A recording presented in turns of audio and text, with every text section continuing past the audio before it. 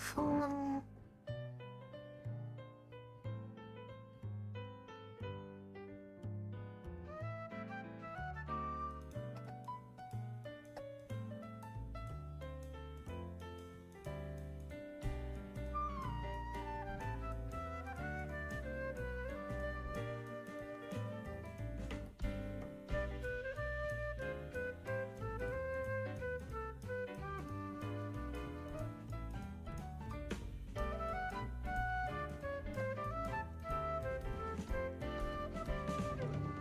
So this is what I was talking about before, where it's this moon entering these areas all day. So I wanted to review this YouTube video, unlike it's an accent stuff. I'm just like really nervous of doing it.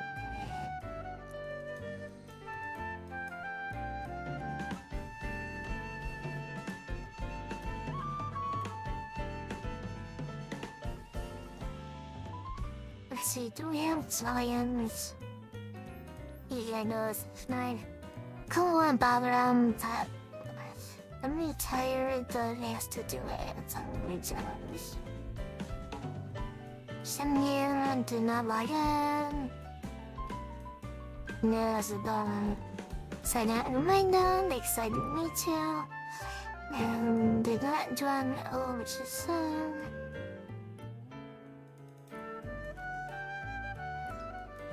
Let's show you some real people.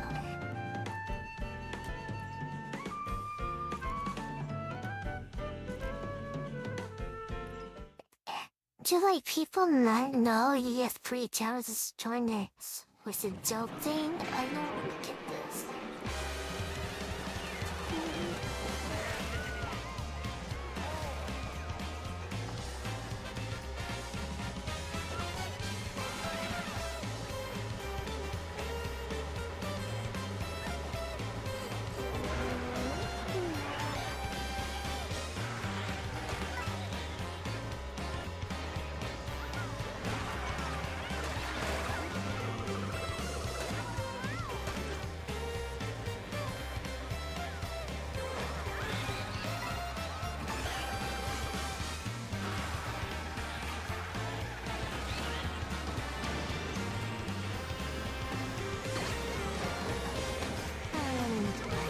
Try hooked an android.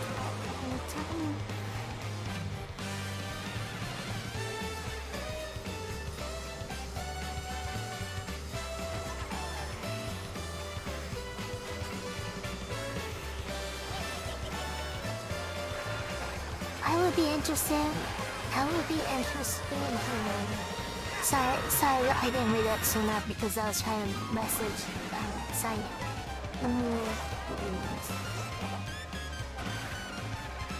I would be interested in how you go about your day trading to help prices. So what I'm doing, let's see how to try. Some free goals right here specifically. Options.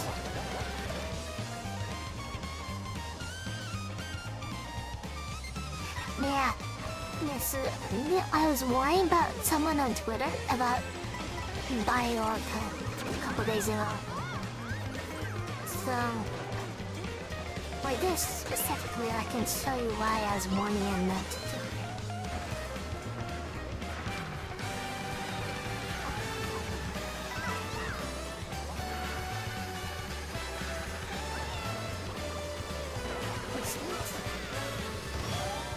So, what we do is we go to the daily.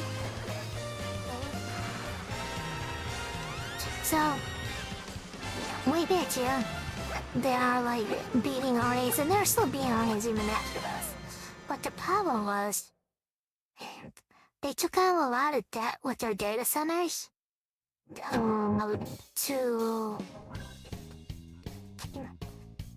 to finance these like AI data centers or whatever. And the amount of debt they incurred doing this was vastly unexpected. So this kept in my eye and going down the road now because the market's losing confidence of them. We actually seeing revenue from all this debt. So, a couple days ago, I ran into someone that was actually responding to me. I'm like, you gotta be careful. It might look like it's going up now, which is Thursday and Friday, but on Monday, it'll definitely end up lower. Definitely go be lower Monday. And look who's right. It's lower Monday, just like I said.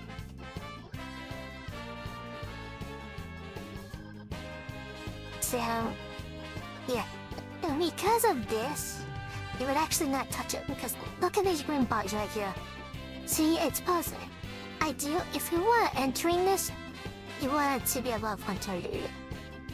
So this is the process. You don't want it down here. It's going, for now, it's unchecked to Sugawara. If there's like nothing, it's just brief. And I was trying to explain this to the guy on Twitter, and he's like, why are you worrying so much? Why are you worrying so much? Why are you worrying so much? I'm like, this is why, idiot. Like, what the frick?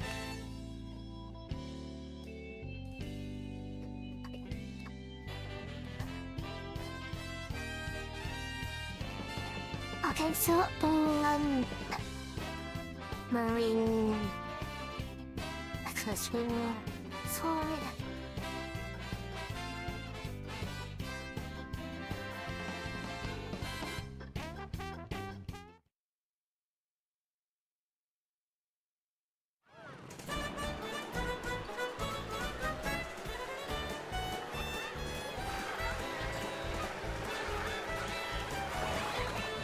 Fighters...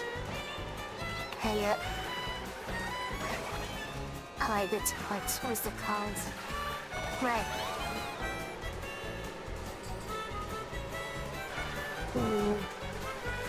So, this is what I was talking about earlier. See all this line going up, down, but out. This is all my grades. Right down here.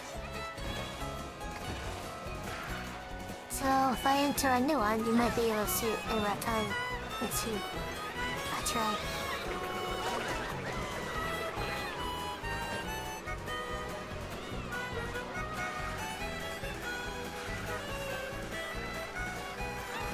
Okay, do we execute it? No.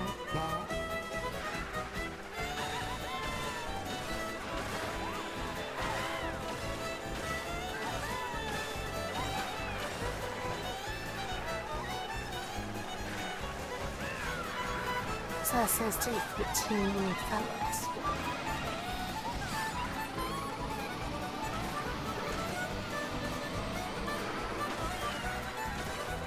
Really not executing it. Oh, there it goes. So now you should see this move a little bit. What's the place?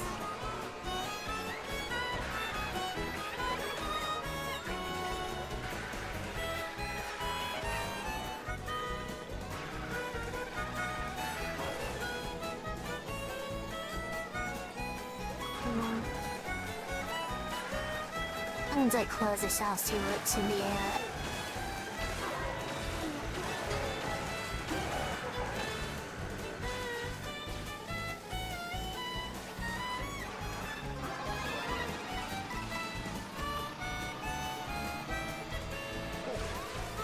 Then just the 15. And it's the 15 straight. This is 314. It did bias well.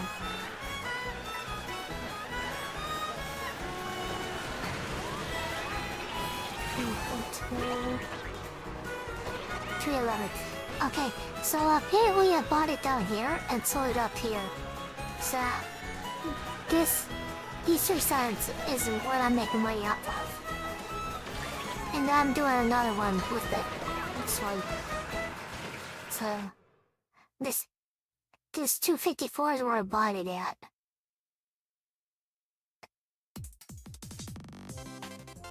So I sold up here at 256 and bought it at 254. That's what I'm doing.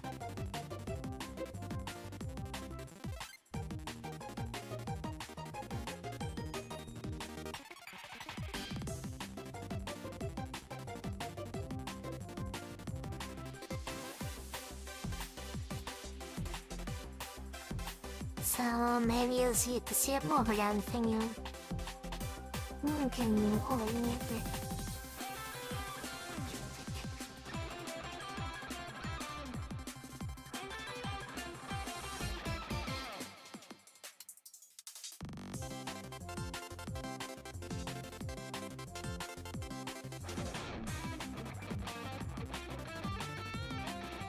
So now this will park up a little bit. See how it's going back to 256 because that's what I executed. That's my feel. And now I'll try and buy it back at 254.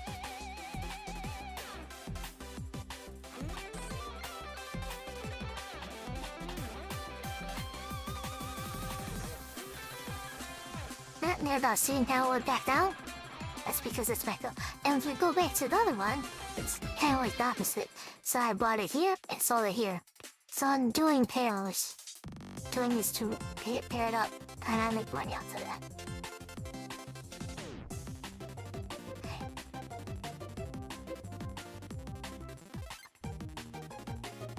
It's not much, but we just keep on doing this.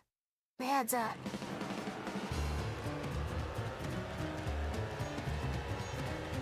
So what things are looking to sell was when... No. So basically I'm trying to buy this at 310 and then I sell at 315. It's kind of like a guessing game.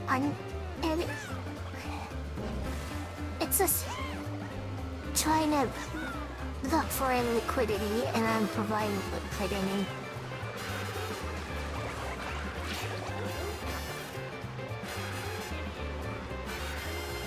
See how it went back down? Because that's my buy. I bought it 310.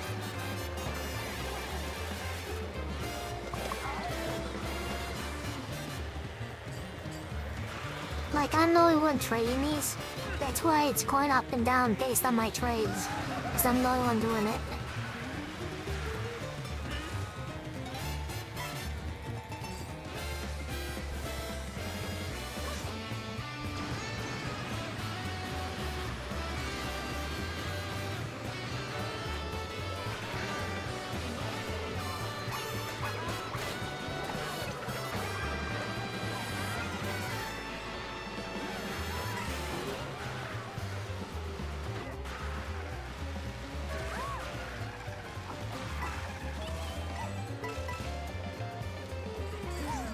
This does not work all the time, yeah. Like, I am like, passing up this in like 2 months. A second. See how it went up a little bit? It's because this friggin' execute. I actually didn't get as a good price, so it didn't go up as high.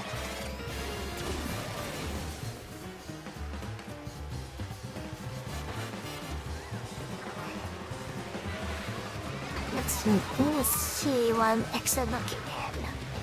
Is it blocking? Wait. I see this here. I didn't realize my game's blocking that.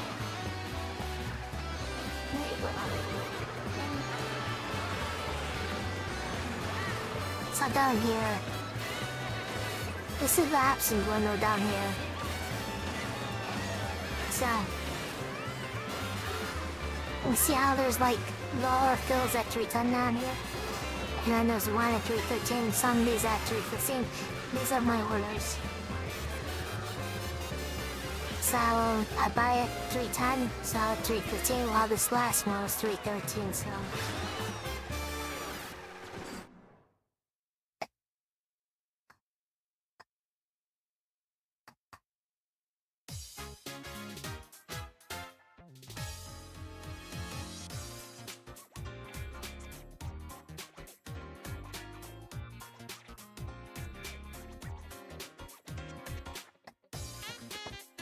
Now, hopefully you'll see that bar go back down, because that's me behind it. Die.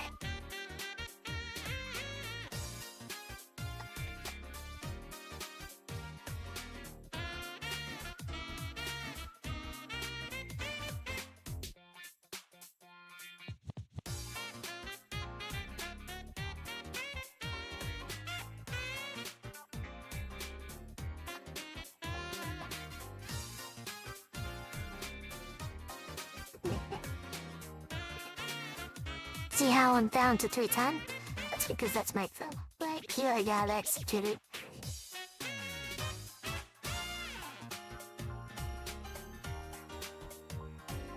Now let's try sell back at 314 or 315.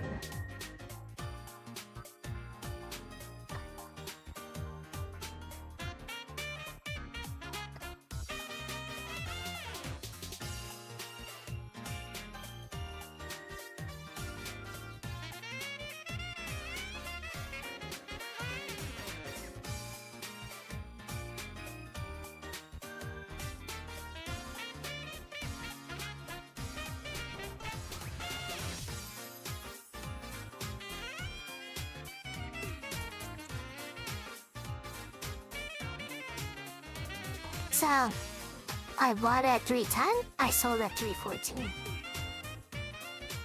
That's basically like $3 profit doing that. The other thing is, I do long-term too now, so this.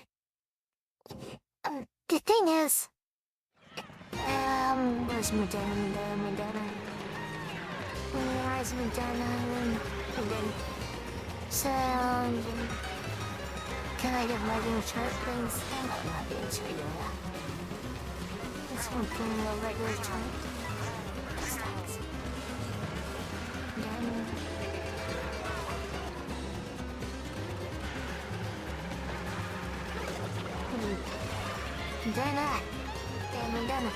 So, there's another funny interaction I have on Twitter. I'll show you one day.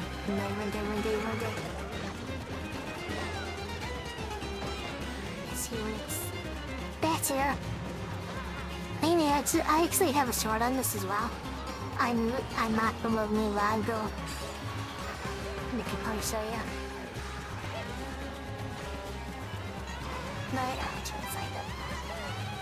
Alright, zoom in, please.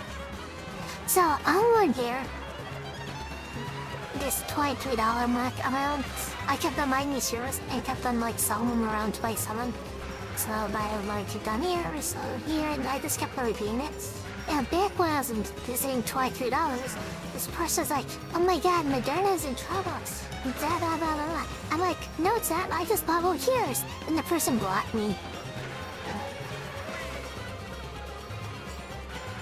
And it actually got up to $80, $85 a couple days ago. I didn't benefit from that because I still pause. I have some shares left that are not on the recycles. So I had to sell shares in about 6 months because of them. I'm fine with that. Yeah. Buying it at $23 right here was definitely a good cost of that.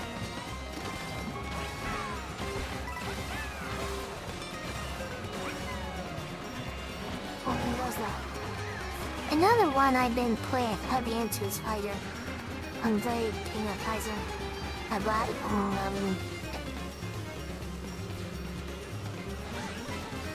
so I sold forward from 13 to... So if you actually go back here, this was back in because of the tear-ups. Well, actually went down to the place. Yikes. And then, because of that, really have this $11. So that actually hurts. So, and then this happened. Here, the $14 reduction. So when we revisited $14, I started selling foreign with my Pfizer. So I bought some Pfizer down here at $23. Well, recently. Ideally, you honestly don't see under 25, so that's why I'm a little cautious about it. But it gives a nice dividend. So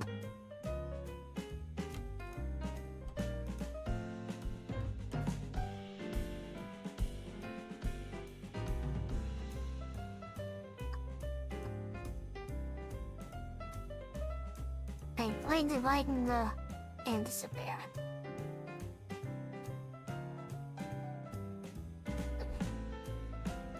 Okay. Do not want it to disappear. We want to show you this challenge.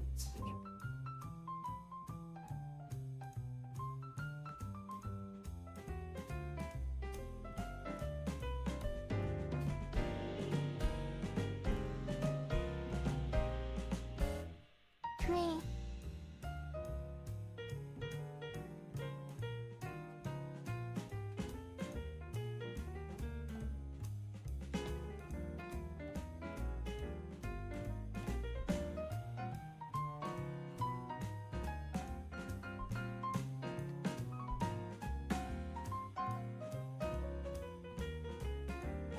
I can actually show you the first time I ever bought a stock until this actually important.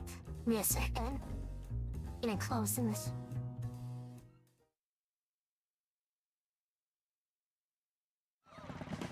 Close this.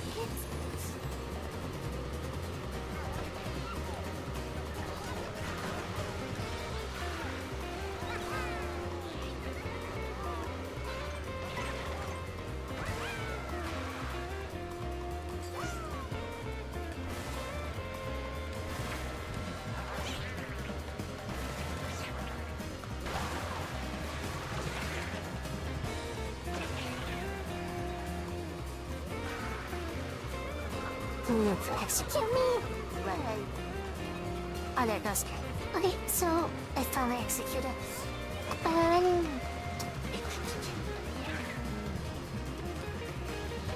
Go back to 40. Where's 2,000 anyway?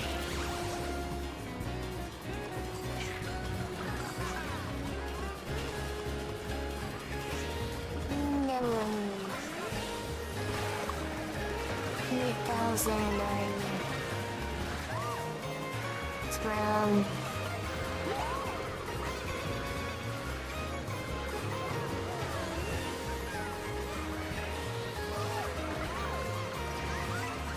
December. What is on December thing?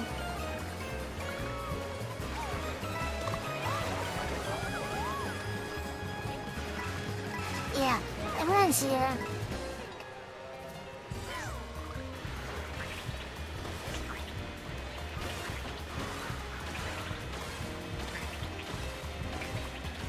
Around here is when I made my first trade. I bought for $1.20 because of the COVID, because of that great recession from the housing market. That's nice, thanks questions. Then 9 years later, it's 13.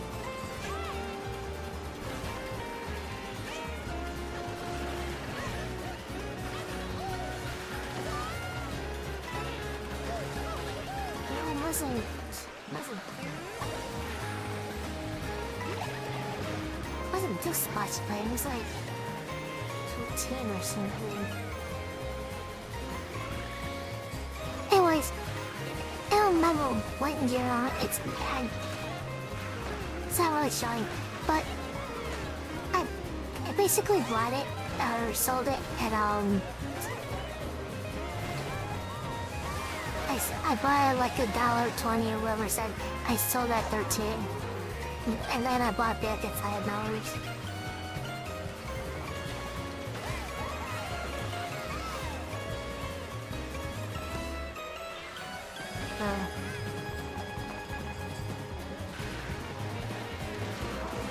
Well,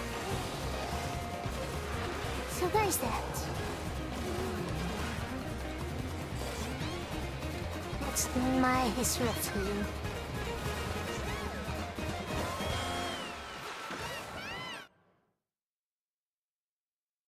To research the companies or the market trends or book. It depends. Like I was explaining on the article, when I was talking to that guy, I knew about Oracle going to all that for the AI and the market not liking it. So I was just watching in the back. just in case there's an opportunity in it. And like I told you earlier when I was talking to that guy, I'm like, this is completely pre-thought because of data center thing. They're like taking too much debt, and the market has no confidence of them profiting off that debt. So it's been completely freeze so long. Man will stay away from it. And he's like, this news is not new. Everyone knows this. I'm like, but that's why it's fine. You asked, and let's answer the question.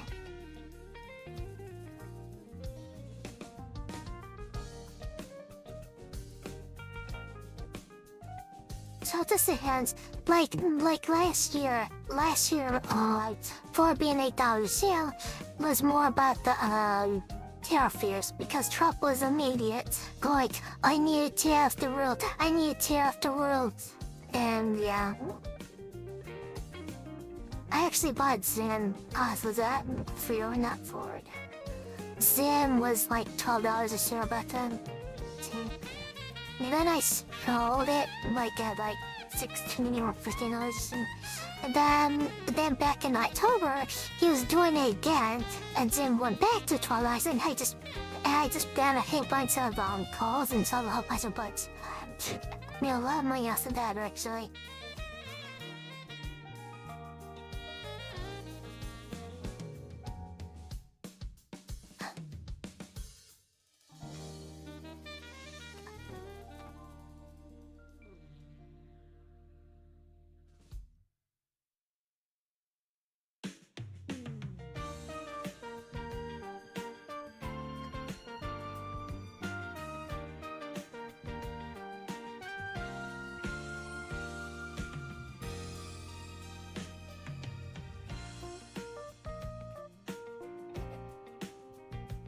It's actually quite funny on Zim especially.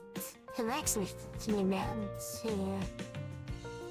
yeah, the reason why it's going down now is because the Israel is like, no, we're not gonna let you sell.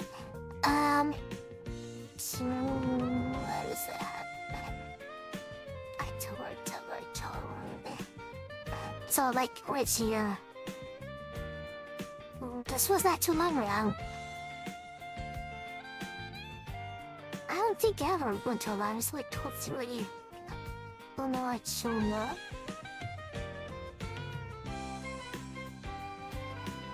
But yeah, I saw a lot of puts on this day and bought a whole bunch of guns. And that just went up. And then, because Trump, like I said, it's because of Trump saying, we got to tariff China, we got to tariff China, we got to tariff China. And something here, we want to tariff the world, we want to tariff the world, we want to tariff the world.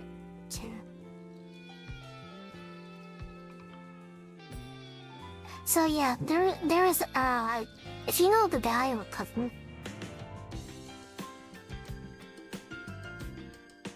and you know there's stupid news like that, you can find good buying opportunities.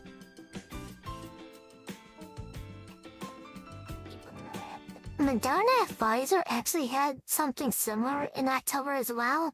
During the October, the Trump administration's like, we're gonna vaccinate mRNA vaccines for these deaths, and the market went crazy selling off those companies with all of us here.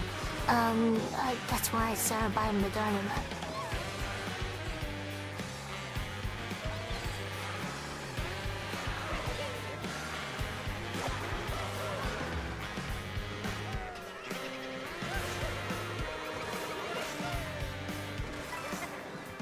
So if you go back to Moderna,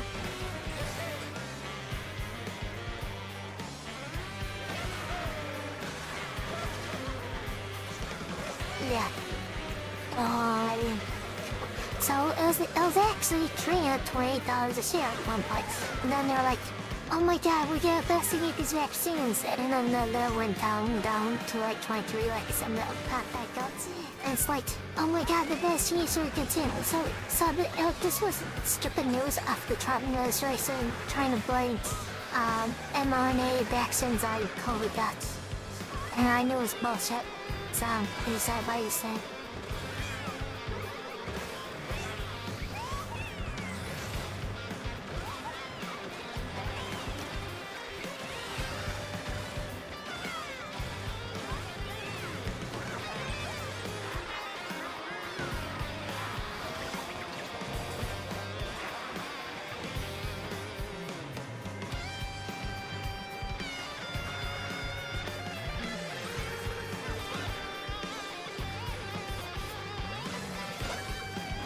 There's actually a similar situation now in something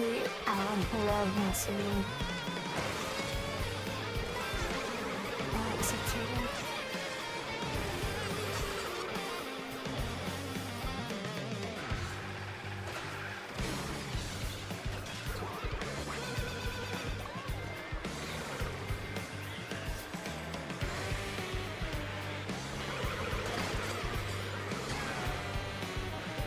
Do you want to talk about overseer? This Nintendo right now. This was last year with it's not so great.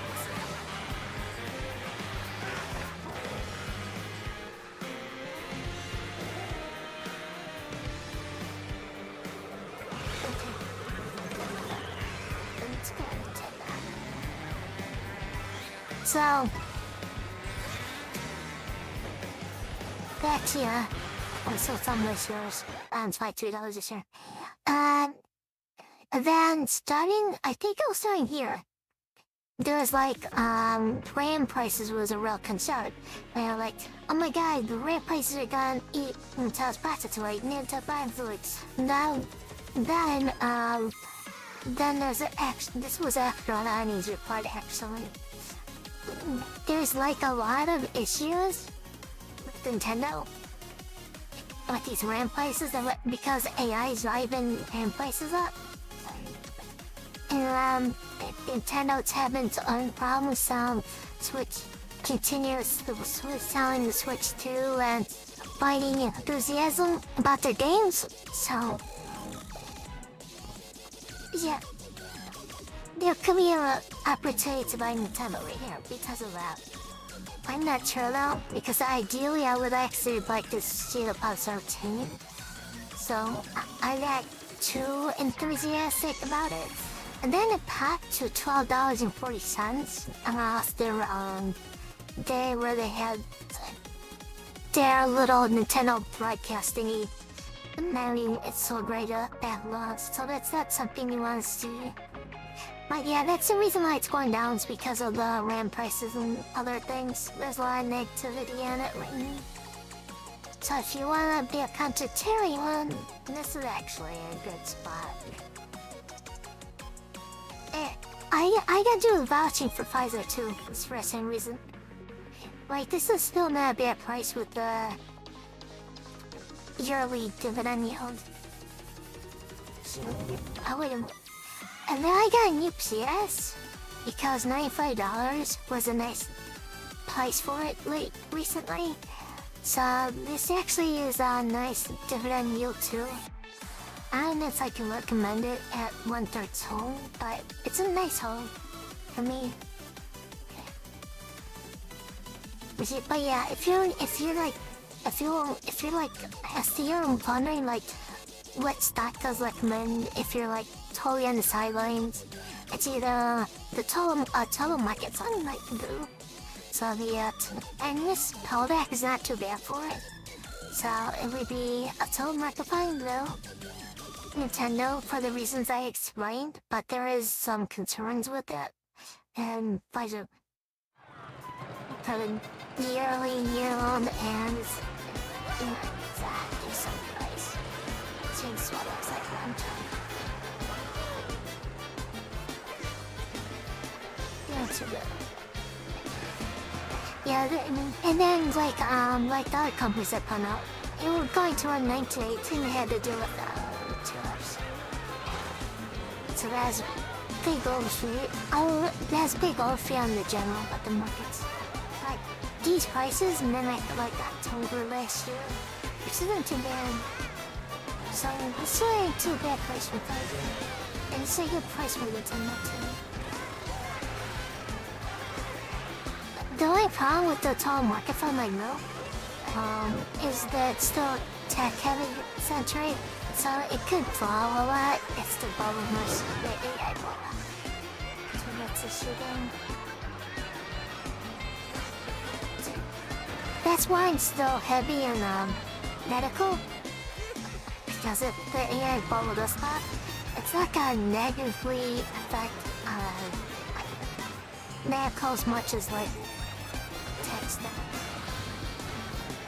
So, with Pfizer specifically, I'm probably protected a bit against a bubble pop. It won't go down as much.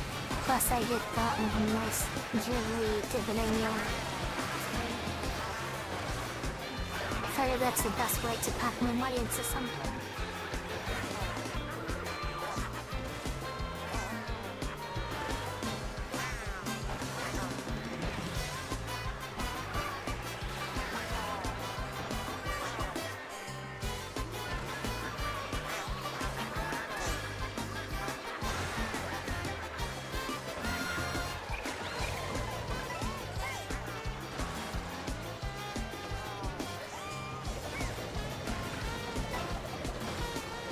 Nintendo does pay out a dividend, but you don't get much of it because of fees, and it's semi-annual, so the yearly yield on is exempt, right?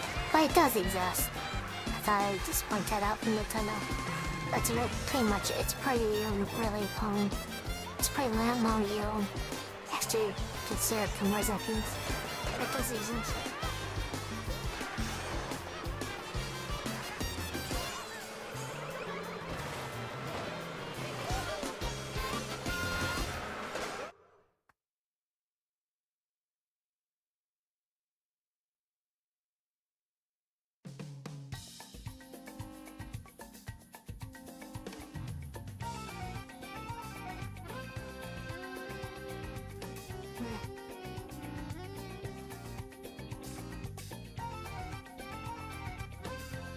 What happened? Okay, let's see if you have any questions here. I've been thinking about trying out saying about my good man. No, this is do not trade. That should invest. There's a big difference.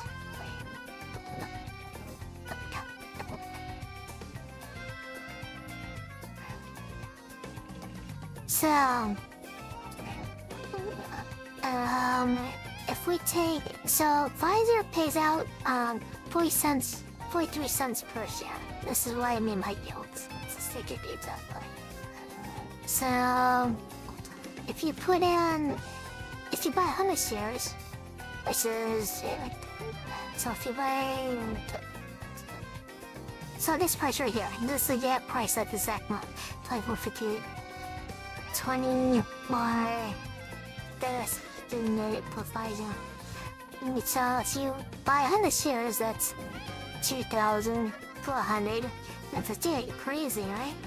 So if you buy 100 shares of that, so you get 43%. You get 43 cents per share each quarter. So if you have 100 shares, that's $43 a quarter. So 43 minus 4. If you hold for a year, that's $172 a year. So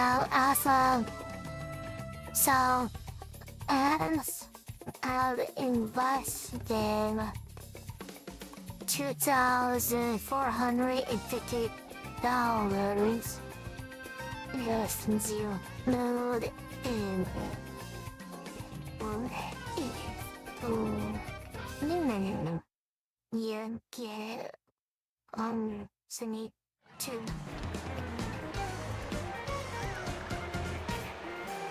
And 172 divided by 2,400.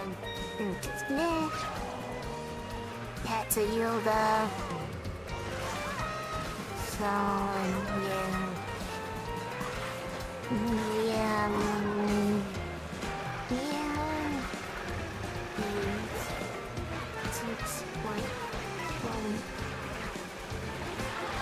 Nine.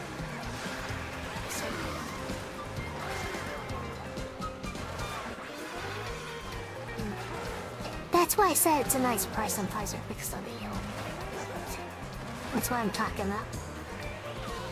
You basically get 7% of your money just for holding the shares.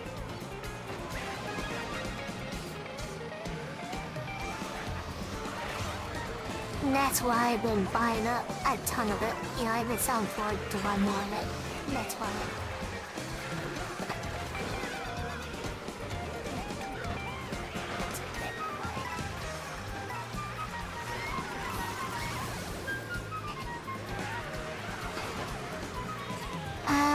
other thing that you can read is a inquiry of Royal ETF.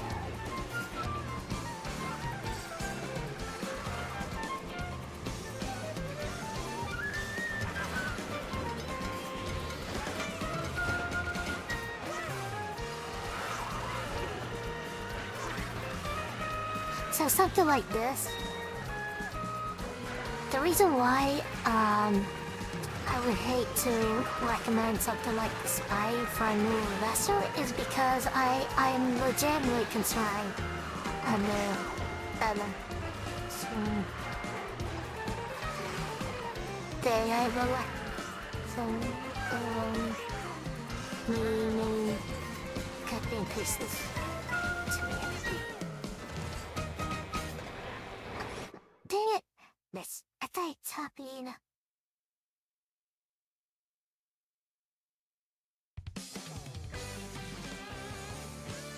What is this?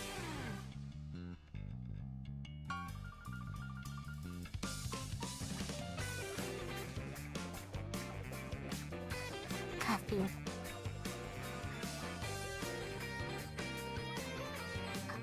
So, that's something.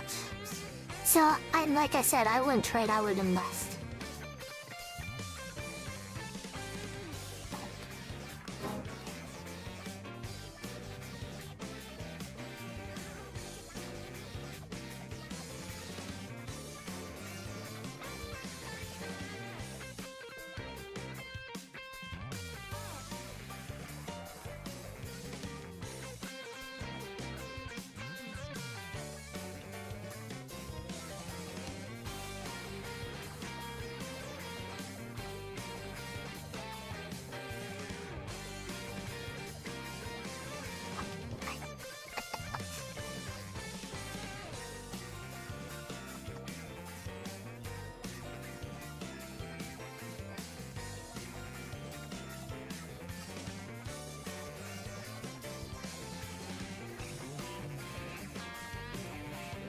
So I actually trade and invest. I do both. So I know the manager disbands of both, doing both personally.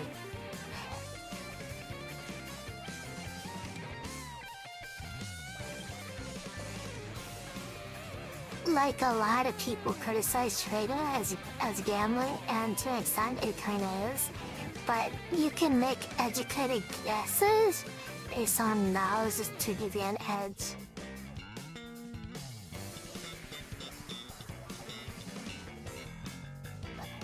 The reason why, if you take my Pfizer example specifically, the reason why it's so low is because the market feels like there's legitimate risk and that they're gonna have problems generate revenue. With Pfizer specifically, what ended up happening why it's lower right now is because they actually bought a company called Segan, and their trials, and the trials they had, that was based on Segan. I forget what medical drug or whatever they're researching, but the point is, their Segan division, their drug based on Segan, actually didn't pan out. The trial didn't go well, so that's why it's so low. So there is legitimate risk with Pfizer, but this just give you an idea. I think the risk is worth it, but yeah.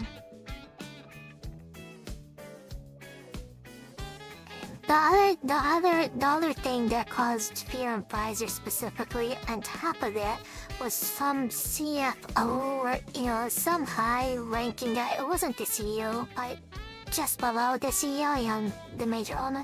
I think it's called the CFO. He quit, and so there was some fear on that. He moved to a different company or something. I forget the exact details on that, but the major news on Pfizer is that the Segan trials didn't pan out the way that they needed to, and the CFO stepped on. That's why it's right now. So yeah, I'm willing to give both disclosures on why something's here. Don't follow my recommendations, but I strongly believe in Pfizer, so. What is it?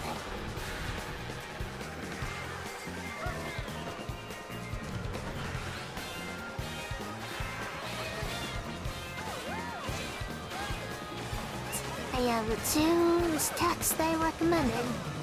Does have a lot of headwinds on why they're low. With Nintendo, it has to do with the RAM prices and their sales. And with Pfizer, it has to do with their Segan trials and sample stuff in there. And Zim, I weekly recommend Zim, but Zim is still quote cheap. But the problem with Zim is that freight is very volatile. So there's risk in that. I'm just this sector. Let's cheap. And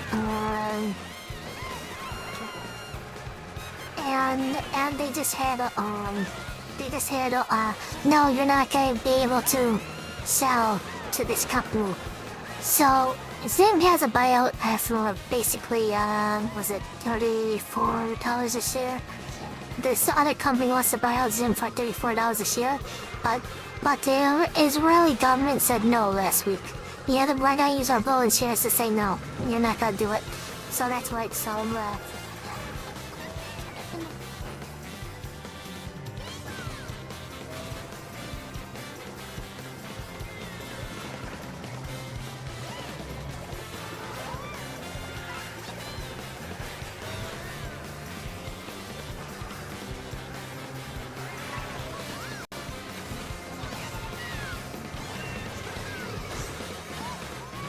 But yeah, so you're invested in single companies like I am, you gotta know about the companies. I know everything about them. So.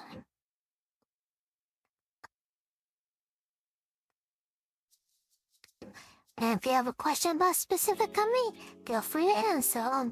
Research on my free time and show you a conclusion in a couple days. And do that mine. It's fun for me.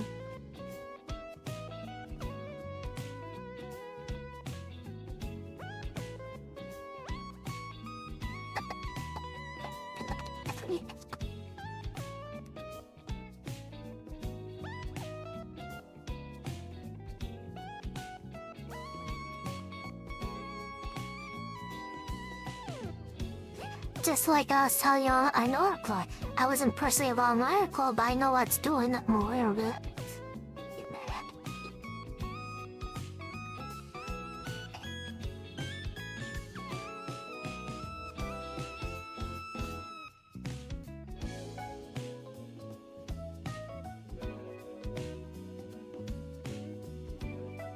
I have to get you alone. Not bad.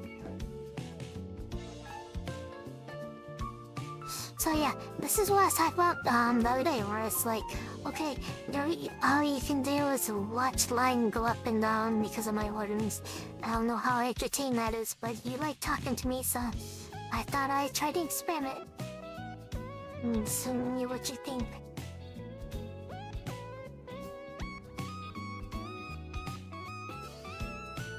I don't mind doing it, I just didn't think people would find it entertaining. So I was worried about it.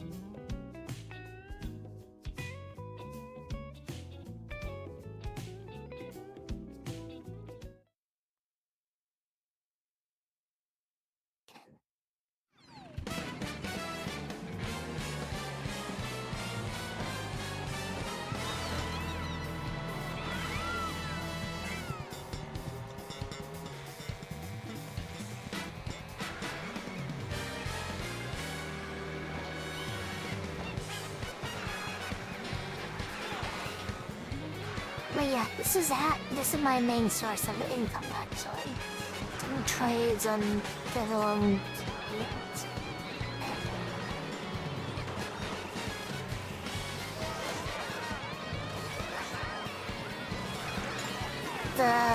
I was hoping to get more independent income through streaming. It's been much slower than I expected. Yeah. I'm not sure. I knew it was gonna be rough starting out. I just didn't take a Reba's first.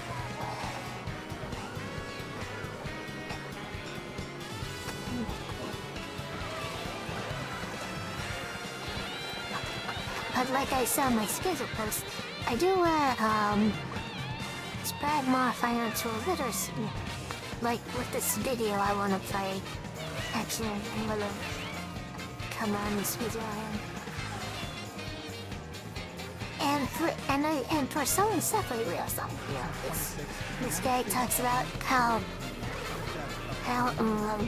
people are like they were more of a socialism system. I don't know if you can hear it. I don't know if you can hear the video. Like I said, this is the first time doing such a thing. So, not easy, but I'm glad you make them laugh.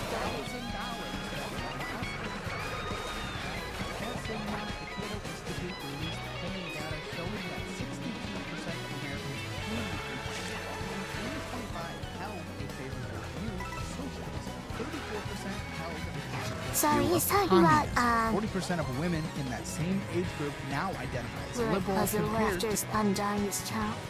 So he's talking about the increase of women going to the left and being very highly educated, and he wants to investigate why highly educated people want a socialist system for economics when it has historically failed.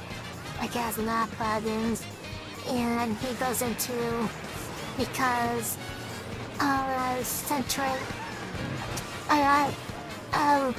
by people like 1 or 4 people are unable to decide on a thing market, what to produce, what to sell it for.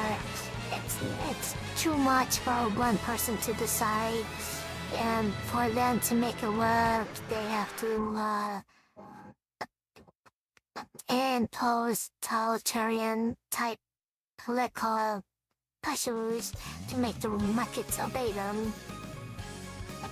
And here's this in this video is just talking about like despite all these failures, people might say to a more social system. And then it goes into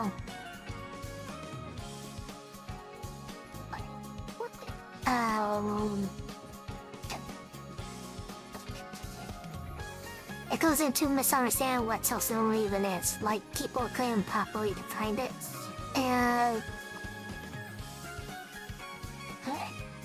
he admits it's just some kind of like linguistic some I can't say the word. Semantics, like semantic argument of what like people mean when they say they want social system to compare to a capitalist system, because a capitalist system is magically allowing to have a $39 trillion of national debt because which want to keep their money in order. So, there's definitely issues on that kind.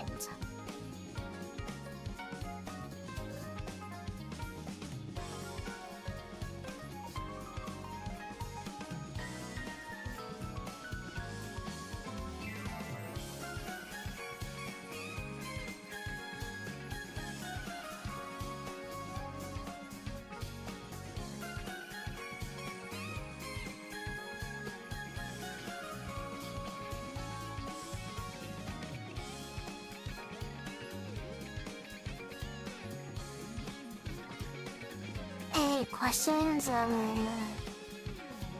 curiosity on this issue?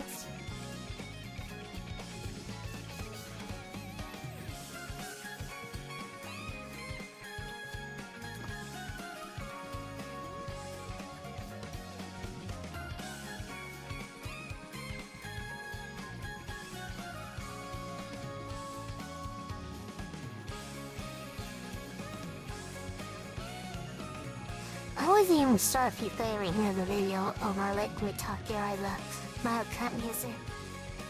But yeah, this is what I expect. I don't know how well it's going.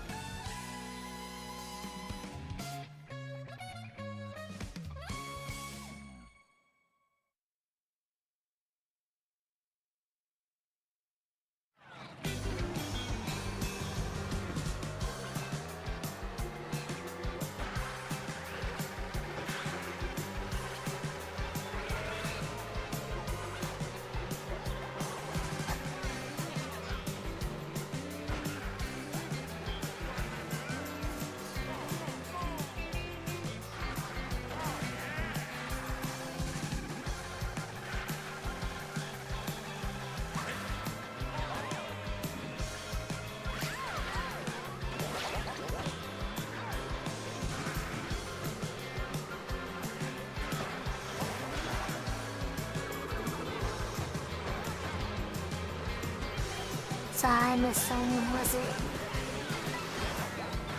Okay.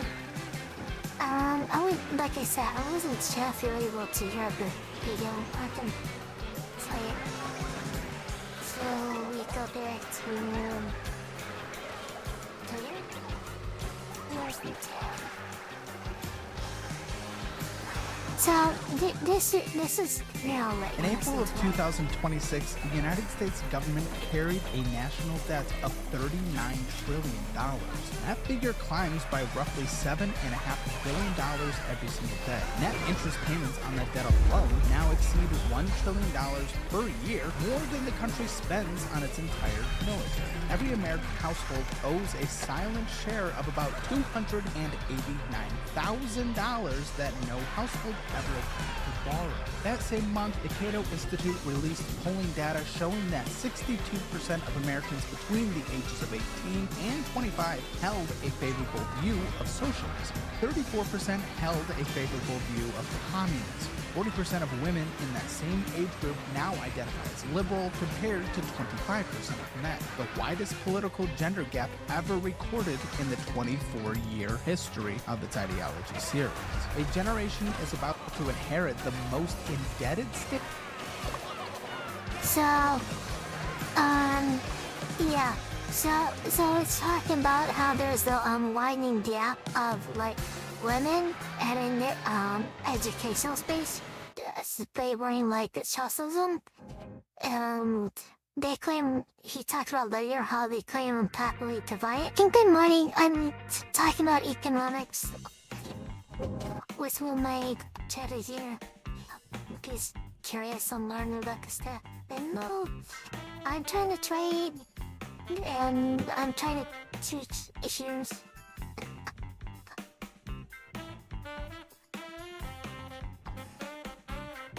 The game music is very louder than the video. Okay. Thank you. Chalapanyali.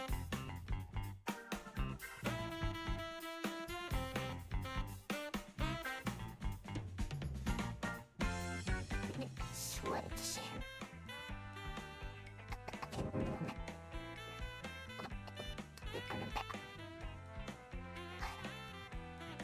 So were we able to pick up on what the video said?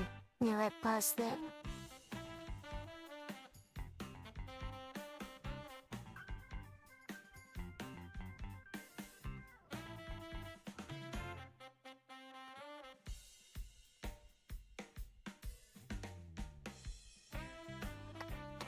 Oh yeah, this is Jailhammer. I see some Zias and I don't know. Yeah.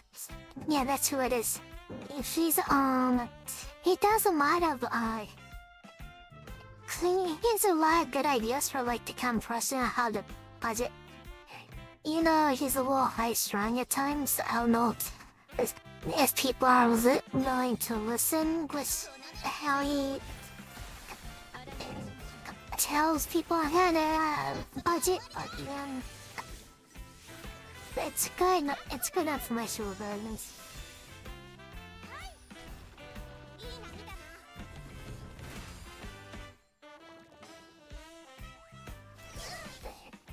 This is actually not off of this official Caleb, of his actual Caleb, channel. It's a different channel, like joking.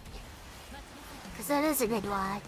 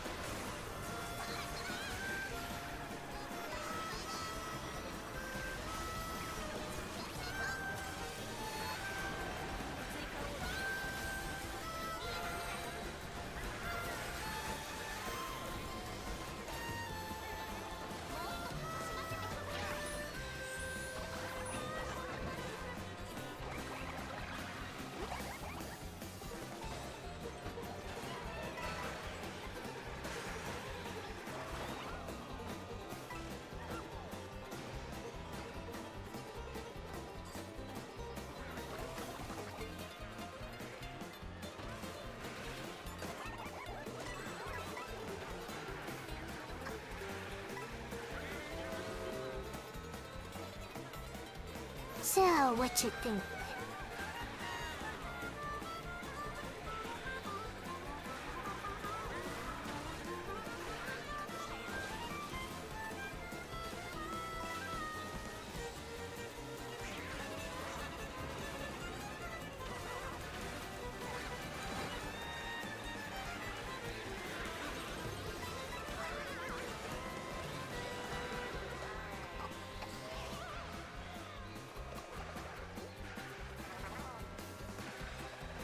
It's interesting how much of a divider between the games I can.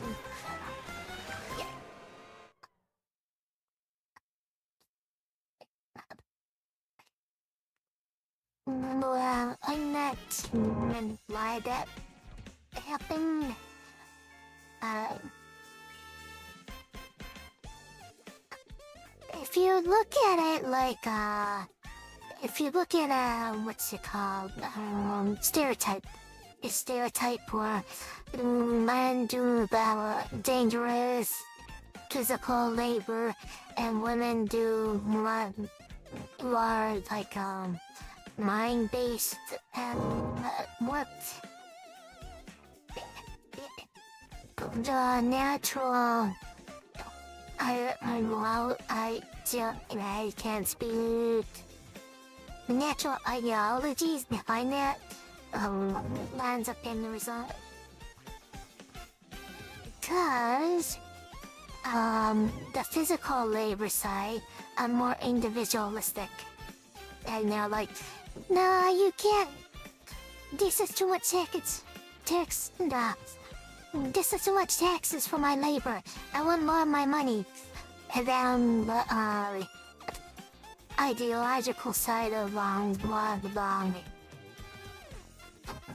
thinking is like, no, everyone should have more like billionaires. Like, yeah, but these few that hoard all the money, right? So if you're sitting back trying to do logic or whatever, it's like, why do these billionaires just spend money and do nothing with it? Give it to people that need to eat. Yeah? So what's the start of the foundation of it?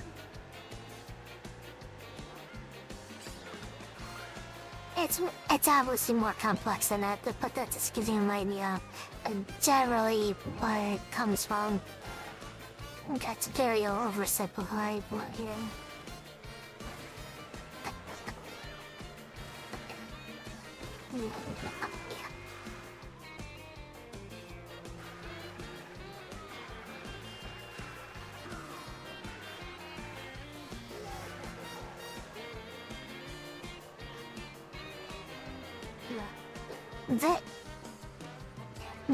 Then if you consider those two personality types, yeah, the one that seeks higher education, they have a feedback loop of echo chamber, you know, they're like, this is how things should be, and then the people that are taught, this is how things should be, this is the only logical way.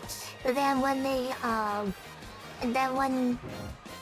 they find criticisms of something they don't understand, like perspective, and they're to say, no, you're stupid, and then they talk at each other. And that's, you see the sideline too. Like, oh, you're a nip child. Oh, you're anti-backslayer through blah blah blah blah blah. And it's like, people are not willing to hear each other out. They just talk past each other.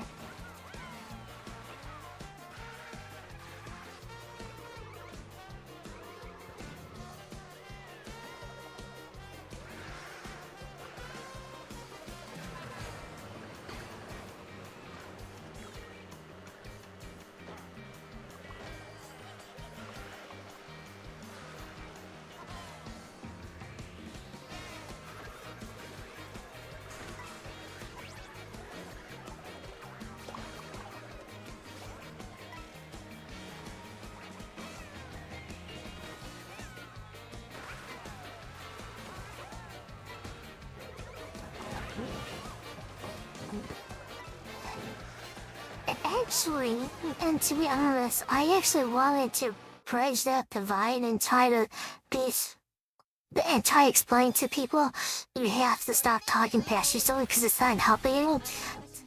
I'll give you a personal example. It's someone that personally annoyed me, and I actually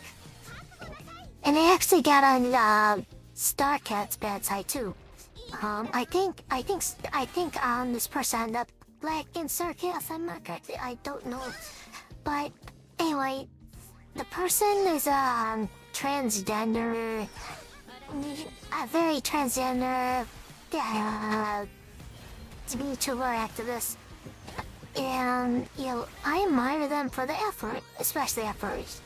It's like, yeah, I can understand why someone like that would get like, hey, you should support them or whatever. But then, as time went on, it's like they started saying things to feel, wage break time, so yeah. So instead of always trying to be a supporter of transgender culture, it's just like, oh, you're a Nazi. If you don't believe in transgender, you're a Nazi. Blah, blah, blah. It's like, no, that doesn't help because if you're just gonna call everyone that disagrees with you Nazis, they're just gonna use that to feel reason to hate you. And I pushed back on her on that. And I'm like, you can't be just calling people Nazis because they're just gonna use that as fuel to hate transgender people and find more reasons just to attack them more on Twitter. You're not making the online space actually safe for them, and she blamed me for it. I'm like, what the frick?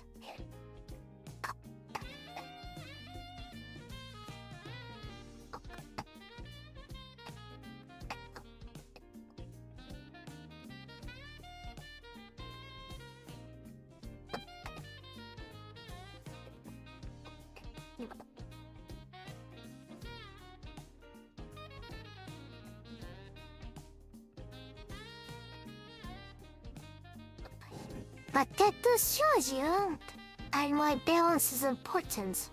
Because if you're just raking rage bait content for their site, that's just gonna give you more reason for their site to hate you and not have a balance. So it's like you're just fueling the divide and not helping safety for transgender people because of that. Man, son of yours. That's actually very nerve-wracking because I'm not playing to hitting this. I'm just ranting. Hi, new people. I'm trying to experiment today. I don't know if you're enjoying it.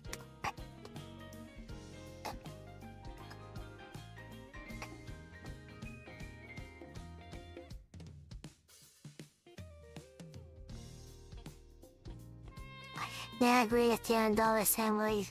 Starting at me. No, that's Nianra. We both have issues with Nianra. No, Sarah's fine.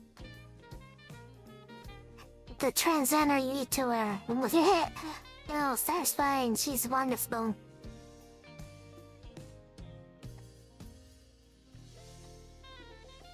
I'm pretty sure Nianra blocked the rest of us by now. Let's sure. But yeah, by Naira and Star actually had an exchange at one time. I'm like, oh, maybe let him, nice talk. And then, it's gonna be a loss, actually. And then you hear this. Last time what the transgender me to blocking me, I'm like, no, you can't call people Nazi. That's like I help transgender acceptance.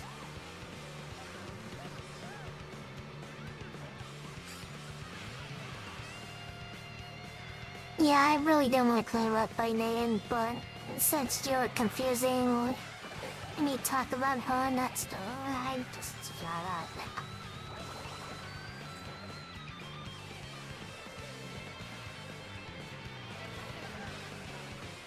But yeah, I really wish she would pull back the aggressiveness and actually take out back more of a balance like we were talking about.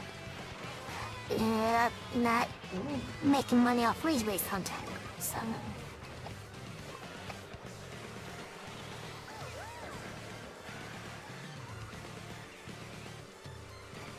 The thing with her is she actually does have points once in a while that I totally agree with. Other times, calling people Nazi is not gonna win people on the side. It's a very double-edged sword there.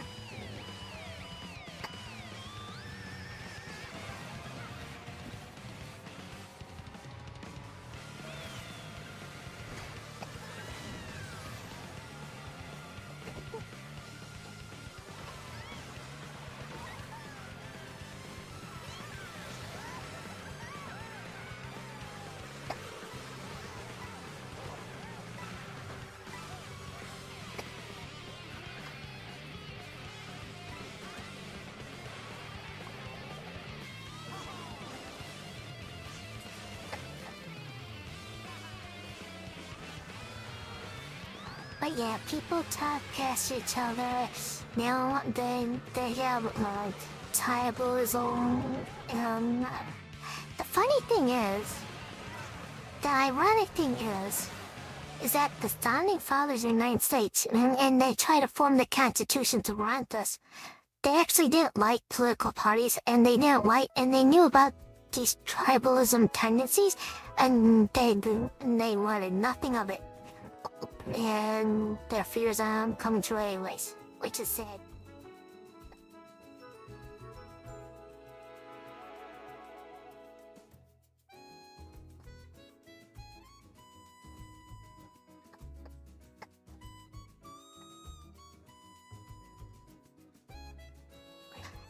It's that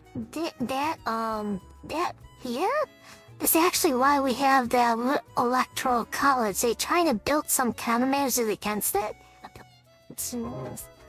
But, they're not all knowing puppets of the future. But they knew the problems existed. And they tried their best to put in countermeasures against it, including the checks and balances too. So,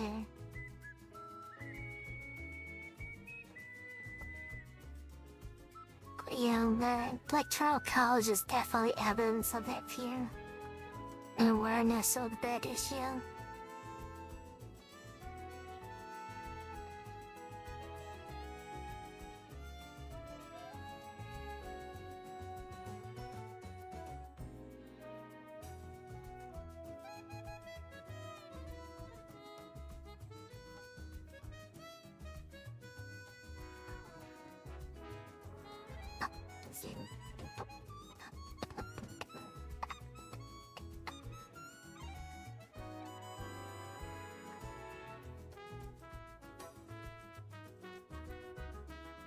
So let's try this video again now they turned the music down.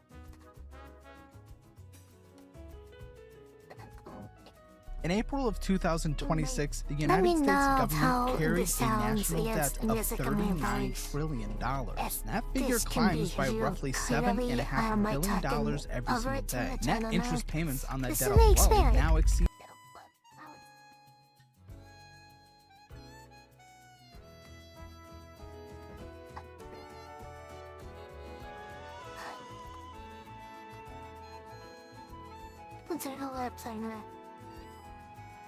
$1 trillion per year, more than the country spends on its entire military. Every American household owes a silent share of about... Yeah, but think about that for a second, how much our debt is getting out of control. It's more than our military now, the interest payments.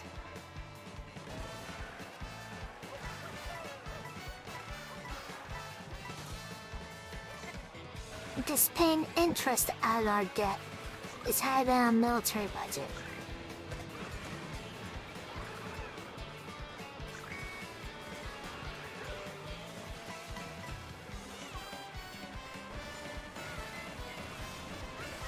$289,000 that no household ever agreed to borrow.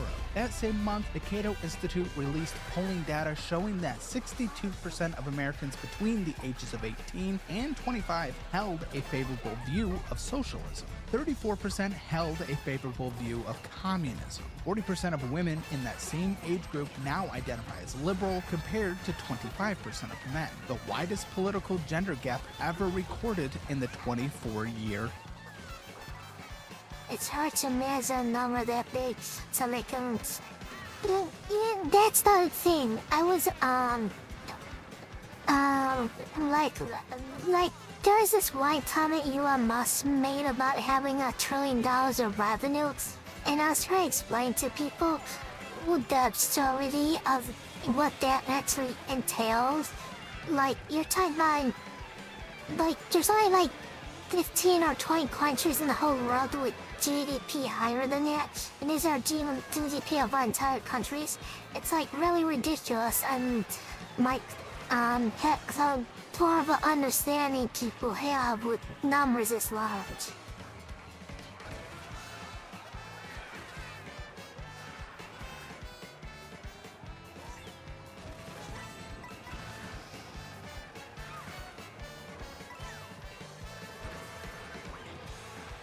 History of its ideology series. A generation is about to inherit the most indebted state in human history. And that same generation, especially its young women, is telling pollsters the solution is more government, not less. Pollsters keep hearing demands for universal health care, free college, student debt cancellation, housing subsidies, and a vastly expanded welfare state, all financed by a treasury already drowning in interest payments on borrowed money before any of those voters were born. The historical record on the system these voters are asking for is not ambiguous, though. Every comprehensive attempt at state ownership of production in the 20th century ended in some combination of famine, hyperinflation, refugee exodus, or mass death. Credible estimates put the total body count somewhere between 65 and 100 million human beings. The Soviet Union collapsed. Mao Zedong. I actually not sure how clear this talking point it is about how many people died under socialism, trying to shift to communism, which the communism part never took place. But you know, you can say people died under capitalism too.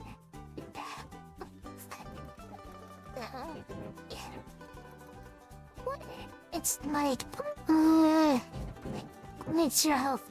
I'm not, like I said, I'm not sure how fair this argument for body count is.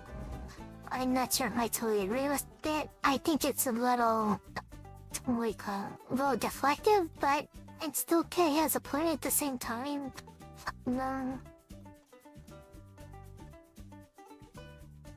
Because the thing is, if you're having an economic system where that encourages poverty and people are dying for that, you still have to put that forward in argument. So it's really tricky. Produced the deadliest famine in recorded history. Venezuela, a country sitting on the largest proven oil reserves on Earth, now watches its citizens eat zoo animals. North Koreans have been starving on and off for 30 years. This comment right here, as well as it's talking about this economic system, socialism, and such a poor, the poor economic state. People are trying to do their best just to find food. So, having remarked how many people died under that is justified. At the same time, it can be kind of misleading too, because you can say, blah blah, all these people, they are on capitalism. You can do the whataboutism for each. But it does have a point here, because you're not having... Cubans had been rationing bread since the early 1960s. East Germany built a wall to keep its own people from fleeing west. None of that history appears in the feeds of the young women voting for it. So the question this documentary will answer is not whether socialism works. The evidence on that is settled. The real puzzle is why the most educated, most connected, most informed generation in human history has chosen to forget. This is the story of why socialism always fails, why an entire generation of Western women are embracing it anyway, and where the collision between those two facts is about to take the rest of the world.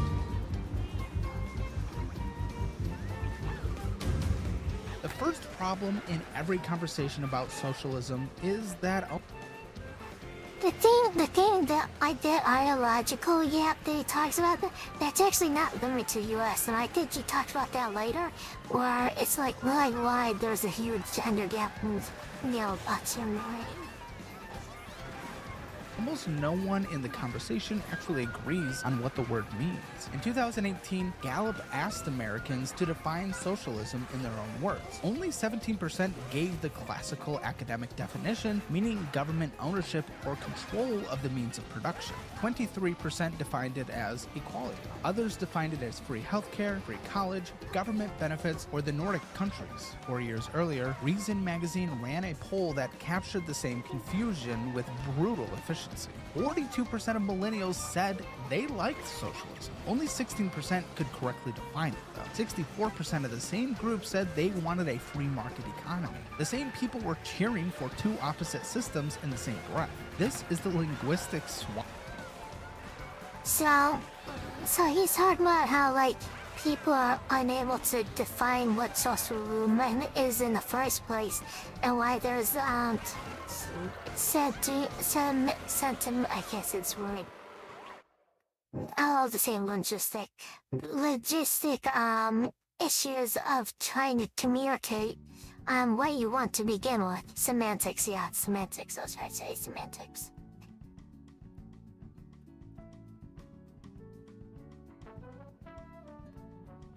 So, like he even said, people want a free market, but they want socialism. It doesn't make sense because the technical definitions conflict with each other. So that's what he's referring to. Every socialism debate begins with. Supporters picture Denmark, critics picture Venezuela.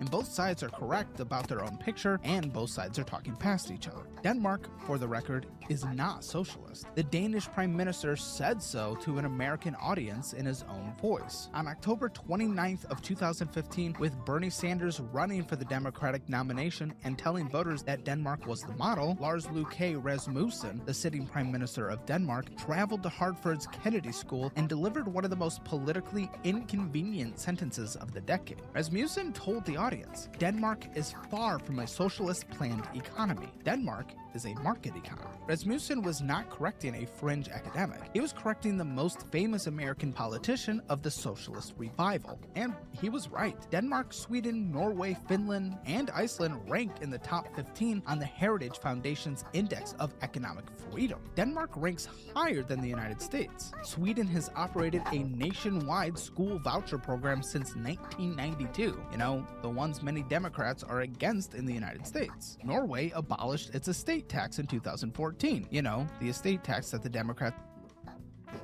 Sometimes data like that can be useful, but Harry, I'm very wary, generally speaking, when it comes to Heritage Foundation references, because if you give them the correct moment to give you propaganda, they'll give you propaganda, and mild statistics that would benefit their talking points. Basically, they're a think tank to get people like Elon Musk more money. So it's like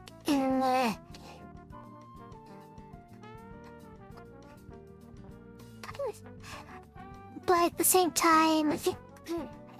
time, that statistic he repeated from them does make sense, but it's just something to think about. Maybe we'll consider your source sometimes. Advocate for in the United States. And then Sweden abolished its wealth tax in 2007. You know, the tax that Democrats in California currently want to implement. The Nordic countries fund their generous welfare states with value-added taxes of roughly 25% that hit every citizen at the checkout counter, and with income taxes whose top brackets begin at income levels that would be considered middle class in America. The entire system runs on the productivity of open, competitive, privately owned capitalist economies. The welfare state is the second floor. The capitalist market is the foundation. Tear out that foundation and the second floor comes with it. See, this is a thing that people need to understand more, is that if you want better safety nets and welfare, which I think we should have, people never did decide, yeah, they have to pay more in taxes. But at the same time, there should be some relief, like, like, if you're paying 25% more tax or whatever, you shouldn't be expected to pay 20% tips, because everyone should be being paid fairly at that point. So that you shouldn't have the toxic tipping culture at that point. And that's the other thing. People like these countries, especially there, they don't have tipping culture like we do. They actually pay their service employees,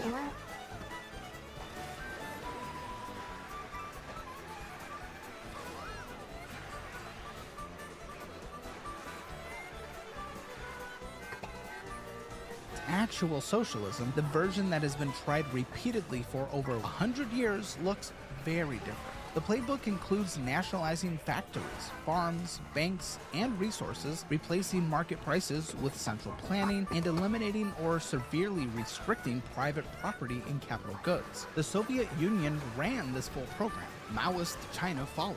Cuba, North Korea, and Cambodia under the Khmer Rouge implemented their own versions. Hugo Chavez and Nicolas Maduro reran the experiment in Venezuela. Every single one of those experiments failed, and an honest documentary has to ask why they keep failing, and why they keep failing in exactly the same way. If you or your child spent years growing up on social media and experienced serious mental health struggles, you should... Yeah, I agree with the idea that social media. This is an ad for his thing, but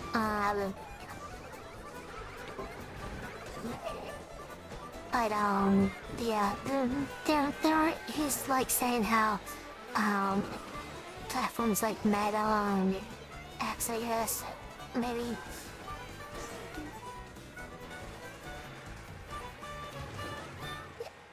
Or like under like fire.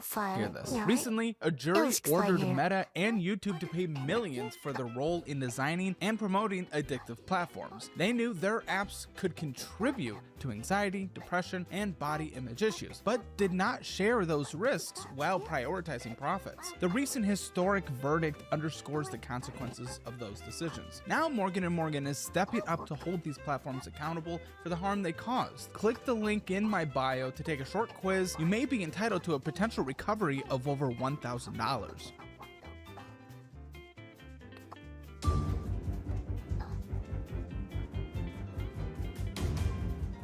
So it's a lot. It's so good information regarding this. It'd be like, hey, there's this lawsuit going on, and these Mises argued that socialism would fail. and these social media companies. Why not see if you qualify you? But yeah, it's really stupid of what social media companies do to get their clickbaity stuff out. And this stems to that conversation earlier. Like, you have rage bait titles that are not really honest to the real issue at hand, just because you want more clicks. Telling everyone Nazi, and you're like, oh my god, this person's a Nazi. Click my video to see why.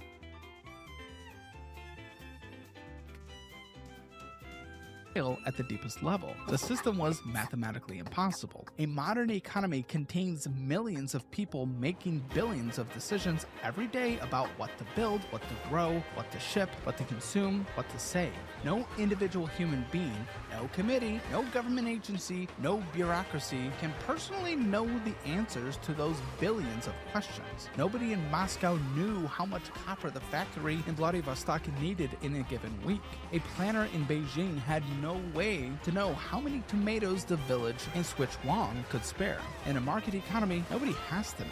Prices do the work. A shortage of copper pushes the price of copper up, and every copper user on Earth receives that information at the same moment and adjusts. A farmer producing too many tomatoes watches the price drop and plants fewer tomatoes next season. Prices aggregate the knowledge of billions.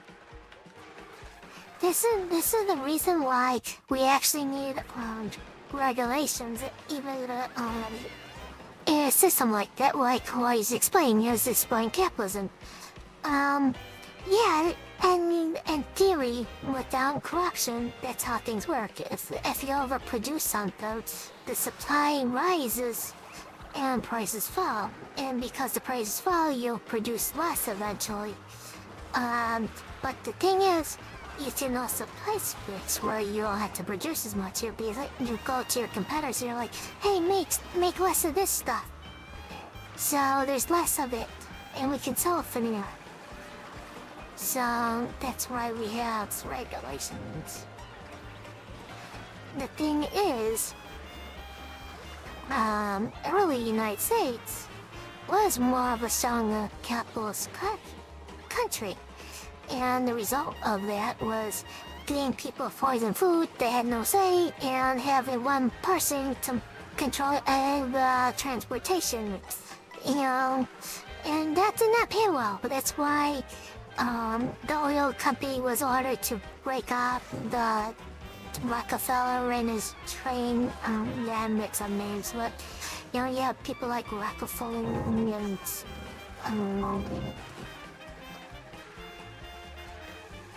and you have all this control over the train routes and tolls and whatever. You have one person controlling the flow of the country because you have a monopoly over those railroads.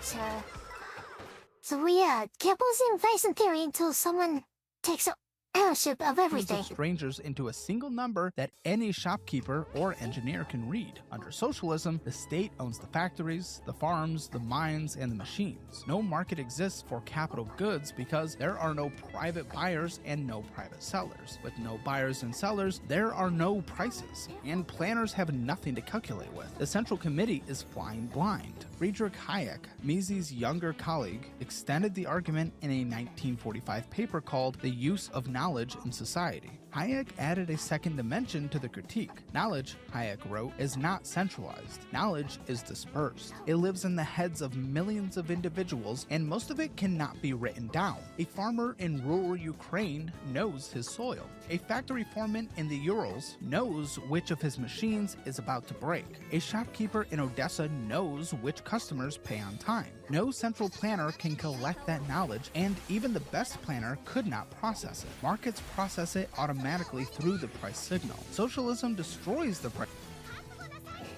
The issue with that specifically, that's actually changing with more technology and I had to say it, AI. So are you with Walmart? Like Walmart? Are you kind of aware like their false structure and everything?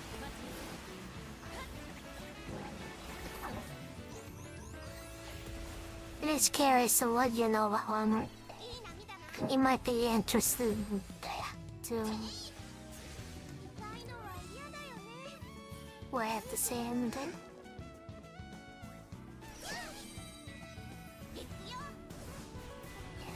Okay.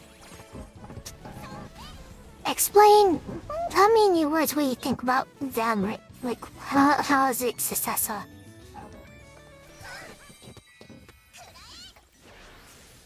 Walmart. Nah.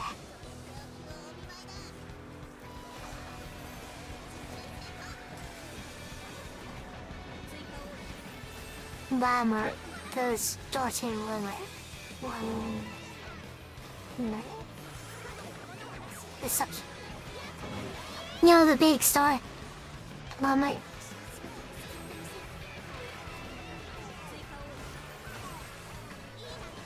How do you think they're successful?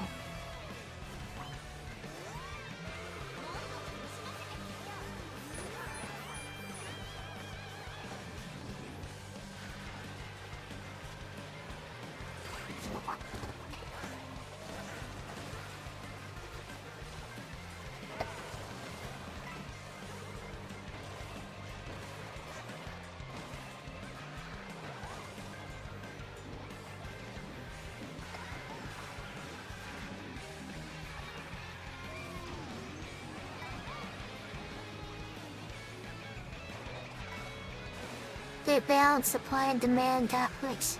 So yeah, so the thing with retail in general, what they used to do, when the store started selling stuff, there was an inefficiency there. So what they came up with is having a third, instead of going from producer to consumer directly, there's a middleman. And what this middleman was, they would continuously buy from the producer, so the producer was happy because they had something to sell to. The middleman was able to buy everything. And then the middleman would distribute to different signers on different products because they had data of where to ship stuff to, and they knew how much supply and demand there was.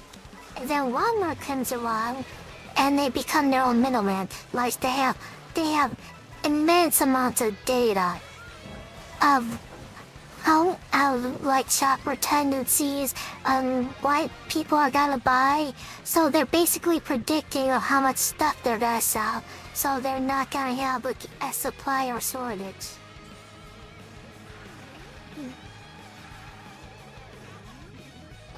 So the thing is about he's talking about, like, no one knows,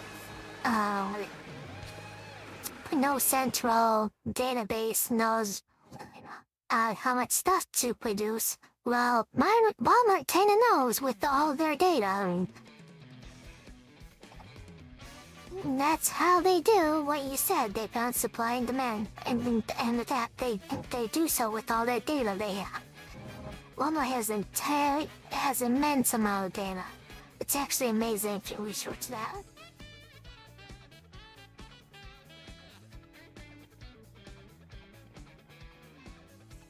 Yeah, that's what I'm saying. AI will improve on that further. A signal and throws the knowledge away. The Mises argument was mathematical, not philosophical. And for 70 years, the Soviet Union ran the experiment that proved it.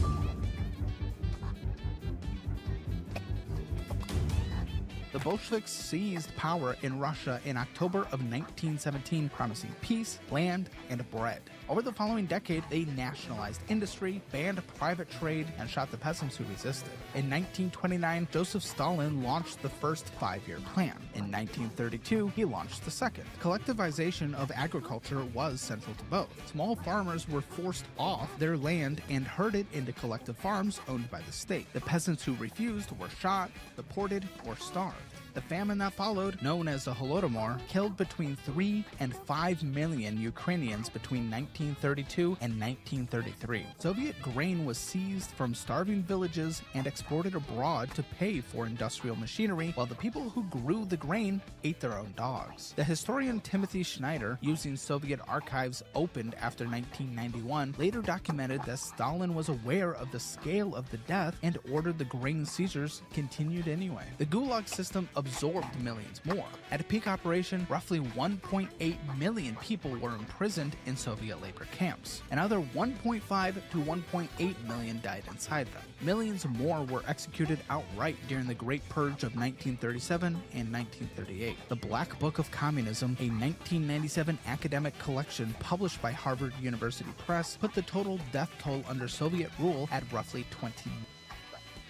See, this is the where I was getting at, where there is some of the ballot period vacancies, like, where it's ballot to talk about deaths under communism because, or socialism, sorry, because the way that socialism is structured, you have to pull resources from people to do your goal, and that feeding your population results in deaths that you have to document against that system. Million. Other scholars working independently put the number closer to 15 million.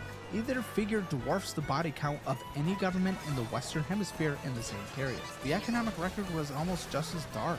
Soviet prices were set by committee, not by markets. And by 1985, the State Price Bureau was reviewing roughly 200,000 prices per year. A functioning modern economy needs roughly 20 million prices updated continuously. The gap between what the state could set and what the economy actually needed was filled by shortages, black markets, and waiting lists. Gennady Gerasimov, the spokesman for Mikhail Gorbachev, told a joke in the late 1980s that captured the situation. The Soviet Union, Gerasimov said, would one day conquer every country on Earth except one. The Soviets would leave New Zealand alone, so that there would be at least one remaining country left to tell them the market price of goods. Soviet factories routinely received orders that made no sense. In 1933, a factory called the Dzerzhinsky Works, originally built to produce window glass, received a state derivative to switch production to dairy products and fish. Workers had no training, no equipment, and no cows. But they complied because refusing meant prison.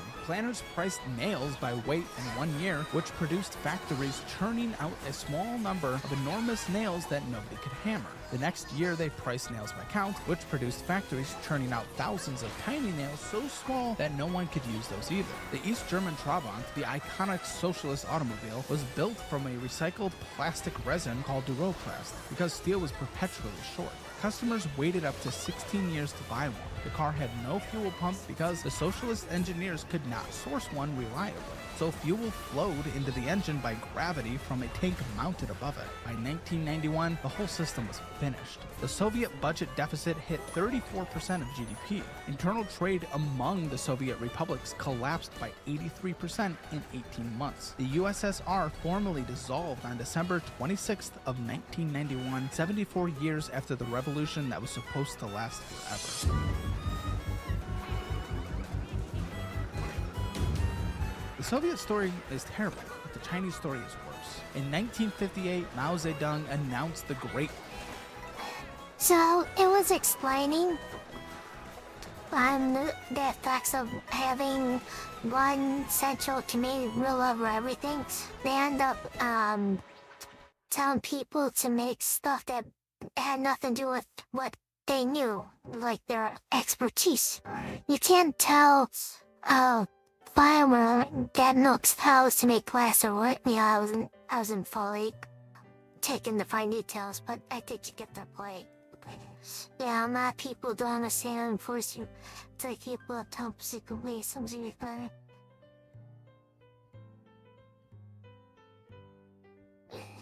The other thing is, like he explained earlier, is it's more some sentimental. I can't say the word again. He said earlier, but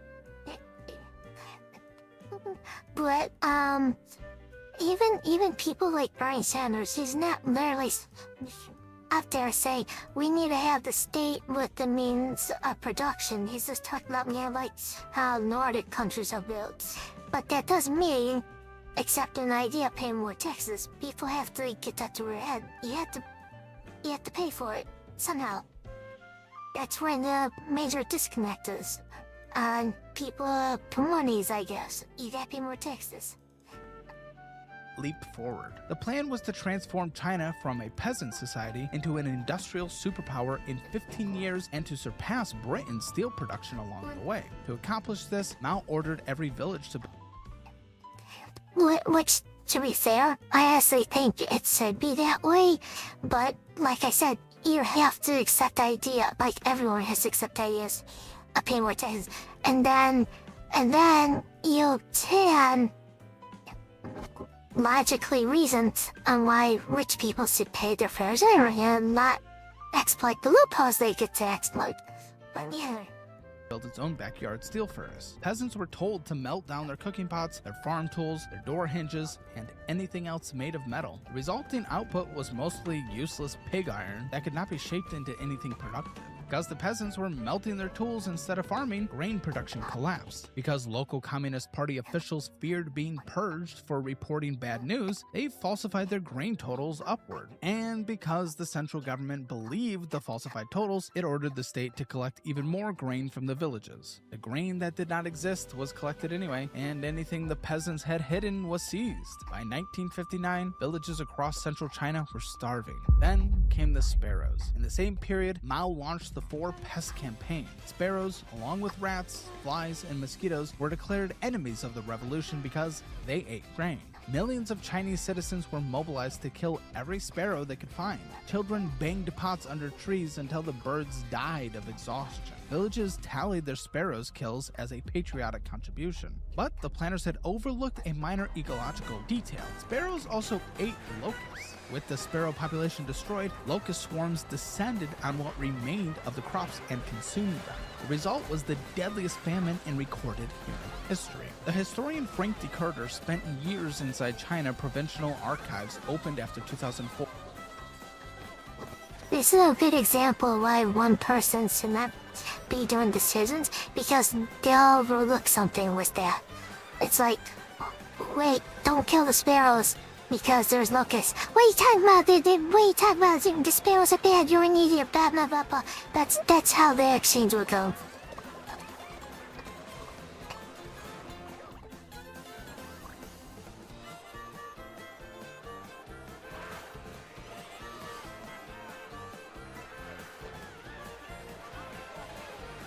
And documented a death toll of at least 45 million people between 1958 and 1962. Yang Jisheng, a Chinese state journalist granted archival access, published a separate estimate of 36 million.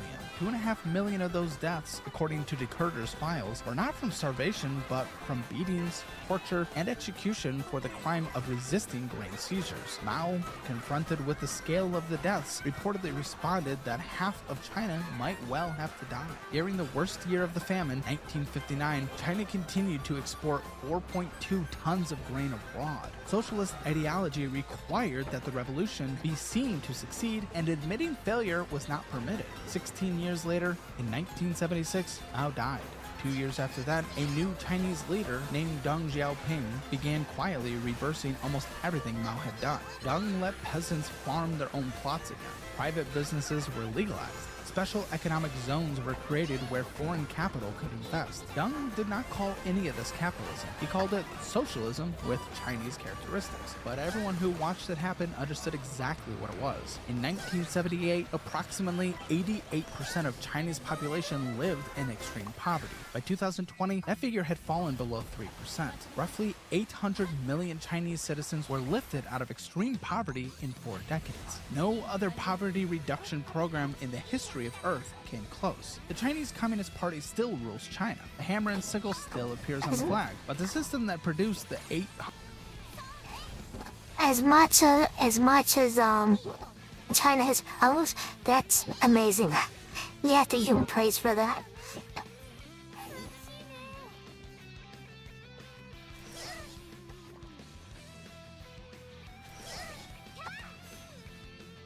That turnaround's really amazing.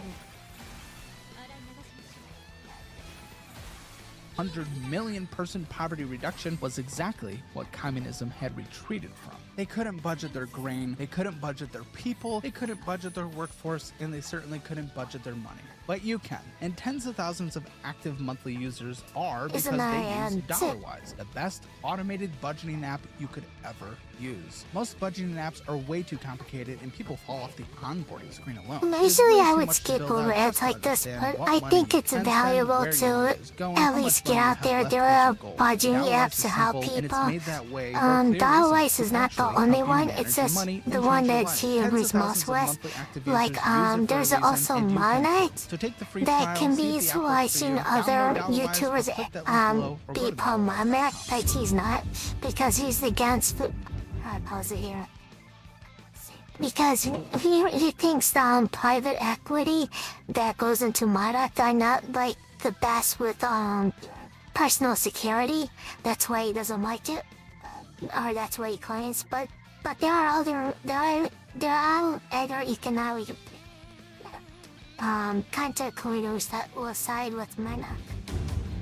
The Soviet Union and the Maoist China account for the largest share of socialism's 20th century death toll. The rest is spread across smaller regimes whose individual numbers are smaller only by comparison. In Cambodia, a French-educated communist named Pol Pot seized power in April of 1975. They emptied the city of Phnom Penh in 72 hours, marching roughly 2 million people into the countryside at gunpoint. Over the following 3 years and 8 months, the regime executed or starved approximately 1.87 million Cambodians. The total population at the time was 7.89 million.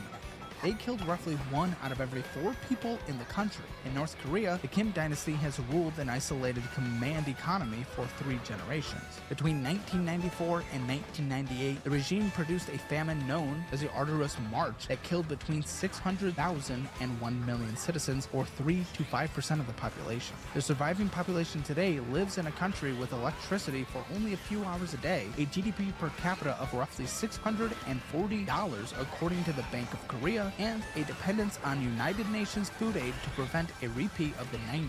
South Korea, sharing the same peninsula, the same language, the same culture, and the same history before 1945, has a GDP per capita of roughly $35,000.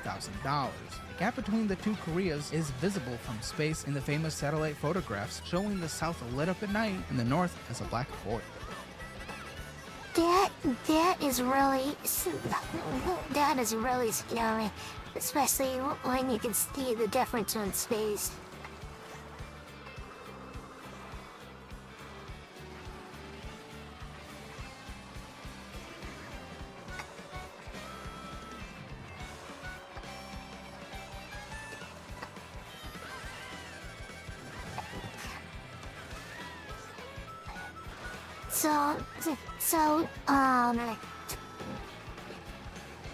So to me, like, the point would be, like, when people are like, we should go socialist, it's more like, no. You want to go to show some what your real complaint is being against the current state of capitalism of the United States and how they're approaching their economic system. But socialism doesn't work. But what you can't advocate for is maybe some higher taxes, and with those high taxes pay for more safety nets for people. Social Security is going to default in like 5 years. It's actually a really bad situation with our debt. So you have to get used to the idea of you have to pay more taxes. But with those more taxes do come with more benefits. East and West Germany ran the cleanest natural experiment in the history of economics. Identical culture, identical language, identical institutions before 1945. One half went capitalist, the other half went socialist. And by 1989, West German GDP per capita was around $28,000. East Germany GDP per capita was around $12,000. The population of East Germany fell from 18.4 million to 16.4 million over 4 decades because Germans kept fleeing west. The Berlin Wall was not built to keep West Germans out. East German authorities built the wall to keep East Germans in. At least 140 people were killed by East German border guards while trying to cross it. After the wall fell in November of 1989, Germans streamed west. The Hoover Institution noted afterward that no historian has ever documented crowds of Westerners demanding to be let into the East.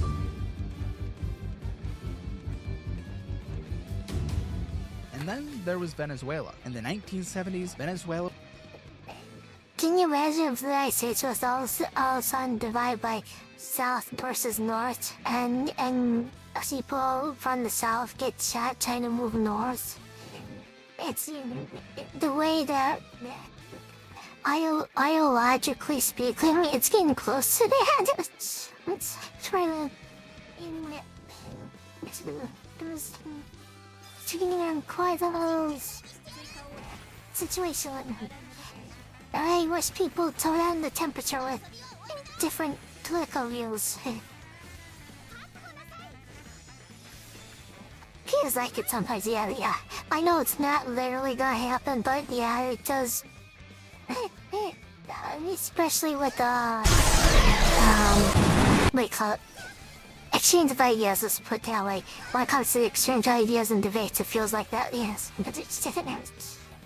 Was the fourth wealthiest country on Earth per capita. It sat atop 303 billion barrels of proven oil reserves, the largest on the planet. Venezuelan oil wealth funded an American-style middle class. No. If you're talking about history, the Civil War just happened. Yes, close to that, yes. The North accepted the South, but the South are like, no, there's our slaves. You can't take them from us. It did happen in history, though. Hello, Senor. Glad you can join. I'm trying something different, so what I'm doing here is I'm actually doing my trading, earning money, while trying to talk about economics and stuff. Trying class in modern capital. So we're watching here as people misunderstanding socialism. Like there's people in the United States saying we need to become socialist, we need to become socialist, and this again details why socialism doesn't work and why people are confused and not saying what they mean when they're saying we want socialism. In Caracas and the reputation as the jewel of Latin America. In 1998, Venezuelans elected a former military officer named Hugo Chavez on a promise to redistribute the oil wealth to the poor. Chavez began what he called Bolivarian Revolution. He nationalized the state oil company PDVSA, purged thousands of its experienced managers and engineers in 2003, and replaced them with political loyalists. He imposed price controls on. See, right there, you basically fight all the experts, and then you hire people to kiss your foot, or whatever. How else do you say that? Sniffer or something. That's not how you want to tell me. Medicine and basic goods. He nationalized farms, factories, steel mills, and banks. He used oil revenue to fund a sprawling network of social programs called the Misiones. While oil prices stayed above $100 a barrel, it looked like the revolution was working. Poverty rates fell. GDP per capita climbed from roughly $4,000 in 1999 to $14,200 by 2013. Celebrities flew to Caracas to praise the project. John Penn, Oliver Stone, Michael Moore, Naomi Klein, Jeremy Corbyn, and Danny Glover all issued public endorsements of the Chavez government at various points. Danny Glover personally received $18 million in Venezuelan state funding for a film that was never released. In 2013, Chavez died of cancer. His vice president, Nicolas Maduro, took over. In the same year, global oil prices began a long decline. The structural damage of 15 years of price controls, nationalizations, and purge expertise was suddenly exposed. Venezuelan oil production cratered because the engineers who knew how to run the refineries had been fired a decade earlier. Farms nationalized from their owners stopped producing because the new state-appointed managers had no idea how to farm. Price controls made every product unprofitable to produce, so private companies stopped producing. Supermarket shelves emptied. Hospitals ran out of medicine. Toilet paper became so scarce that in 2013, the Venezuelan government temporarily seized a toilet paper factory and placed it under military occupation, on the grounds that the factory must be sabotaging the revolution.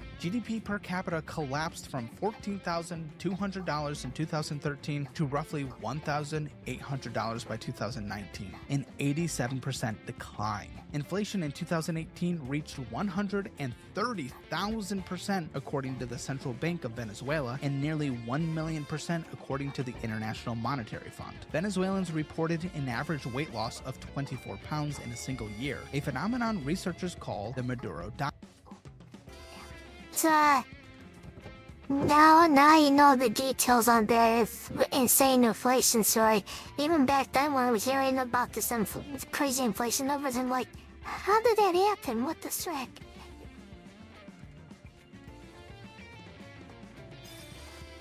Zoo animals were stolen and eaten. The Caracas City Zoo lost its collection of peacocks, pigs, and Vietnamese pigs over the course of several months in 2016. By 2024, 7.4 million Venezuelans had fled the country. That is roughly 25% of the entire population. It is the largest refugee crisis in the history of the Western Hemisphere, and all of it happened in a country sitting on the largest oil reserves on Earth. The celebrities who had praised Chavez went quiet. Jeremy Corbyn's 2012 article titled "Venezuela is Seriously Conquering Poverty by Emphatically Rejecting Neoliberal Policies" was quietly removed from his website. Sean Penn stopped doing interviews about Caracas. And then the "this isn't real socialism" explanations began.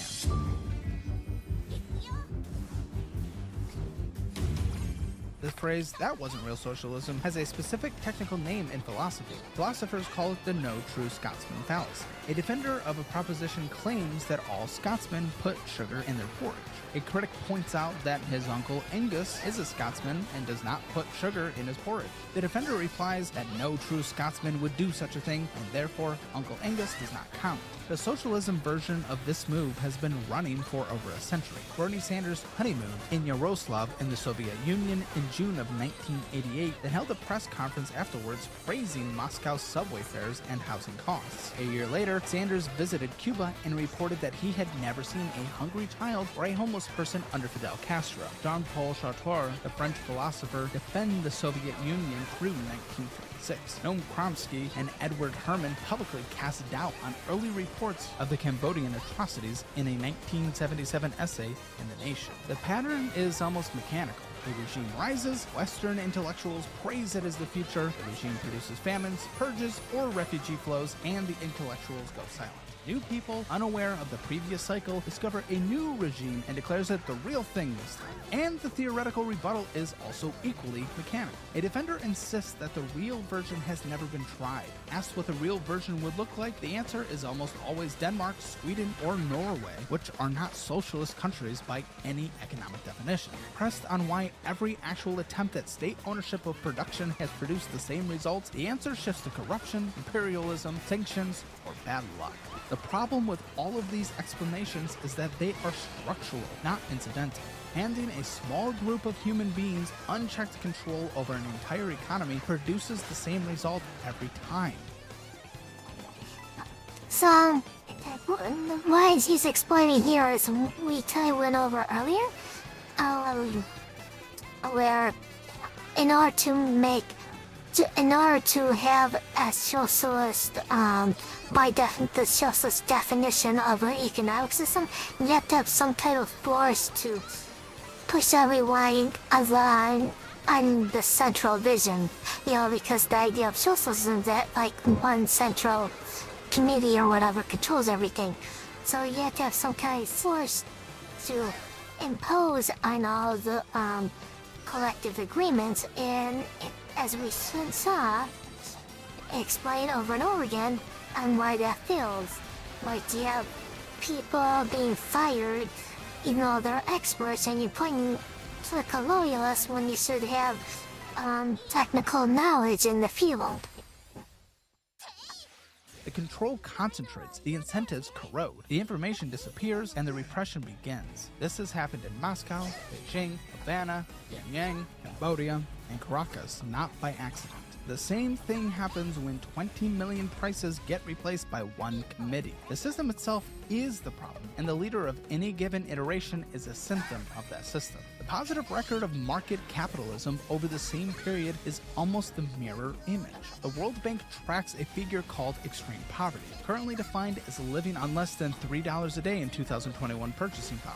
In 1920, roughly 84 to 90% of the human species lived below that line. By 1990, the global rate was still 38%, or 2 billion people. By 2024, the figure had fallen to approximately 8.5%, or 690 million people. In a single generation, roughly 1.5 billion human beings were lifted out of extreme poverty. The primary driver wasn't foreign aid, or redistribution, or central planning. It was market capitalism spreading across Asia that did the work. China alone accounted for roughly 800 million of those gains, and China did it by moving away from the system it officially still claimed to follow. Vietnam eliminated almost all of its poverty between 1993 and 2020 through the same path. Agricultural reforms, private enterprise, foreign investment, export markets. Vietnamese manufactured exports grew roughly 20% a year between 2000 and 2019. India also ran this experiment publicly. In July of 1991, India's foreign currency reserves fell to $1.2 billion,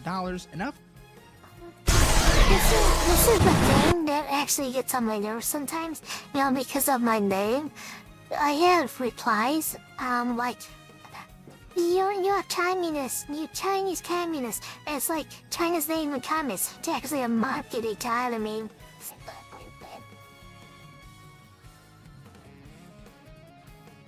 That's why they were able to lift so many people out of poverty, because they went to like capitalist market economy. It's a controlled capitalist economy, but still capitalism. To cover 3 weeks of imports. The government airlifted 67 tons of gold to London as collateral on an emergency IMF loan. The finance minister, who is an economist, delivered a budget speech that dismantled what was called the license Raj, a 40-year-old system of central licensing that controlled almost every aspect of Indian industry. Tariffs fell from over 150% to 30%. The list of industries requiring a state license fell from nearly all to just 6. Over the 3 decades that followed, roughly 270 million Indians were lifted out of poverty. India became the 5th largest economy on earth. No comparable poverty reduction has ever been recorded in the other direction. Oh yeah, that's the other thing. I think people, when they talk about improvements, India had made great strides with that too. It's amazing what India has achieved too. I think people understand and misrepresent India's situation too. The Heritage Foundation's Index of Economic Freedom, which measures property rights, trade openness, regulatory burden, and government size across roughly 180 countries every year, finds that the freest quarter of economies average a GDP per capita of around $120,000 in purchasing power terms. The least free quarter averages around $10,600, a ratio of more than 10 to 1. The Fraser Institute, an independent Canadian think tank, produces a separate index with similar methodology and reaches substantially the same conclusion. Life expectancy globally rose from roughly 38 years in 1800 to 73.2 years in 2000. Unlike my background now is with the Heritage Foundation, I have no idea who is the Fraser Institute is. I did not do research on them at all, but it's still interesting that they came up with these similar figures. I'm probably gonna research more into that myself, but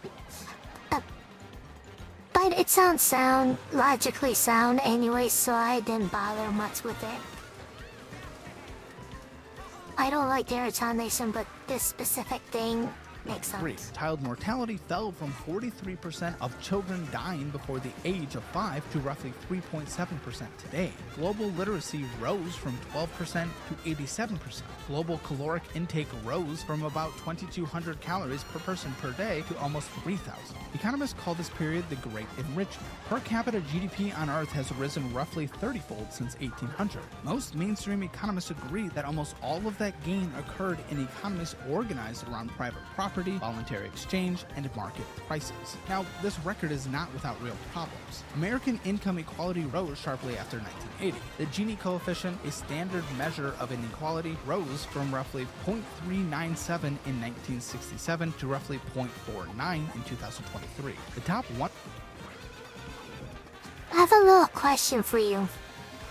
Even though there's other complicated situations, but there's a key here in 1980. What happens in 1980s?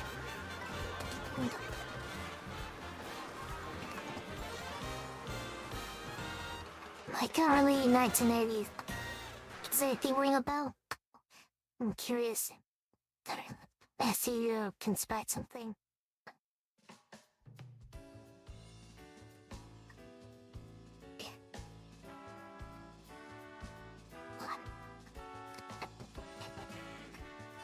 It's not, I'll say it. I'm just curious. Collapse the Soviets. No, that actually came later. The thing is, the full collapse didn't take place until a bit later. It's actually, the thing with the Soviet Union, if you consider the Soviet Union and Russia's actually not that old. You know, people, I went to Twitter talking about the age of like countries, compared to the United States, how the United States is so young. But the thing is, if you compare it to the longevity of like having a strong currency within global trade or having like a government system, United States is actually one of the older countries. People really misunderstand. People misunderstand that a lot. So basically, depending on like when you classify a current state of government compared to, you know, the full length of the outstanding government, it's basically Japan, China, United States, and ancient Rome. Those four. Those are pretty long.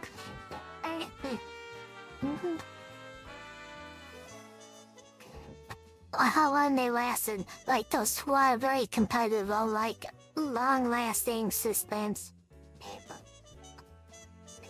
Japan is actually technically a little younger because of like when they went through their revolution. It was basically after World War II when they got nuked. But yeah, but Japan is still kind of up there. But China with their global presence over the silverback is around 500 years or so. So yeah, 500 years of China, 250 United States, and then like 7 or 8 years with Japan. And other countries have been reformed much earlier than that, like Russia's probably like 25 years old or something like that. Like Russia Federation completely went under. But basically what I was getting at with my question is trickle down economics. Under Reagan, the wealth, you know, the top brackets went from like 70% tax. So say your first million, you're paying taxes like everyone else. Like the first 10,000, it's not taxed, whatever. I'm not sure if you fully read how brackets work. But after like $1 million, that top brackets, the upper brackets were like taxed at like 70%, 70. It's really, really high. And then Ronald Reagan's like basically sliced that in half. So a lot of economic reforms that happened under Reagan still haunt us today from the trickle-down economic concepts. And that was a large influence on the wealth gap disparity. I can't speak. Disparity equalizer. There's other smaller factors with that as well. I just thought I would give that something to think about. That while Reagan's trickle-down economics had a big influence with that. Disparity, yes.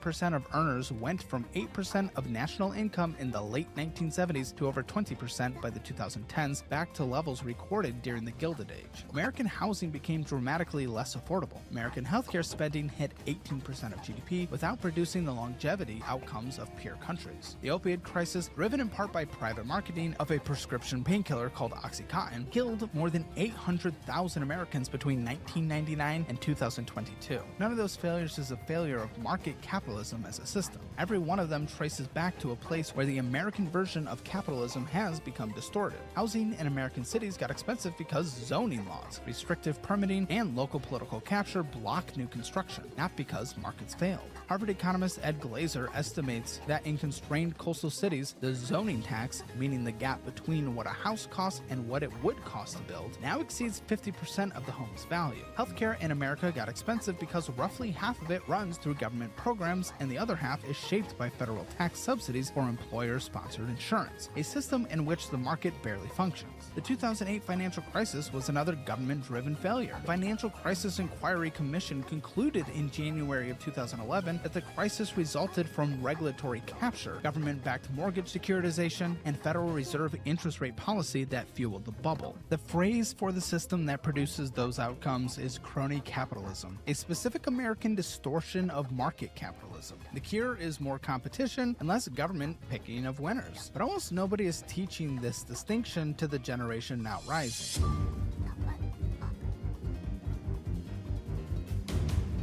In January of 2024, a data journalist at the Financial Times named John Byrne Murdoch published a chart. Using data from Gallup in the United States, the British Election Study in the United Kingdom, Albus in Germany, and the Korean Social Survey Center in South Korea, Byrne Murdoch showed that young women aged 18 to 30 were now roughly 30 percentage points more liberal than young men of the same age in the United States. The gap had opened in 6 years.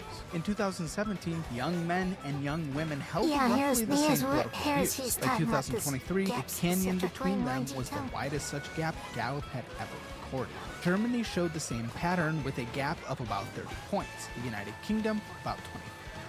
See what I mean by worldwide? This is the details that I was referring to earlier. But yeah, it's actually a worldwide phenomenon. It's just not in the United States that these gaps are getting bigger. I think one of the Koreas has even bigger. Let's see, does he might look up in 5. South Korea, the most extreme example on Earth, about 4. Yeah, South Korea. Look at that. It's like...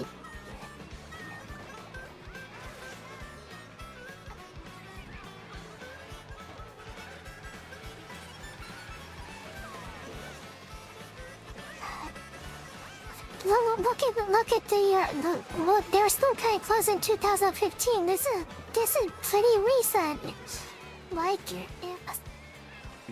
In South Korea's 2022 presidential election, 59% of men in their 20s voted for the conservative candidate Yoon Suk-yeol. Between 59 and 66% of women in their 20s voted for the liberal candidate Lee Jae-myung, a gender gap of nearly 37 points in a single cohort. Something happened to Western young women between 2015 and 2024 that did not happen to Western young men. A combination of ideology, campus culture, digital ecosystem, and real economic strain, and roughly that order of casual weight pulled half of a generation sharply to the left, while the other half held steady or moved right.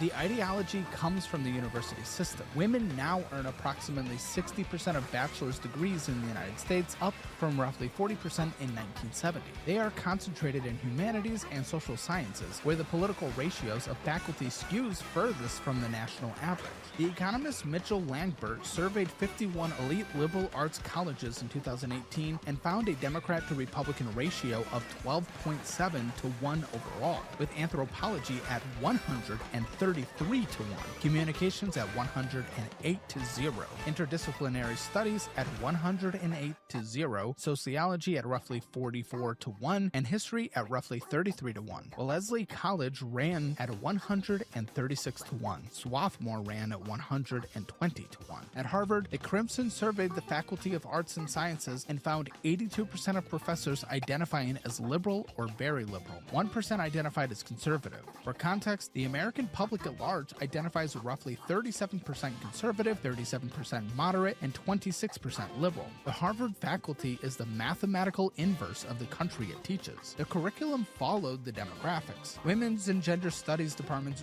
grew out of the second wave feminism of the 1970s. Over 50 years, their intellectual framework absorbed critical theory, post-structuralism, liberalism and socialist and Marxist feminism. The theory of intersectionality, coined by the legal scholar Kimberly Crenshaw in 1989, spread outward from women's studies into the rest of the humanities and now shapes how most elite college students analyze power and wealth. A student trained in that framework learns to read her own economic frustrations as a system of structural oppression. The gender pay gap, the student loan crisis, the housing crisis, the climate crisis, and the reproductive rights debate arrive in the same conceptual package. The package names the villain in advance, and that villain is capitalism. Roughly 25 states no longer require a high school course in economics.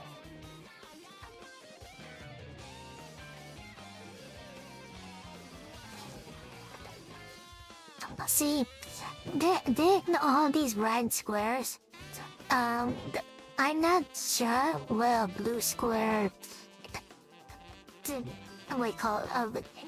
I'm not sure what a blue square schooling would be like, but growing up in a red square, the economic ignorance is insane, and that's why Tellum has this show to begin with, is because people don't know how to respect money and budget.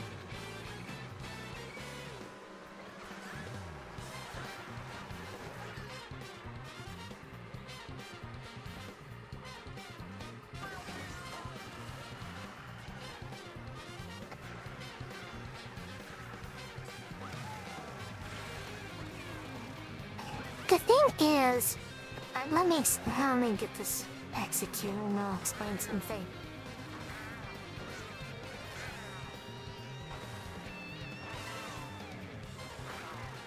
Yes, someone will say something.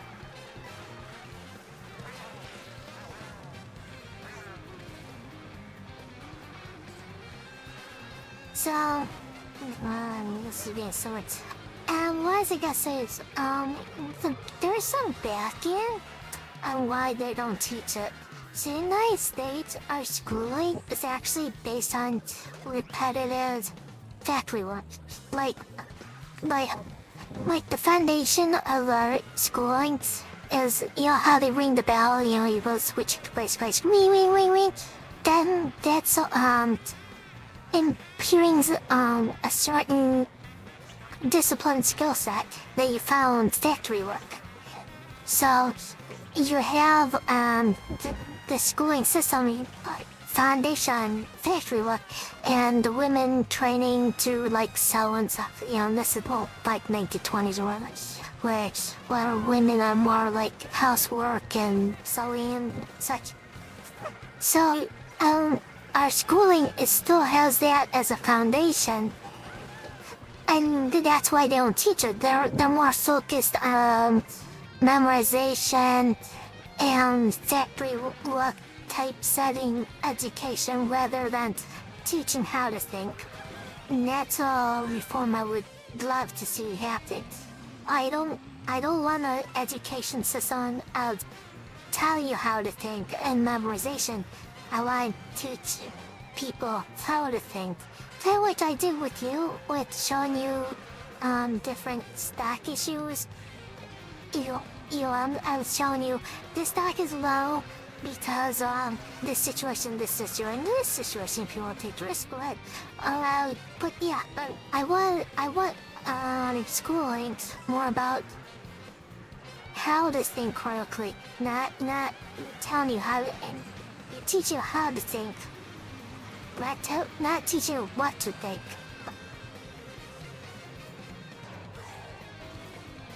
At all, down from 28 in 2014. Most American students graduate college without ever reading any major normal economists. Instead, they graduate having read Marx, Marcuse, Crenshaw, Judith Butler, and Naomi Klein.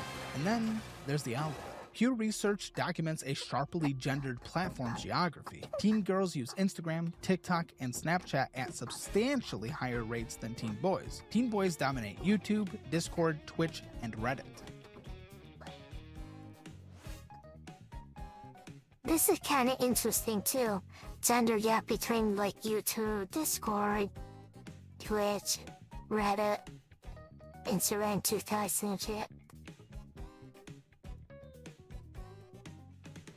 So this can also lead to echo chambers as well, just because of the gender gap disparity of these platforms. And the thing with TikTok, Snapchat, and all that stuff, even like Instagram, TikTok, Snapchat, X, they really encourage bros to have, and then, you know, you have to look a certain way, you know, you have to look like this, and it's like some females end up ending themselves because they can't look the perfect cut, you know? The political content that flourishes on Instagram and TikTok runs heavily left. Instagram slide deck activists, accounts that went viral during 2020 and 2022, accounts like Impact, So You Want to Talk About, and Shit You Could Care About, each reached 2 to 3.5 million followers. The TikTok hashtags Eat the Rich and Late Stage Capitalism accumulated billions of cumulative views. The streaming left has its own celebrities. Hassan Piker, a socialist Twitch streamer with 3 million followers, drew over 300,000 concurrent viewers on election night of 2024. In October of 2020, He said something. I think Hassan Piker is the one with the guy with the taser. He done some really questionable Piker things. co-streamed the video game Among Us with Congresswoman Alexandria Ocasio-Cortez and Congresswoman Ilhan Omar to nearly 700,000 concurrent viewers. The essayist ContraPoints, whose real name is Natalie Wynn, has 1.9 million YouTube subscribers. PhilosophyTube, produced by Abigail Thorne, has 1.5 million. Counterweights on the male spectrum. I actually listened to those two before. They actually make I actually like some of their some things they actually said. Whose real name is Natalie I'm Wynn, has surprised he brings them 1.9 up. million YouTube Let's see what he goes with this. subscribers. PhilosophyTube, produced by Abigail Thorne, has 1.5 million. The counterweights on the male spectrum of the platform geography are people like Joe Rogan, Jordan Peterson, Theo Vaughn, Lex Freedom, pull in the opposite direction, but for Lex and Theo, they actually have some left-wing political views, and Joe Rogan is considered pretty centrist unless you're far right or far left. But in the end, the result is two ideologically separated information economies running in parallel, sorted by platform preference. The problem I have with Joe Rogan is, see, he tries to, promote, like, a whole bunch of different people, and he doesn't have enough scientific intelligence to push back on some people, and, I just don't like some of the things he promotes. A woman scrolling TikTok at night and a young man scrolling X at night are increasingly receiving different facts about the same country. The material backdrop is real, but it matters less than the ideology and the algorithm, because men face most of the same material conditions and do not reach the same political conclusions. The housing crisis, the student debt overhang, and the child care squeeze affect both sexes. The median American home price climbed 48% between 2019 and 2024, while median household income rose 22%. The Harvard Joint Center for Housing Studies measures the home price to income ratio at 5.0, the worst reading since the series began. Only 3% of American home buyers belong to Generation Z. 67% of Gen Z adults struggle to cover their monthly housing costs. And then student loan debt breaks the entire thing. Total U.S. student loan debt stands at roughly 1.7. It can be funny watching some of these famous podcasters talk about economic issues, like, what's his name? Asmongold, one time I saw a random video by Asmongold, and he's look at Stockchild McDonald's. He's like, wow, what happened here? As the end of 2022, and it took like a big huge crash, and it's like, that's October 2022. They had a very bad CPI number, and everything tanked in the morning. And like everything died in the morning. And then at the end of the day, everything's back to normal. You know, basically where it opened is really unreal. My jaw dropped seeing that day.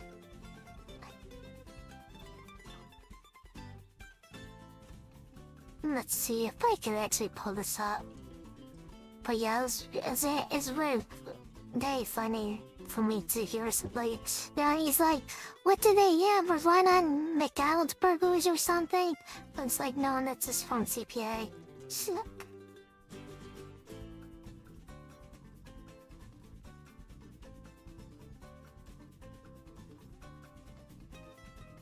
School to 2022. This is all I told me.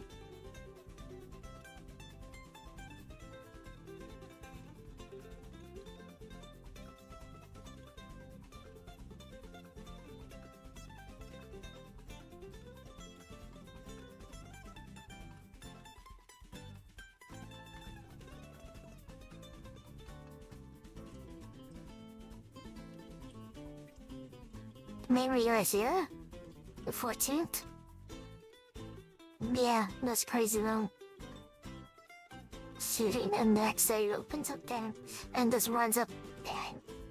Since that point, that's really crazy at CPI day. Yeah. Trillion across 42.7 million borrowers. Women hold approximately 2/3 of that total, or $929 billion, partially because women attend college at higher rates and partially because their chosen fields pay less. Childcare has become the squeeze at the next stage of life. Childcare Aware of America reports average annual childcare costs of $13,128 per child, a 13% one-year jump, with care for 2 children now exceeding annual mortgage payments in 45 states, plus the District of Columbia. Those are real pressures, and the cheaper explanation for why women respond to them politically and men do not is not the pressure themselves. Men feel them too. The explanation is that women spend 5 more years on average inside institutions that teach them to interpret those pressures through a Marxist-adjacent framework, and then spend several hours a day on platforms that reinforce that interpretation. The material conditions are the fuel. The campus and the algorithm are the spark. The scholar Rob Henderson has a useful phrase for the pattern: luxury beliefs. Henderson, who grew up in foster care and later studied at Yale and Cambridge, observed that as material luxuries like cars and handbags have become commoditized, the upper middle class has shifted to signaling status through beliefs, proportions that counter cultural distinction at low personal cost but impose high costs on people who actually try to live by them. Support for defunding police in the 2020 YouGov polling was strongest among the wealthiest Americans and weakest among the poor, despite the poor being 3 to 7 more times likely to be crime victims. Open-ended redistribution follows a similar curve. Young women in the Harvard poll who describe themselves as struggling financially are slightly less pro-socialist than young women in the same poll who describe themselves as doing well.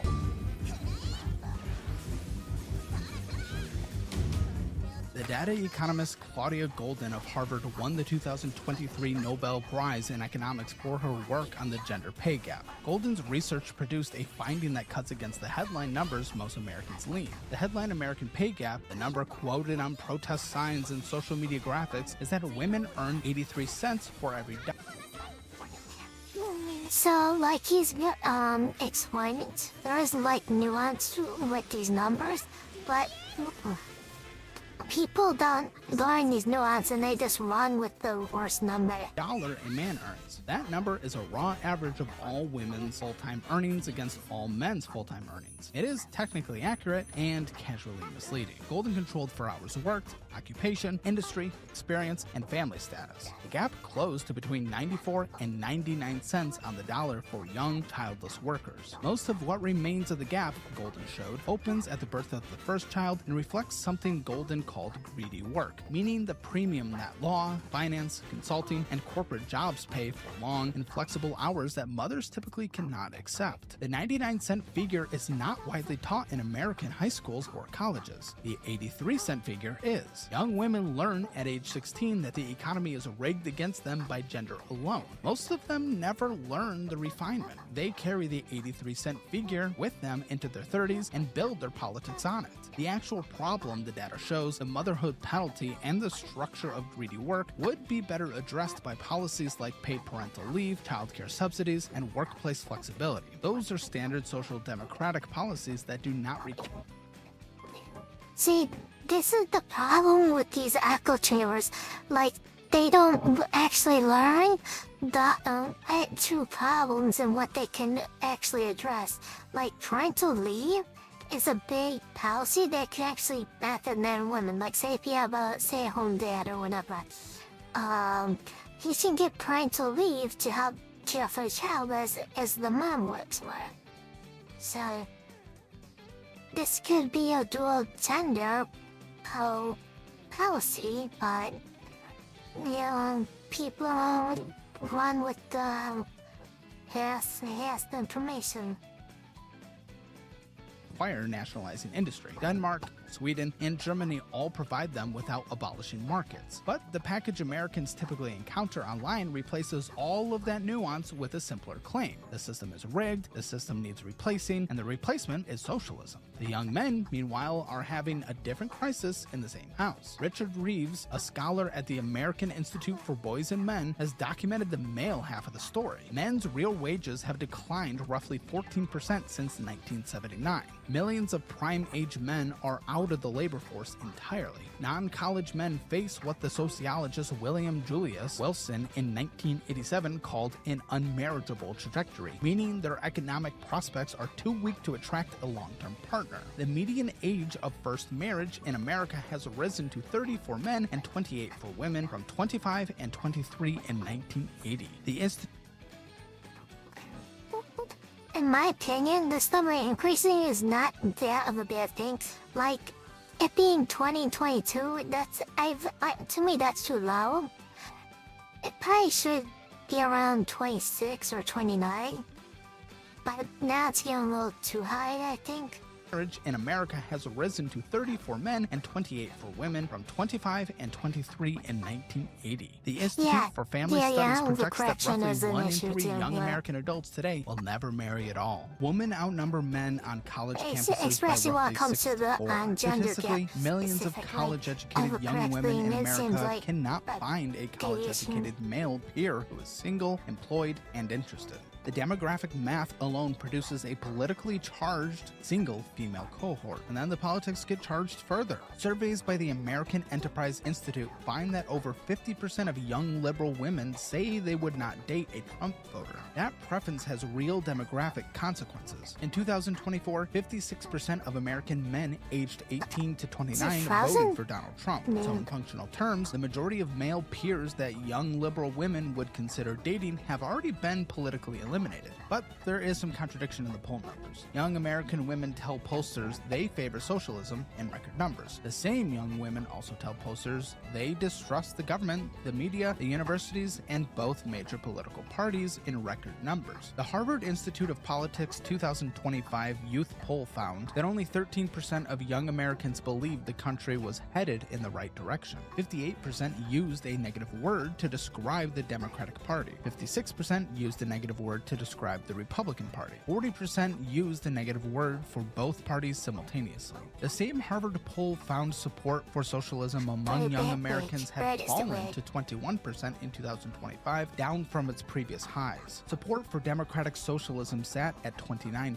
Identification as capitalists had fallen to 19%. Gallup's 2025 polling found that overall, Americans still viewed capitalism more favorably than socialism by 54 to 39%. The data actually shows something different from a generation that has read Marx and agreed. It shows a generation that has rejected every single existing label. They call themselves socialist because the word points at the problems they feel are real, and because the word annoys the people they blame for those problems. In other surveys, depending on how the question is worded, they also call themselves pro-capitalist. The belief system is not doctrinal. It is a protest vote in search of a label. The 2014 Reason poll found that 42% of millennials favored socialism, while only 16% could define it, set the template for every poll. Basically, more socialistic conventions and The word has become a vessel for economic frustration, not a description of a system the speakers actually want. But votes are still votes, and policy demands are still policy demands. And the demographic pressure, however vague its intellectual foundation, will shape the next 15 years of Western politics. The arithmetic will not permit the policy package its youngest voters are demanding. The numbers I'm about to go over will explain why. You see, the national debt as of April 2026 stands at roughly $39 trillion.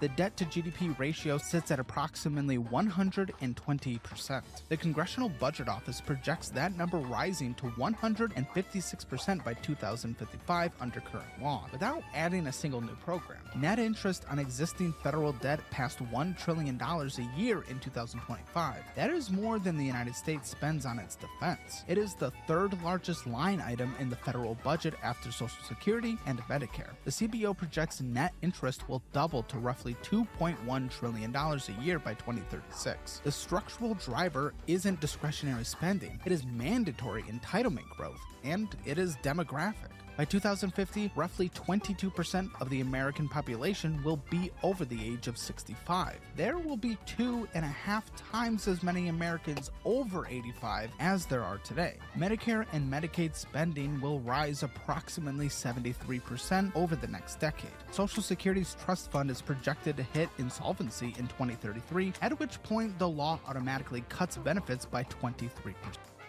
This is what I was talking about. That's what I was trying to make a reference earlier about.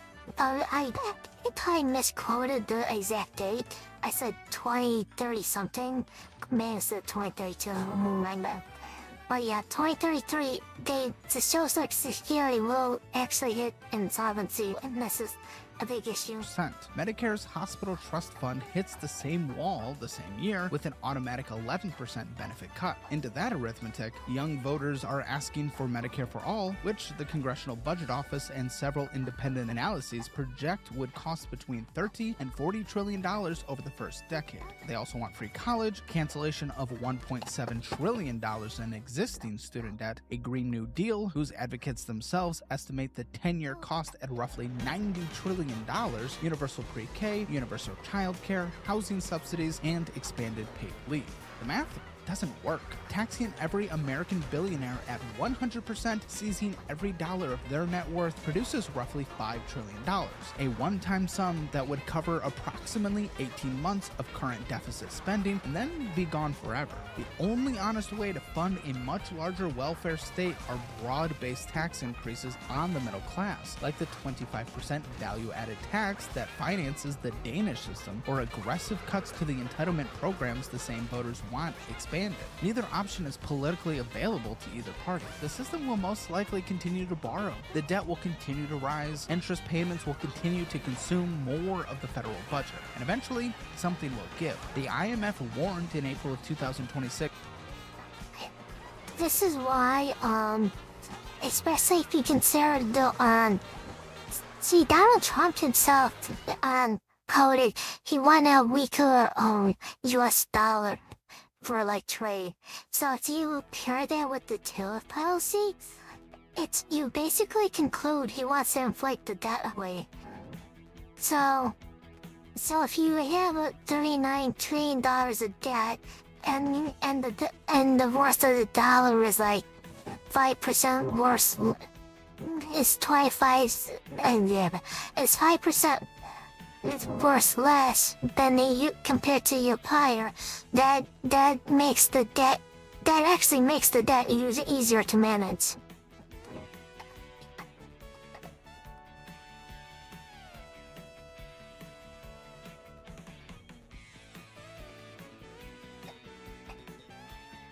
That global public debt has risen to just under 94% of GDP in 2025 and is on track to hit 100% by 2029. The United States is not alone in this trajectory, but the United States is farther along than almost any peer country in the group of 7, and its political class is less able to agree on any fiscal correction at all. The optimistic scenario is a phenomenon some analysts have called supply-side progressivism, or abundance politics. The policy bundle includes dramatic liberalization of zoning so housing supply can finally catch up with demand, expansion of energy production, reform of healthcare delivery, and large-scale investment in infrastructure. Paired with modest expansion of the safety net financed by broad-based consumption taxes, not wealth taxes, it would offer young voters the outcomes they want without the fiscal suicide of the purer socialist program. The YIMBY movement, which stands for Yes in My Backyard, has already won real victories in Minneapolis, Austin, and even in California. But the pessimistic scenario is fiscal crisis, a movement probably within the next 15 years in which the Treasury market loses confidence in the United States' ability to service its debt at current interest rates. At that point, the politically impossible choices become suddenly mandatory, meaning benefits get cut, taxes get raised, the dollar loses reserve status, and the post-war American economic order begins to unwind. Britain had a shadow of that moment in September of 2022 after Liz Truss's mini budget triggered a gilt market panic and collapsed her government within 49 days.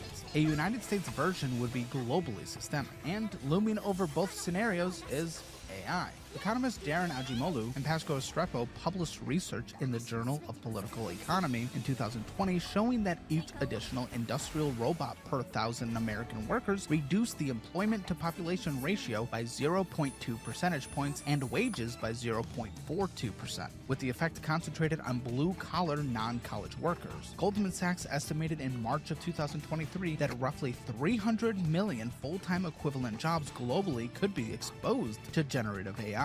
If AI productivity gains accrue overwhelmingly to capital owners while displacing workers, political demand for redistribution will intensify regardless of what the younger generation currently thinks about socialism. Sam Altman of OpenAI has already pushed universal basic income into the mainstream conversation. Andrew Yang ran for president on a similar platform in 2020. The AI shock, if it arrives at scale, could force redistribution on any. In other words, AI drives people out of work. People want more socialism, more progress, more universal income-like systems.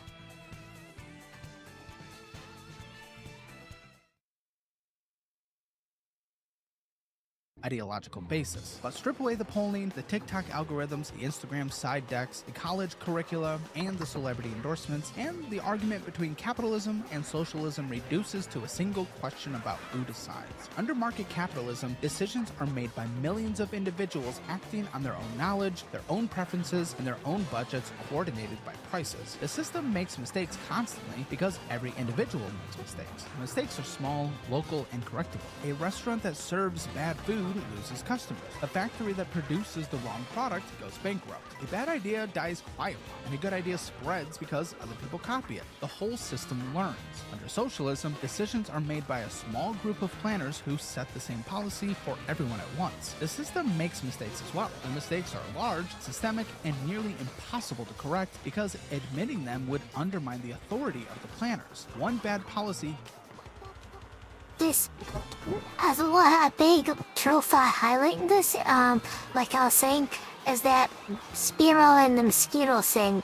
So, you had this central so-called expert saying, no, you have to kill all the sparrows. And even if you have a smart person to object to that, saying, no, we need the sparrows to eat the locusts. And they're like, and the discourse of that would be like you see on Twitter, no, you're an idiot, you're wrong, blah, blah, blah, blah. Don't listen to that locust lover or sparrow lover. That's a sparrow lover. Because the sparrows are against the state. You must eliminate the sparrows.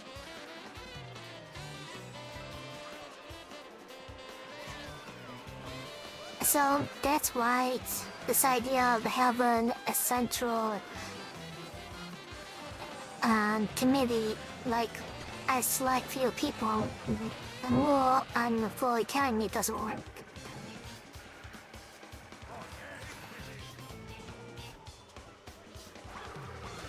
Will that change with AI though? That's the million-dollar question. Like to hell's Llama got needing a middleman because it's its own middleman, because it collects all this data and would just sell things and whatnot. Kills the sparrows, and other empties the supermarkets. Another marches 2 million people out of the capital in 72 hours.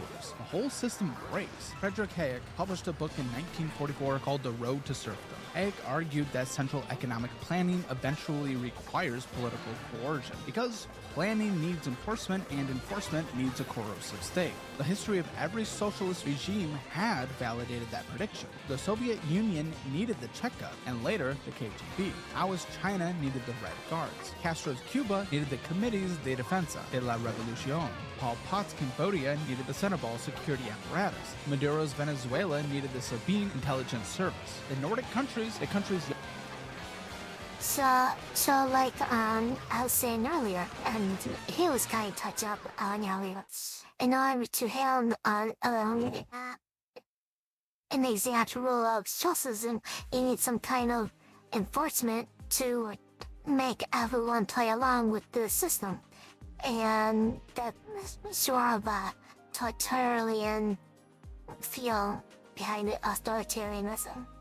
So that's another reason why young American voters point to as their model represent something different from socialism succeeding. They are examples of market capitalism with generous welfare states layered on top, funded by broad-based consumption taxes on working people, and defended by democratic institutions that nobody in the Kremlin or Beijing ever possessed. The Nordic model is what social democrats settle for after they win, not what socialists promise. The gap between what young Western women want and what socialism has ever actually delivered is the largest intellectual fault line in Western politics, wider than the gap between the parties, wider than the gap between religious and the secular. A narrower gap separates the generations. That fault line will close one way or another in the next 20 years. The most likely path will be neither a triumph for socialism nor a victory for capitalism. It is a long, bitter, contested hybrid. Expect more industrial policy, more arguments over family benefits and childcare, more housing intervention, more skepticism of big corporations, more selective public ownership in strategic sectors, and stronger workplace bargaining. Expect also a sharp counter-movement from the right, offering pro-family tax relief, housing supply reform, anti-monopoly policy, tariffs, industrial subsidies, and a language of market renewal rather than abolishing markets. The side that wins will be the side that improves ordinary life without reproducing the old socialist pathologies of control, scarcity, and dependency. The Prime Minister of Denmark told a room at Harvard in 2015 that Denmark was not a socialist country, and 9 years later, 6 out of 10 young American adults told posters that socialism was a good idea. By April of 2026, the American national debt passed $39 trillion, and the Social Security Trust Fund is scheduled to go insolvent in 2033.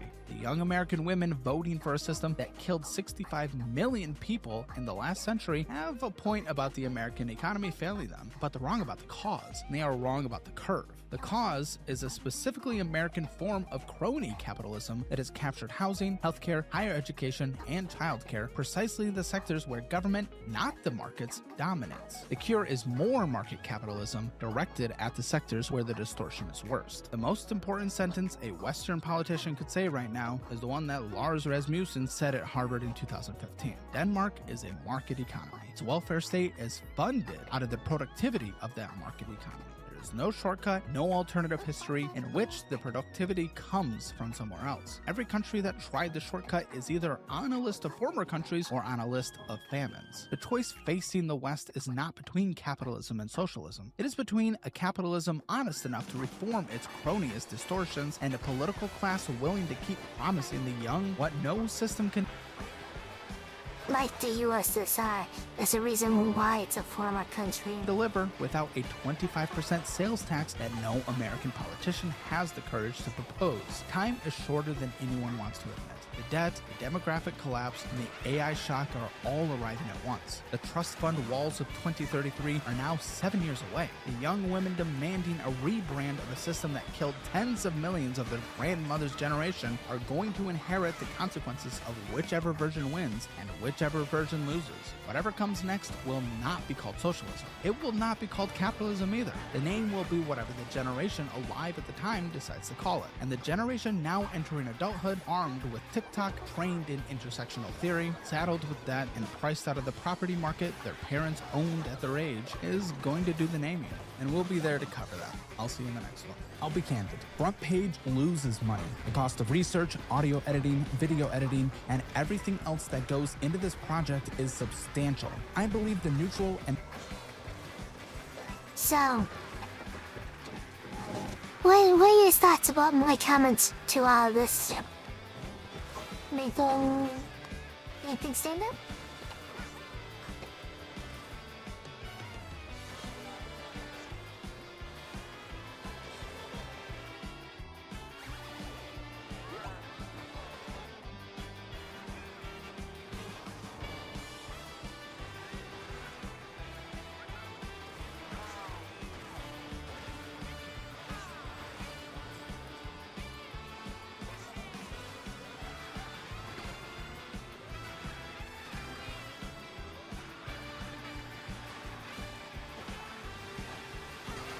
Well, I'm really curious what caused this, though.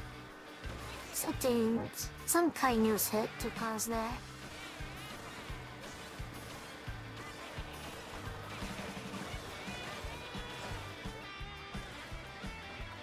Yeah, they are just admitting it's under place. Yeah. This is a really important message and you explained the concepts really well. Well, thank you.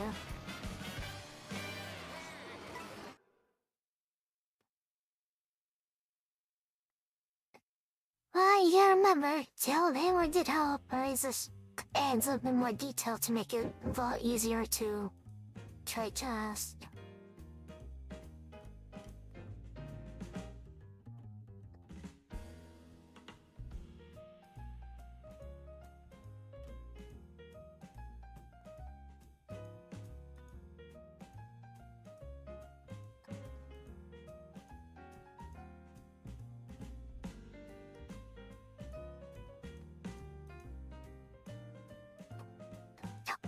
And the word, I don't know if they will settle settle on this or not, but basically the word should be called Mexiconomy.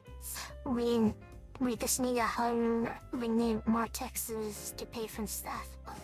And ideally I would like to see, it feels up to me, I would like to see more taxes across the board, no loopholes like people exploit, and no tipping, no toxic tipping culture. I really hate the tipping culture in the United States.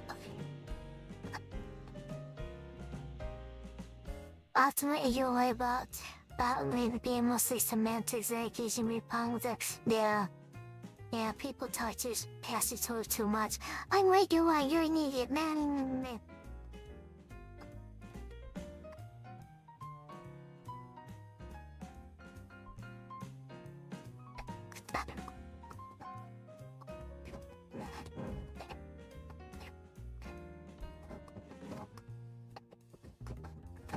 The problem with our cut, the Calvins call it corny capitalism, fake capitalism.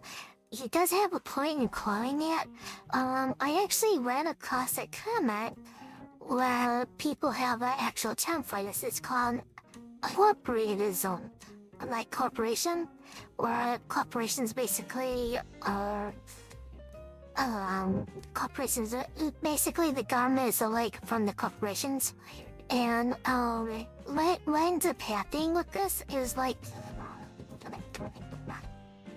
I'm sorry, I'm assuming you live in the United States, but if you live in the United States, you should be aware of like,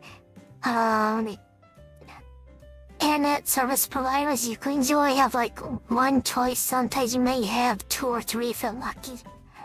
You only have like one real choice of an internet service provider. Stuff like that is the result of this corny capitalism or corporatism, or they have like laws where only Verizon goes in this area, only Comcast goes in this area, only AT&T goes in this area.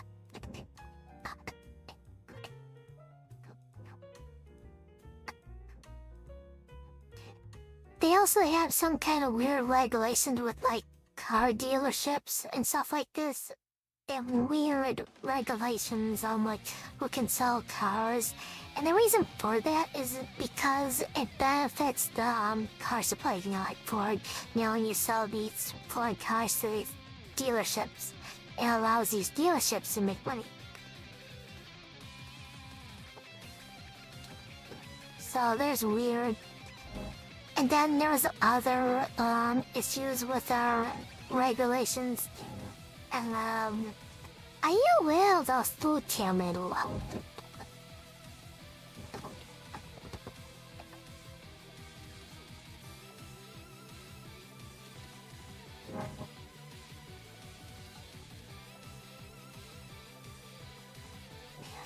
Are you aware of the recent changes to it?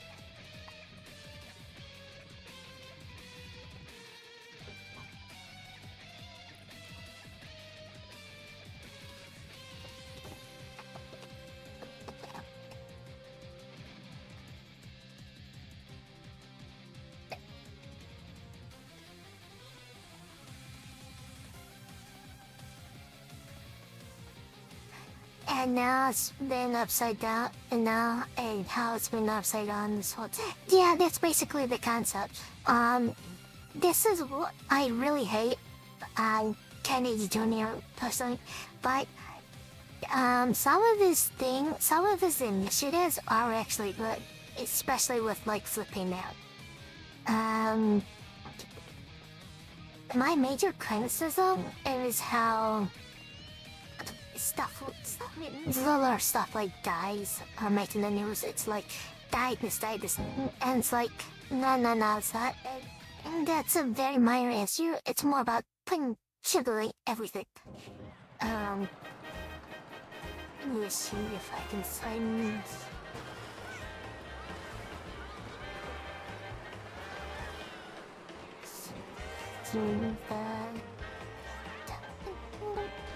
Yeah, let me show you. Let's show you how cut short on this. And how ridiculous this stuff is.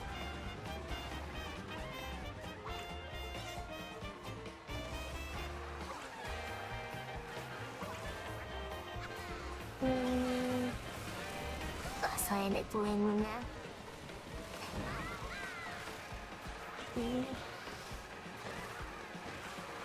Search prices him, might as well search cost YouTube at my table.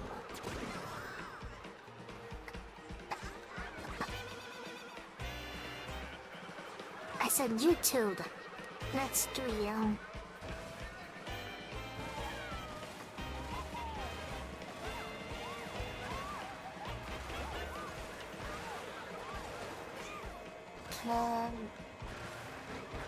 Sugar, don't kill me.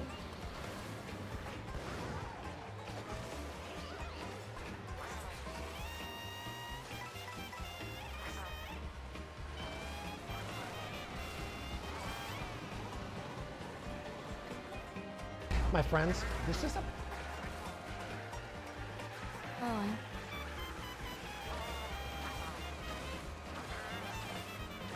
I think it's...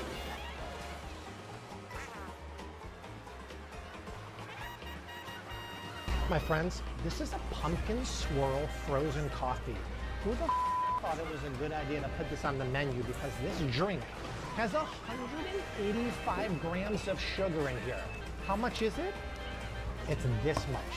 It's 46 teaspoons of sugar. To give you another perspective, the amount of sugar in there is equal to 14 glazed donuts. Plus, there's no pumpkin in here, it's artificial flavors. There's 12 mentions of sugar and high fructose corn syrup in here. There's 930 calories and 194 carbs. 2/3 of us are already type 2 diabetic or pre-diabetic. If America runs on this, we're My friends, this is a pumpkin. American ones unfortunate. If American ones, this was...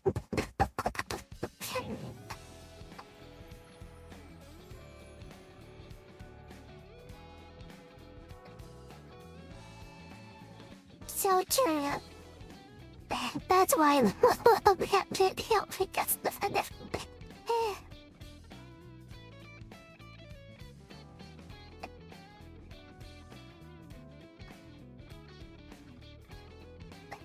my point is, the reason why this is related to the economy is because the reason why they have drinks like that is because it's addictive.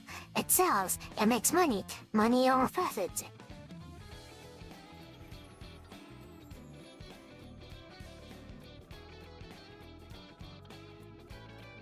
Money over profits over people. That's how it like goes.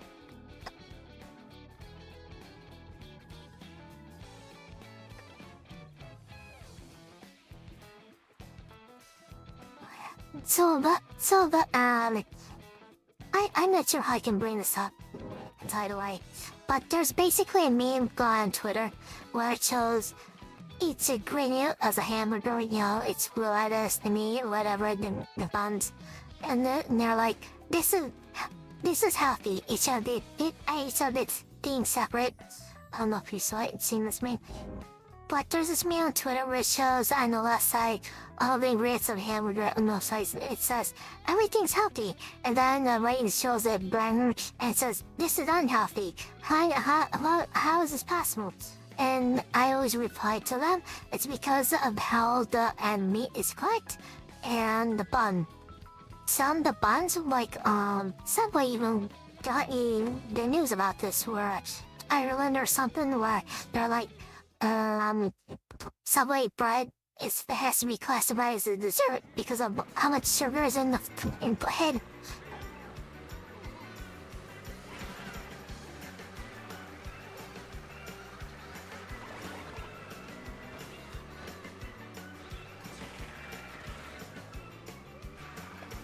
But yeah, you can easily make bread and meat in the hamburger unhealthy depending on how you cook it. Very easy. That's why fast food's unhealthy. Because how they cook the meat and how exactly they have the bread.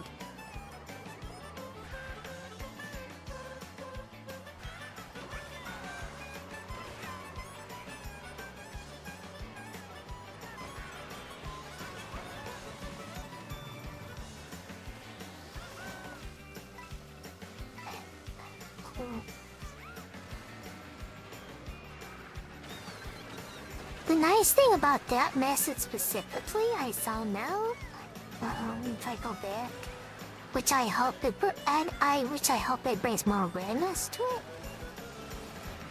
Don't get YouTube. I'll go back to YouTube. So you like YouTube.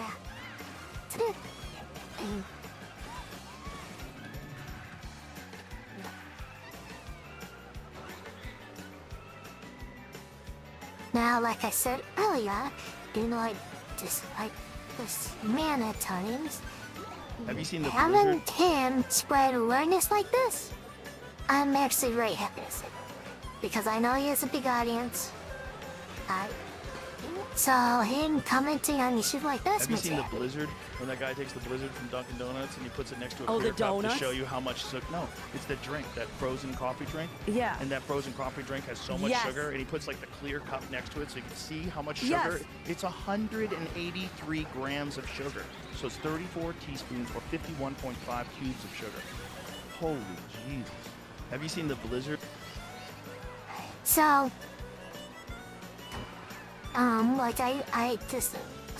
I disagree with Rogan a lot with some of the ways he presents stuff, but him bringing attention to that actually makes me happy. A lot of people need to be aware of this issue.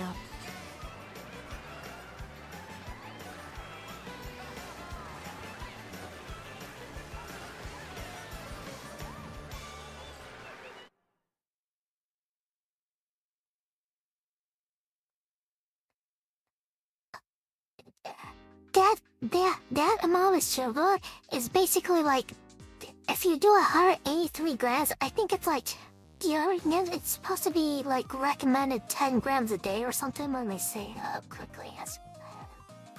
I'll quickly look this up. What is the daily recommendations? Daily recommendation. But added sugar, no more than 25 grams. So we'll take 25 divided by 1 in this way. Oops. 1/8. Oops, I did backwards. 183 divided by 25. So that's over a week. It's over a week of sugar. One drink. One drink has almost 8 days of sugar.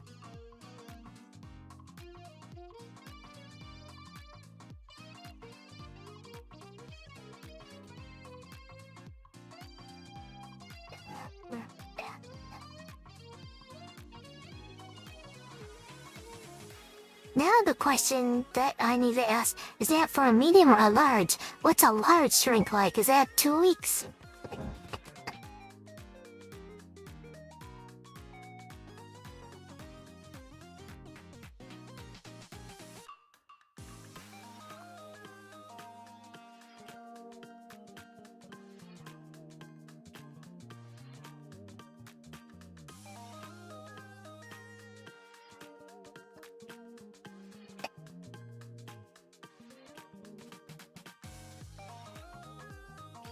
Well, yeah, you can easily make anything. You can easily make a healthy food unhealthy by putting fructose sugar, like the bread. That's why hamburgers aren't healthy, because they have sugar, too much sugar in the bread.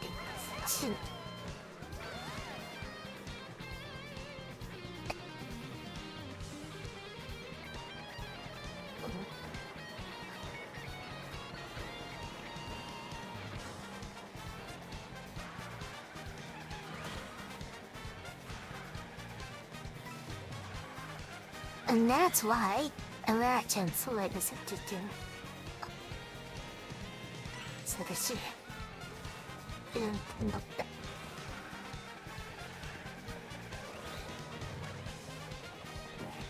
The other thing with the cost of like medicine or whatever, a lot of things it has to do is with the corny capitalism with the insurance.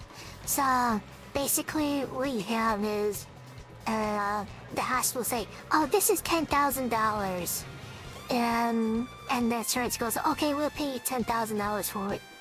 Making, it might be worth $100 or $50, but the hospital gets $10,000 for it just because of the insurance system. That's oversimplified at the issue, but it really has to do with the insurance, the way the insurance works.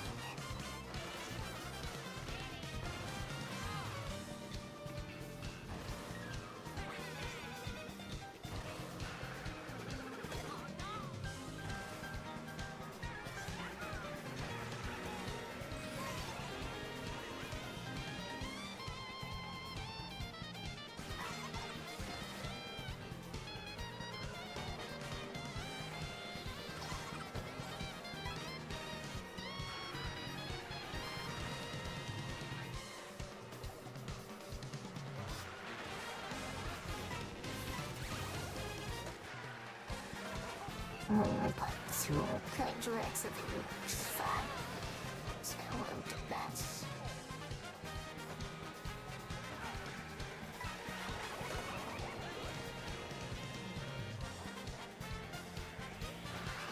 Were you aware of a lot of the cost burden? It just becomes of how the insurance system set up with the Medicare system, the medical system. Just because of that issue. No. What? New tip from... I have to add the...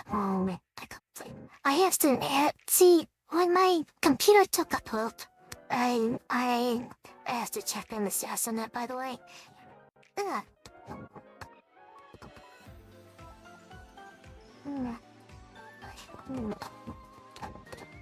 I probably should change the goal of this, but thank you. Back again.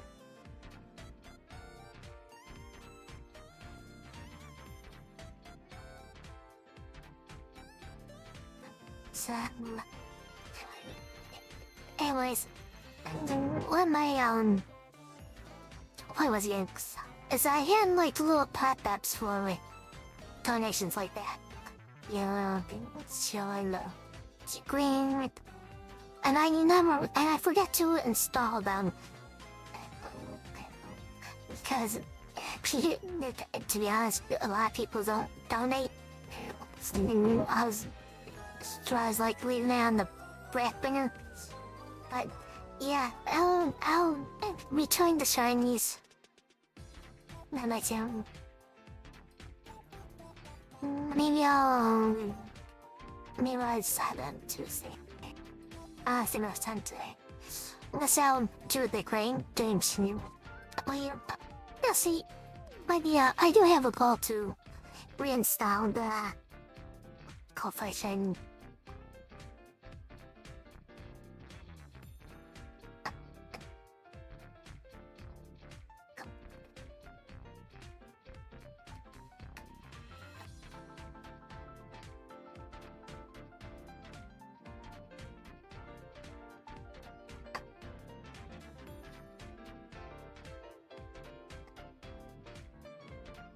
Oh, you've been playing for 4 hours. I haven't been playing. I've been talking about this stuff about the I asked to go in a bit. I just want to show this, but thank you.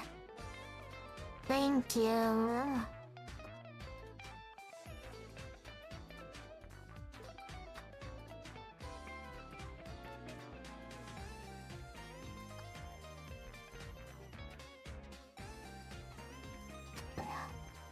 Let's see.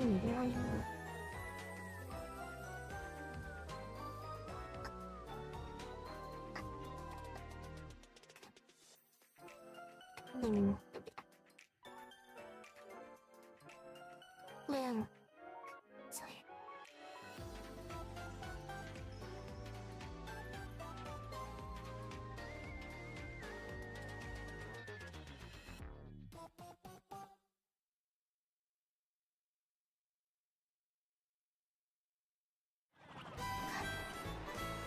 Yeah, if you have more questions, feel free to stop by again.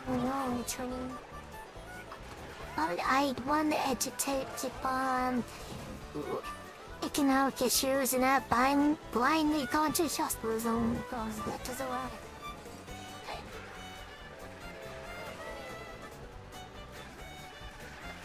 Because trust me, I am frustrated with the United States the capitalism setup.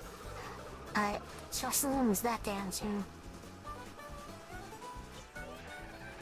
There's not an easy way out of it. It's a very complex issue, and people have to accept it.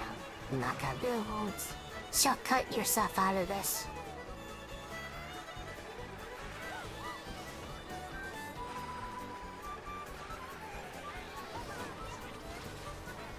After this trade though, I'm gonna take a small break and eat something. I've been thinking about it so long. So you two friends has a point.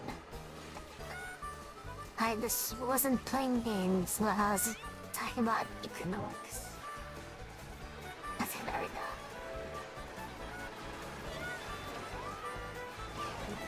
Nice mama, it's the hand stack winning. Okay, I'll be right back.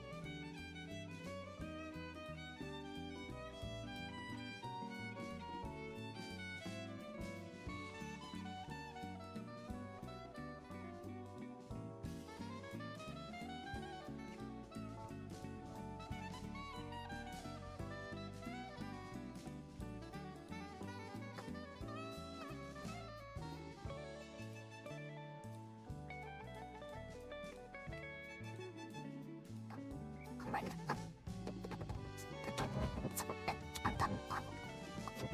I actually didn't have another video ready because I didn't think this would go well, but we had.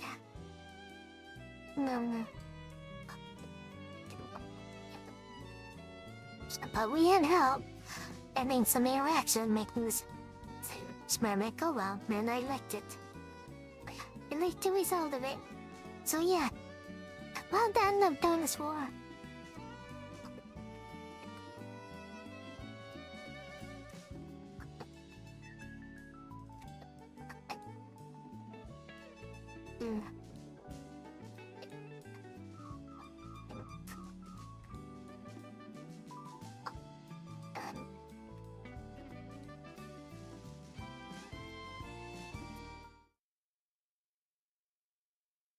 Oops.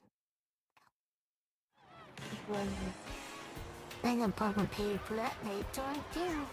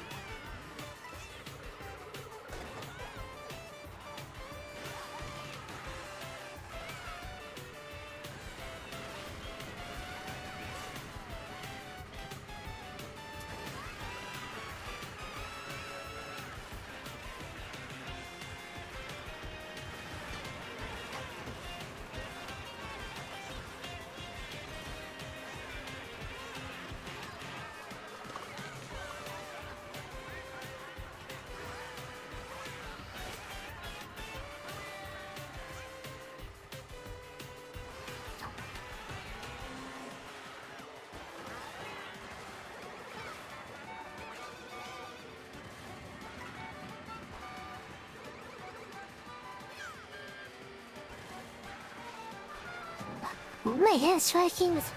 No, I'm not. He made up.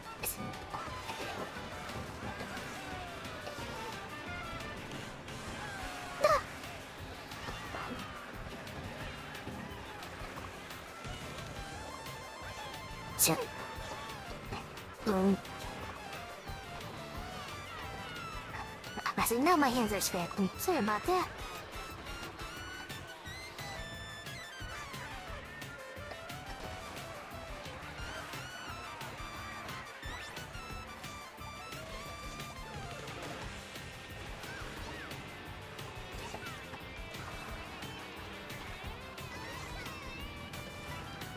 There we go, no. That's the was I have for that. We put numbers. Again.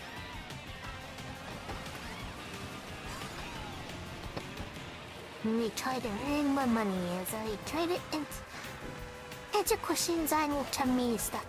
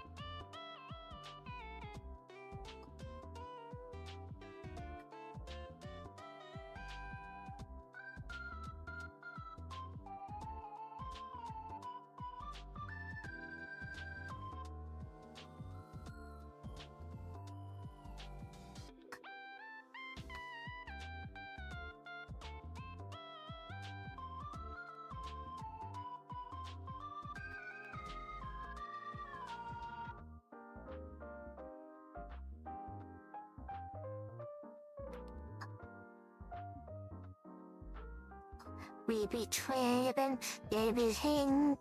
I just make it $2 a trade, $2 a trade. That's all it takes to make my move.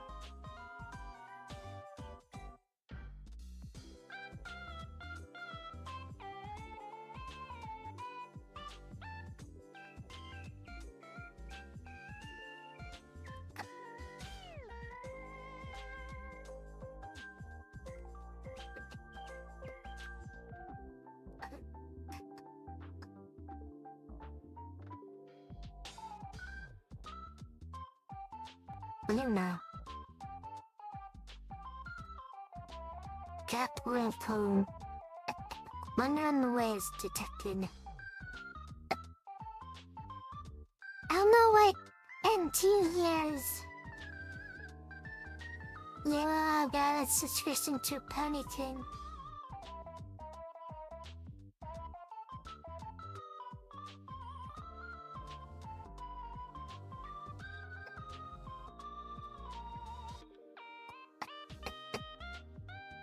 What? No way! It's not for the dominating hyena female penis. No! No! No! Oops. Sorry about that. Sorry about that. Let's keep done something.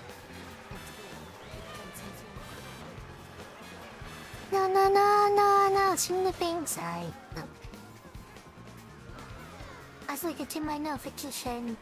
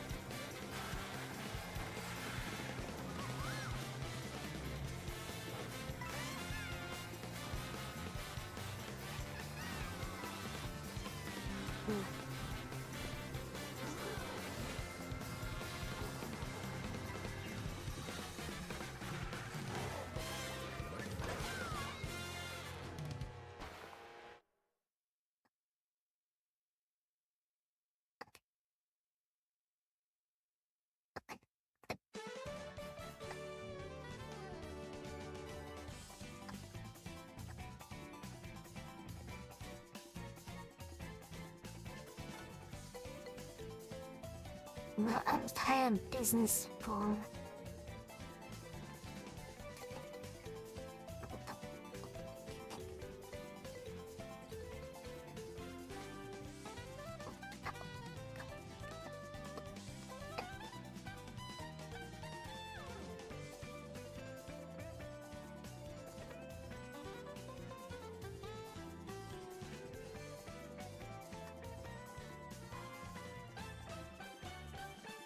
Two hours left of trading.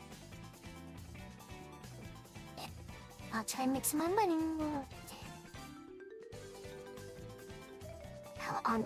Well. Back so soon.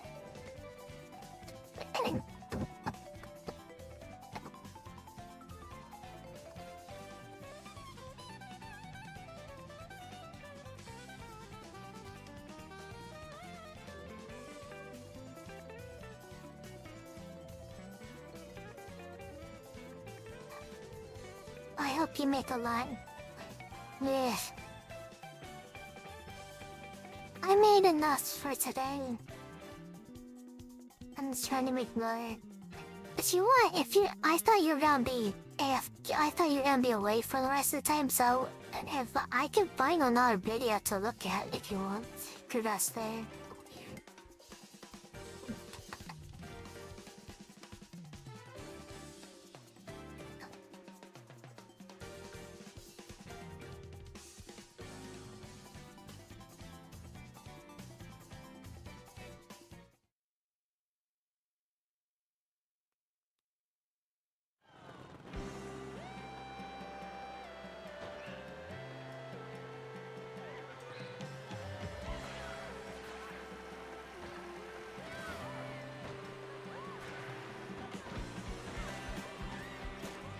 It's okay, Scott. I just came back for it. Oh, thank you for coming back and visiting. Then check up how I'm doing. Yeah, I'm doing good. Is this still working?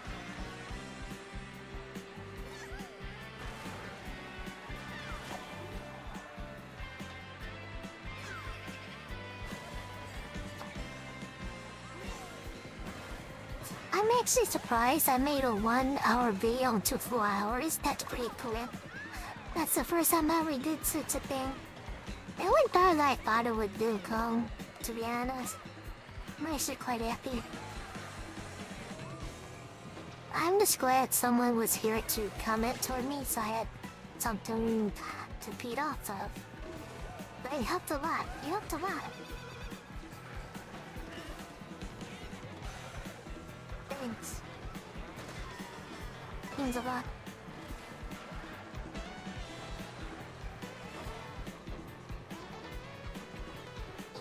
I'm definitely gonna have that segment clipped as a video on my YouTube.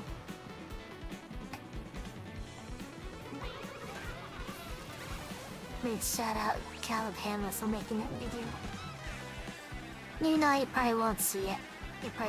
I'm probably just too small to notice, but don't want to. I wouldn't do it anyway. It's nice with you.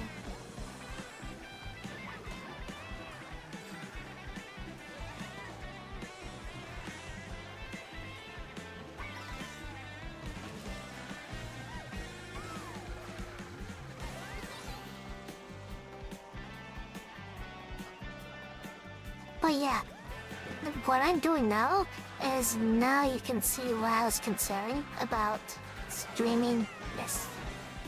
I didn't want to, especially with your curiosity, I didn't want to go totally blank.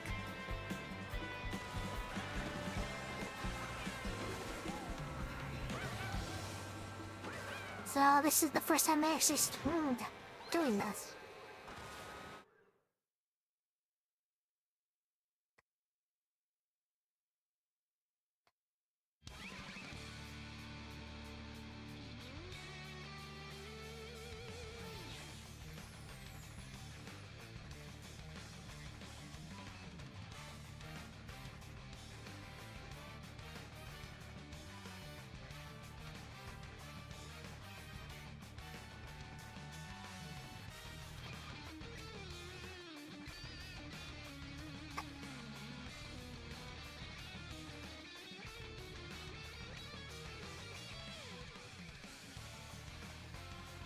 I like how you can see my hand when I am watching my screen just to make sure my model's actually tilted. I know I'm not tilted this time. It's very hard for me to get exact. I'm actually surprised I can get my model facing the camera alone. But it's really neat seeing my hand move instead. Isn't modern technology wonderful?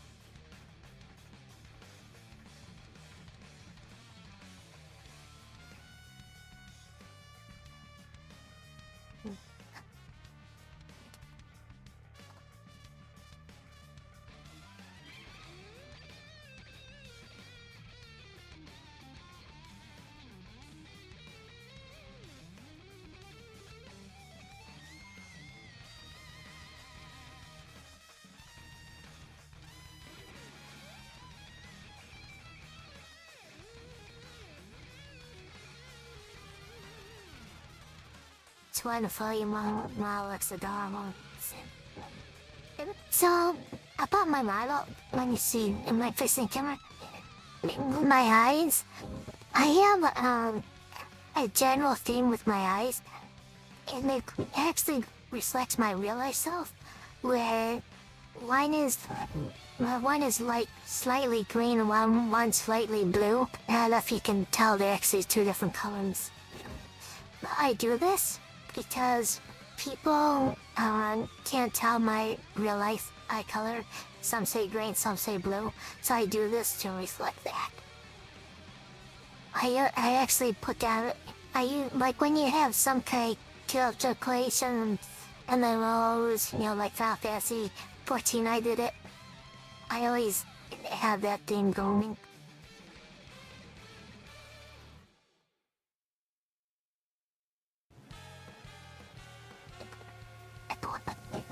But yeah, I do actually have two different color eyes. I always do that.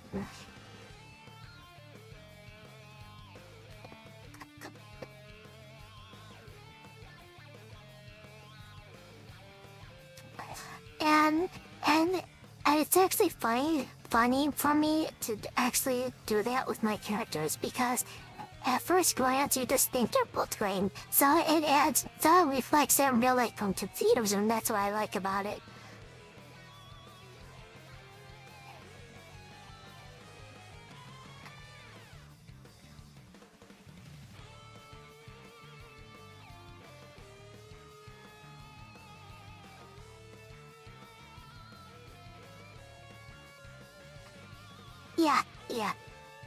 Yeah, that's it. I don't, that's close to the spot, but yeah, that's what it's called.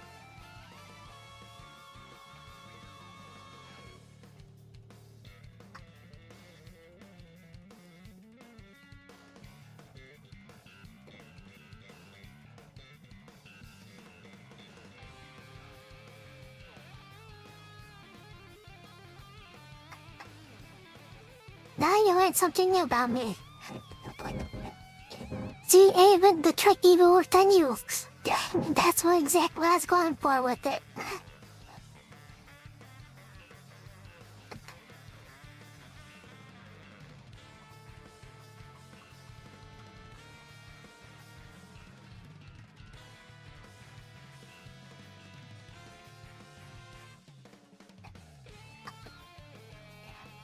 But yeah, that intention is definitely done on purpose. It's time to design.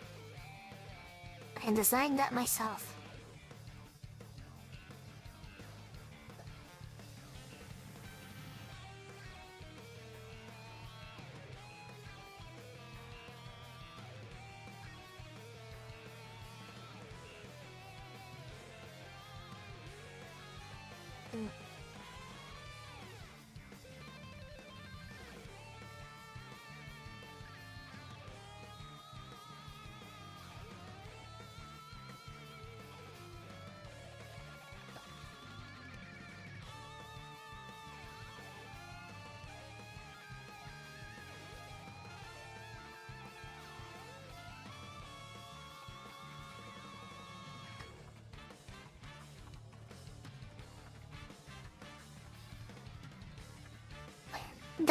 The other thing is, let's see, maybe I should some fancy game.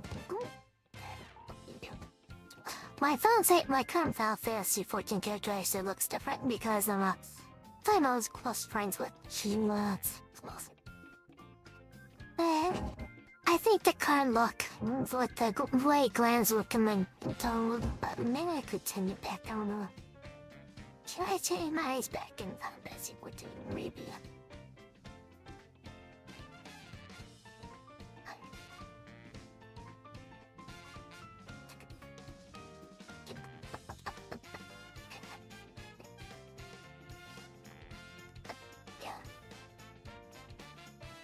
But yeah, basically my point is, my first Final Fantasy character before I changed a little bit, had this eye color. I tend to do that with my posters. I like to reflect myself into them a bit.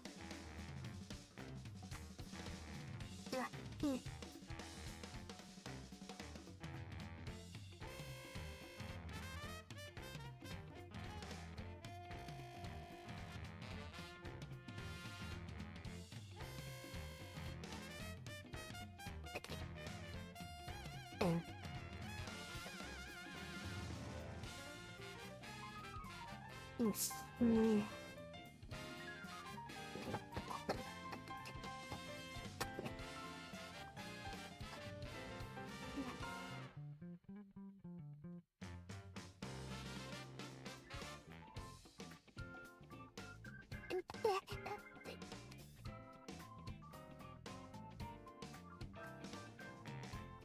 well, I'll check the stockmarket. Yeah, the story's better. Never heard of this alone. Furious.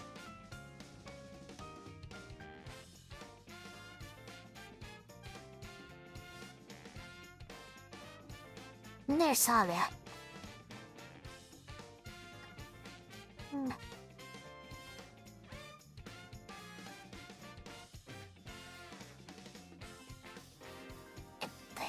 Really? I actually never sung that side.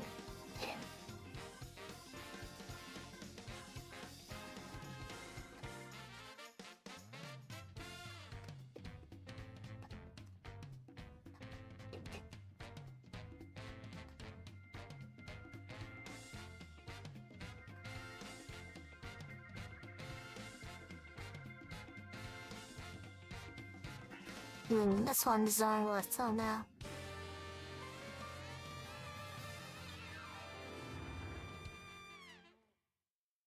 Why isn't that filling? Give me my credits. No necklace. They want to now sell for one.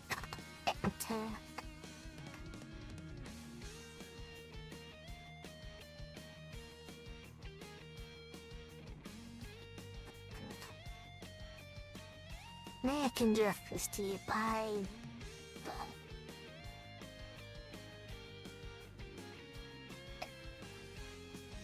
Because I definitely need to upset that sale price.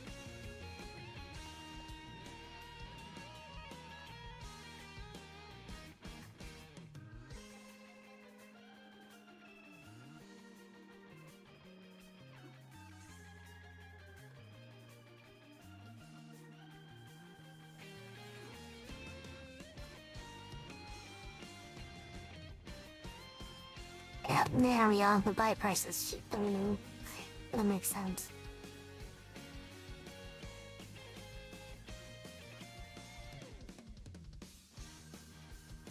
Level try 59 and you start it out.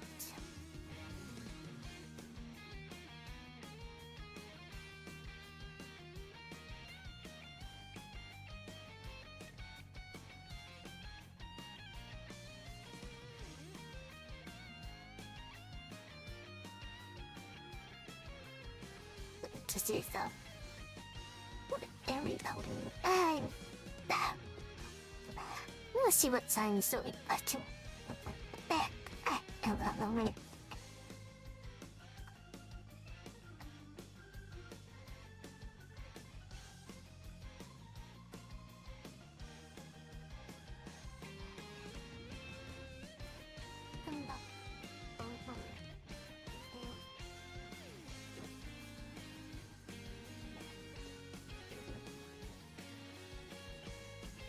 So, Say is watching meme videos or something earlier. Let's see. Let's skip purchase rate and...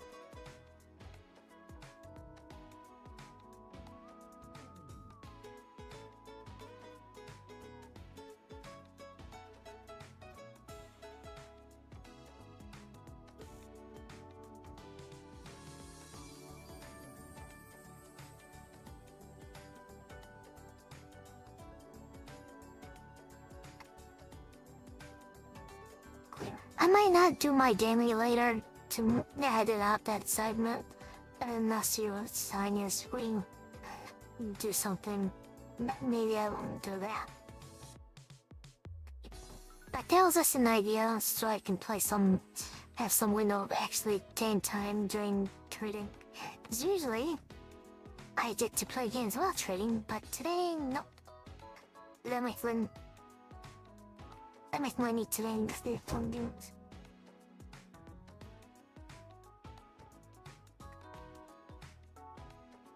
The reason I have my account bulb is just in case this stopped working, I can just go to it. So I just want to make sure it's working to play.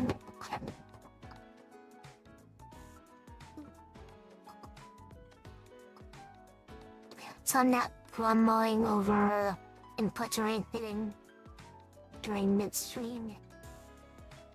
Make sure it works at the start of things.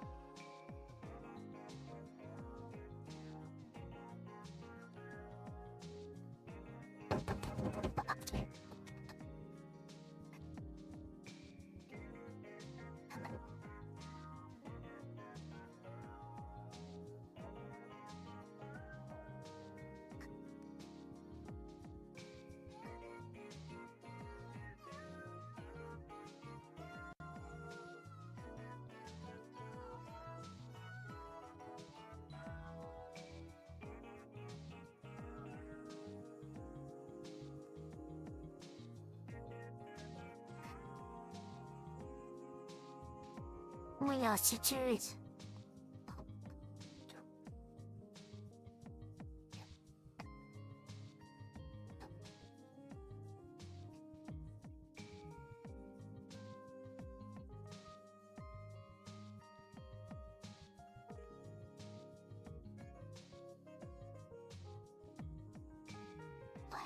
I think it works just a cause reaction with some the React commentary training games. Yeah.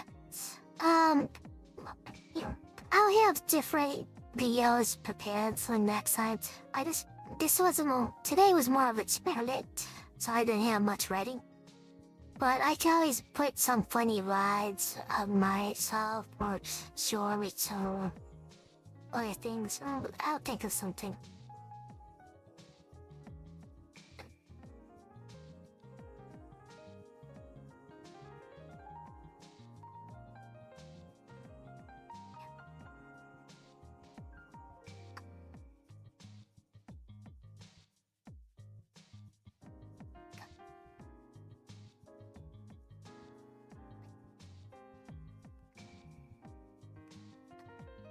There is actually I'm pretty sure most people find this guy actually really dry. Kind of like that commentary that we watch when it's pretty much less than that. So if I add my own flavor to it, maybe I can use my class to outreach more people to teach them things like you. If it's just you, one more person, it's more bad. That's what I want to do. I wanna find a way to employ people at the economy in general, so they know how to budget. Like Cal's doing with his own platform, like teaching people how to budget, doing the finance audit with people. I want these people to think, rather than trying to guide them to their personal budget. You know I'm willing to do that too. Someone comes up to me and be like, hey, do you do the Cal thing? Can you do the Cal thing? I'm like, yeah, I can do that.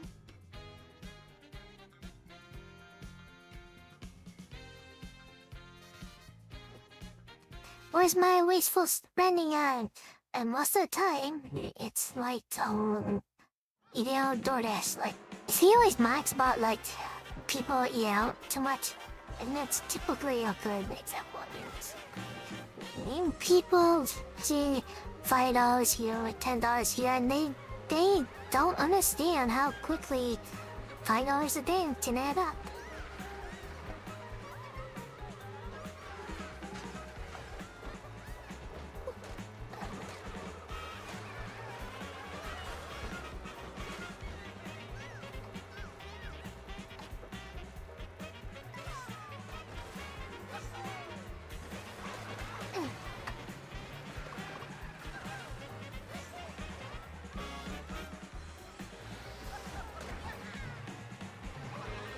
What I'm doing here with my trading, I'm actually the complete reverse of that.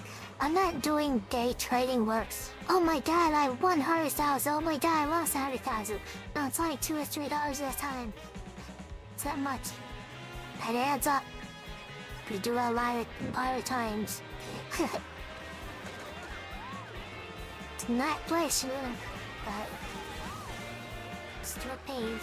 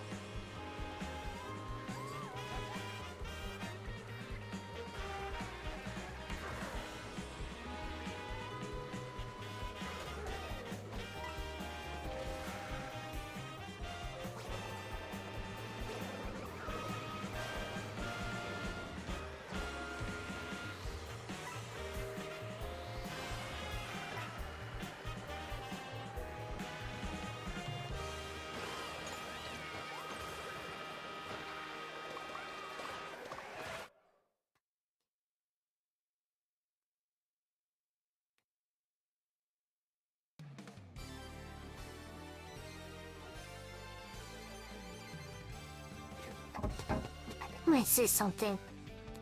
Like I can go to my phone, like I can hear a beeping top. No, when I think it's so. Like probably if I put my phone up, it'll probably say over 100 notifications. What did I didn't vibrating.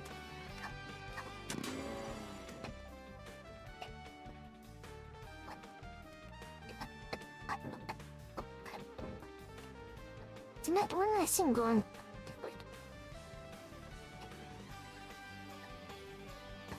I buried. Ooh.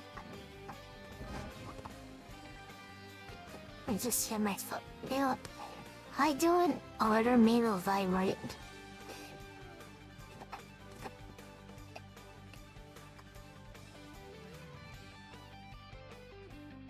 Vibrate long enough, though. That's the question.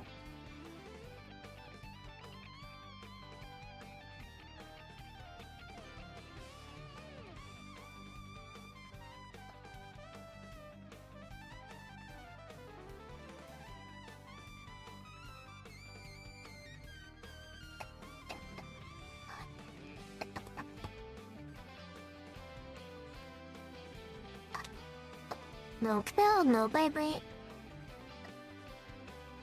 Okay, vibrate.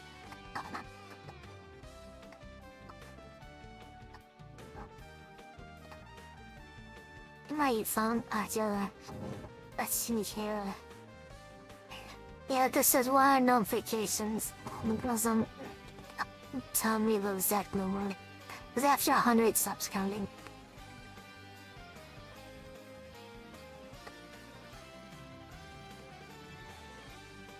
Okay, going FK, have a great, you too. Next, have a great day and whatever you do, work or whatever, try to have fun there.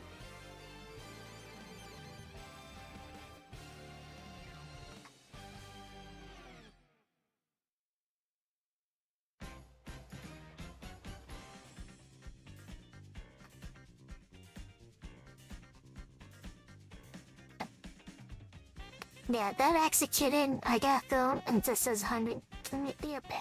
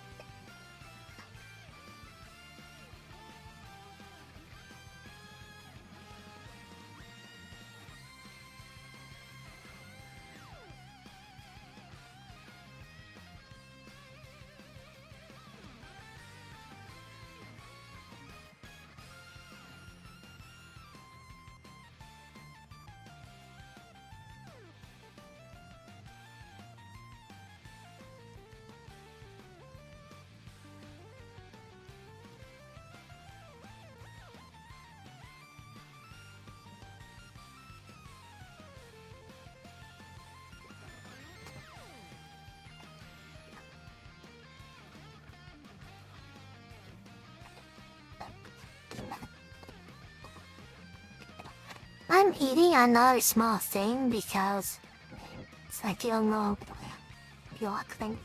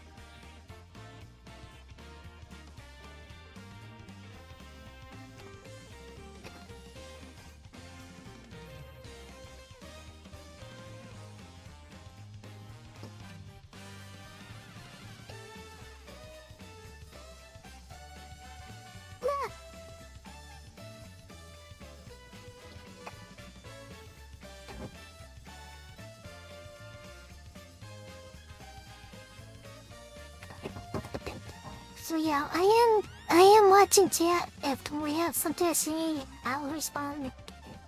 But I've been talking to our one friend here. Well, presiding about economics today. To my tree.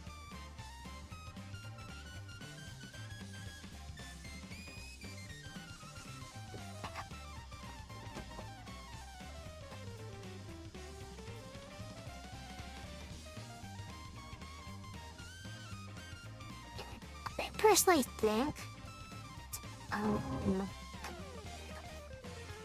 think, this is for me.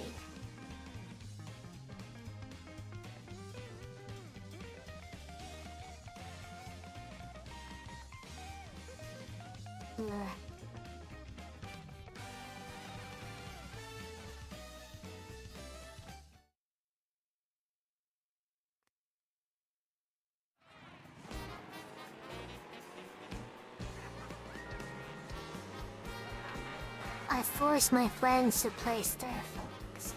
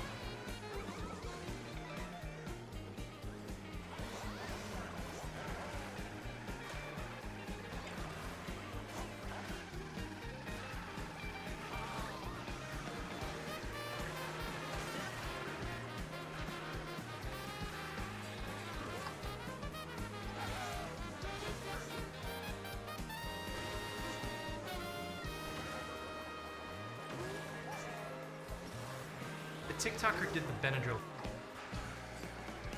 Another thing I want to spread information about is like not doing stuff like this. Yeah, we'll do another sword here.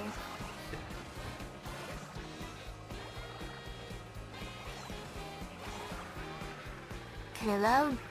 No. Let's see, refreshing news. The TikToker did the Benadryl challenge. She's now not alive. What happened? Benadryl, diphenhydramine, is one of the worst medicines that you can take, which means a lot of people are going to be taking it. But why is it the worst? It's a dirty medicine, meaning that it does a lot of different things, so it causes a lot of side effects. It's supposed to be an allergy medicine, and it does that, but it also makes you sleepy. So it's sold as a sleep medicine, one that can cause dementia, one that some parents give to their kids when they want some peace and quiet. Don't do that, that's considered poisoning your kids. Speaking of poison, diphenhydramine is also an anticholinergic. A cholinergic promotes rest and digest, so an anticholinergic blocks rest and digest. This is where it gets messy. Isn't Benadryl supposed to be a sleep medicine? How would it block rest and digest? This is where the Benadryl challenge comes in. We've sequenced the entire human genome, so we know the biological structures in our brain, what they look like, how they're shaped, and what they do. In really large amounts, Benadryl prevents normal sleep-wake function in the brain because part of its chemical molecule is the same as the normal brain chemical that the body naturally makes for normalizing that same sleep-wake function. You mess with this part of the brain by providing this similar looking but ultimately different chemical Benadryl, and then you see the Hat Man. You lose your mind. You increase your risk of dementia, and then you get seizures, which is what happened to the TikToker who passed away. Except there's one final thing, because people don't die from seizures alone. Benadryl, in its dirty ways, also blocks electrical activity in the heart. This can force the heart into an abnormal rhythm where it shakes in place and blood can't be pumped anywhere. Now the brain is starved of oxygen because blood isn't pumping, and then you have seconds before it's over. And that's what it did to this young teenage girl. You can try to fix it in the hospital, but if there's way too much Benadryl floating around in the body, it'll just keep throwing off the heart until it's over. So if you don't need to put it in your body, don't put it in your body. I'm saddened to see that this is in the news again because I covered it in 2020 when it happened in the same place. The TikToker did the Benadryl challenge. She's now... So, I like the closing statement of that. If you don't need to play it right, don't put it. Don't take more than what you need, because if you're just taking something just for the fun of it or just in case or whatever, it can lead to unintended side effects. I hate taking medicine, generally speaking, but they tell me take something because I have to. I don't do it. It's the reason why I was aggressively losing weight at one point, because they're like, you need blood pressure medicine and cholesterol medicine. I'm like, oh hell no, I'm just losing weight. No, I'm not taking medicine. I was like, oh hell no.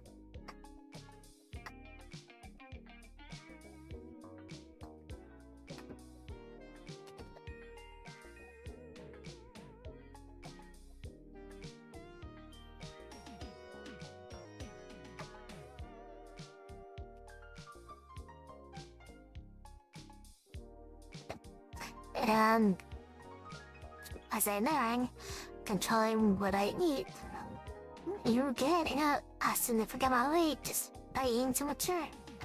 It's good to string around. You'll be fine.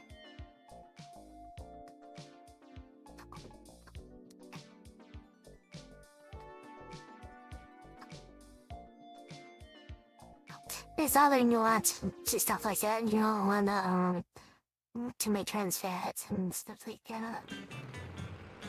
But sugar is definitely a human thing. Because people underestimate the impact of sugar, I think.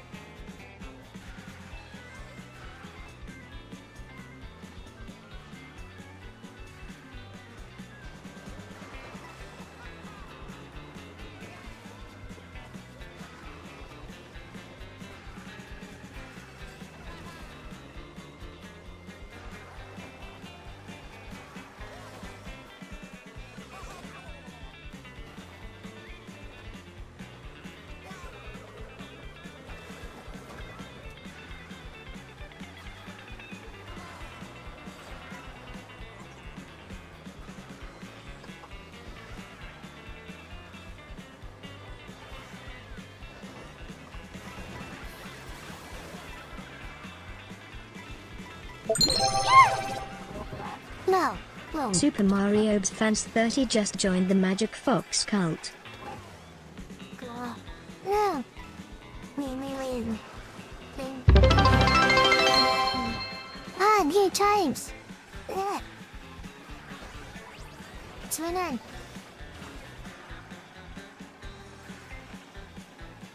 We reached our goal of 190. That's what that chime was.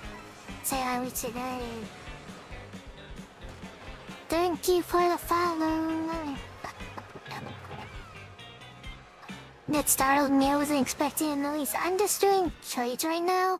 And earlier we just watched a video about economic issue.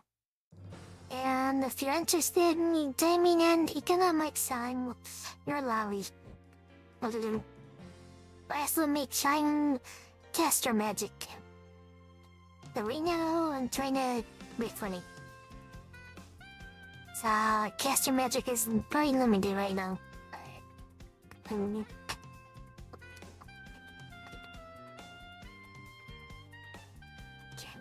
Unfortunately, I wasn't very prepared today because today was more of an experiment.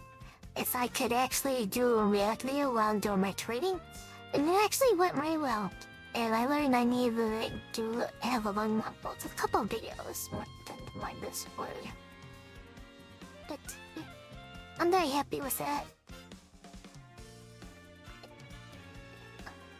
But if you have a question, you want me to put it down, I'll do it. For sure.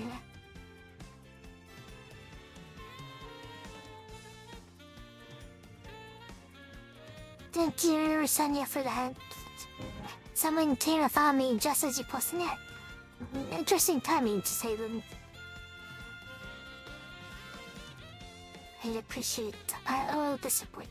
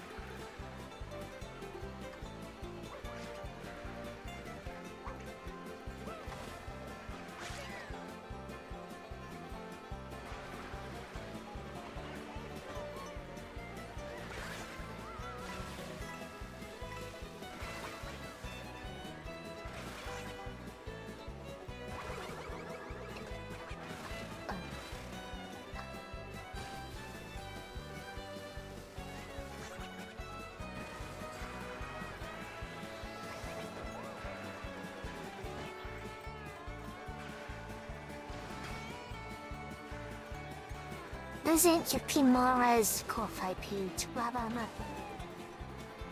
Then thank you for the bot support. With the jump out.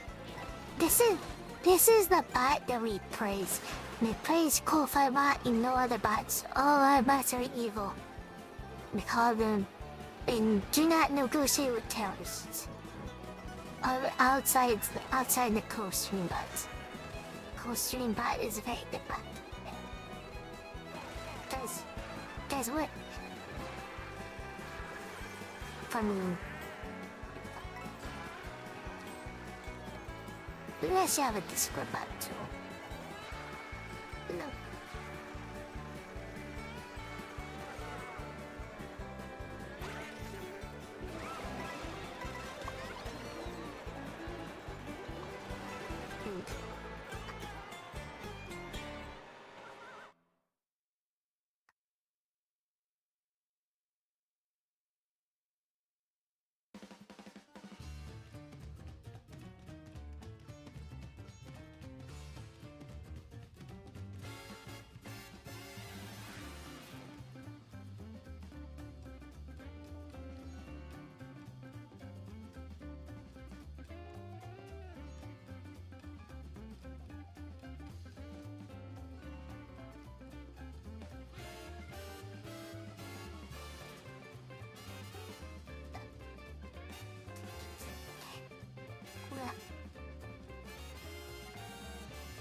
thought it still. That one's been stubborn.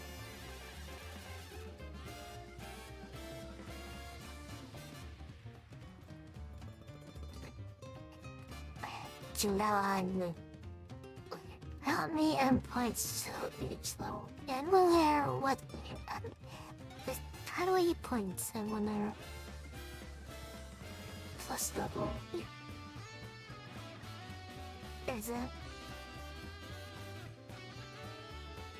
How is it even?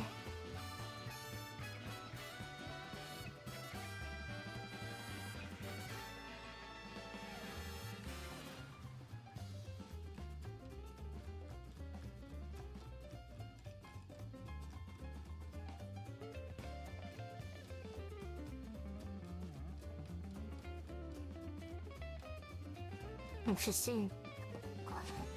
So I need to be very popular to get more revenue share. The other rates. Well, I mean, for you people to separate fighters, I suppose. In the meantime, I do that my trading.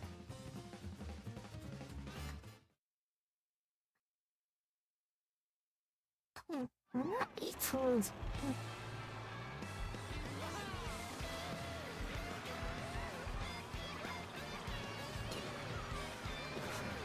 Yeah.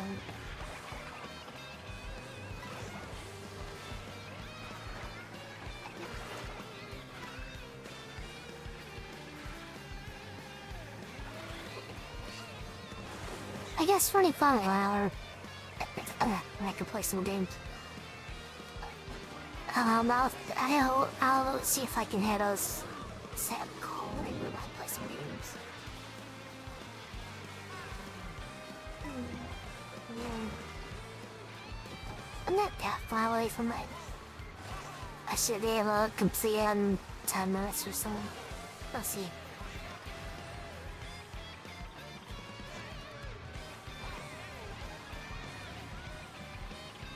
It all depends on the market though. I do not control it. But it's very likely I can hit this in the next 7 minutes. And I could play some games with you all.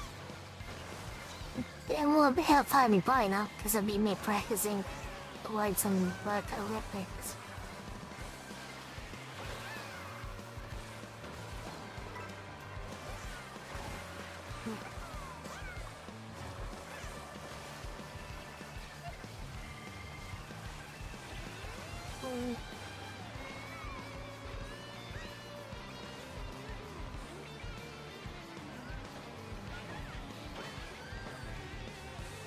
Damn it. Run through.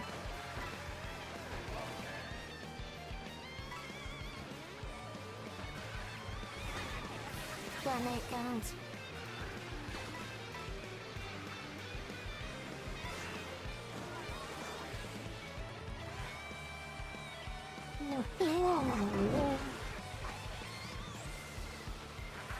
That trade stinks. Maybe I'll take 15 minutes. I'll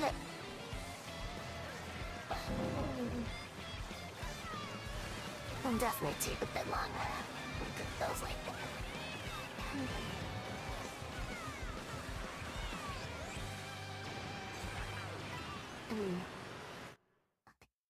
I mean, I can start this quest.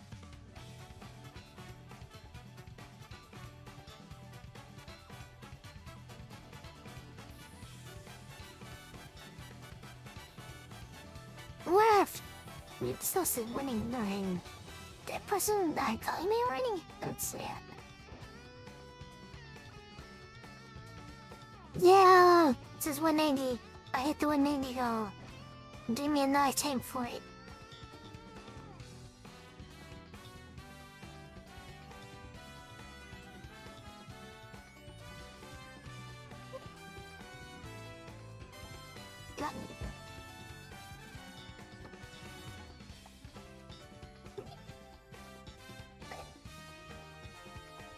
living room.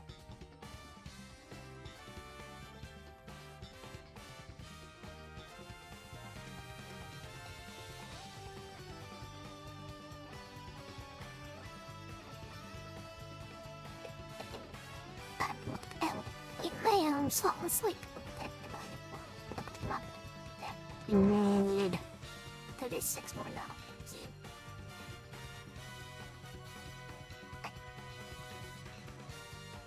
Got 6 more tweets.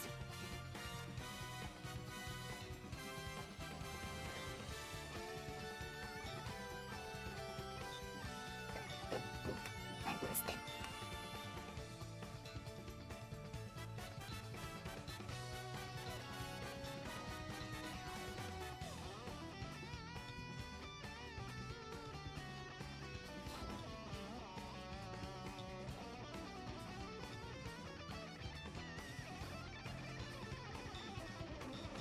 I mean, take off for 60 tweets to fill it faster, or do I wait? Yeah, seems so 85. I don't think I want to pay mine up with the tongue. Nah, it's me, Tim. Well,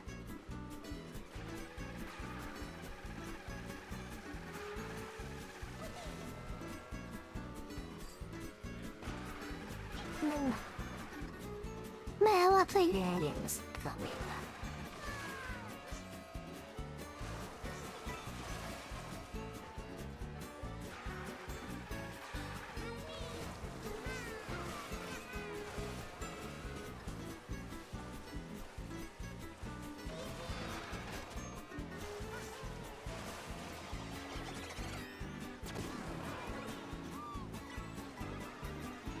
Okay, since it's me, so I'm gonna Toka for a second.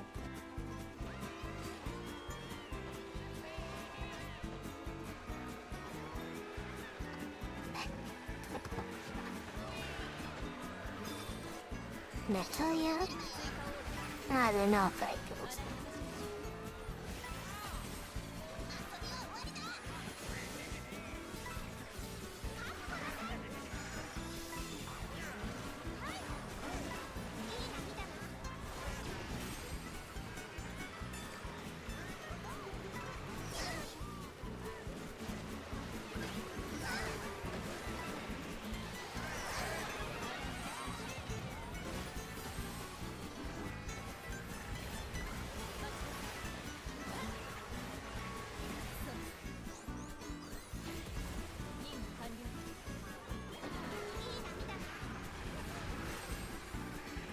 So...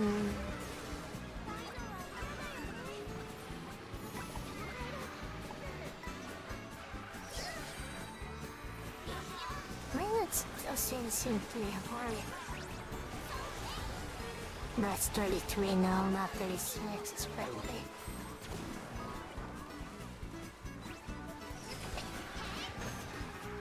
It's definitely gonna take a bit longer than that. See, now we can predict the stack wickets. Needs to be rational, not ready to meet something. Cannot predict stack wicket. Stack market will cheer you up and spit you out.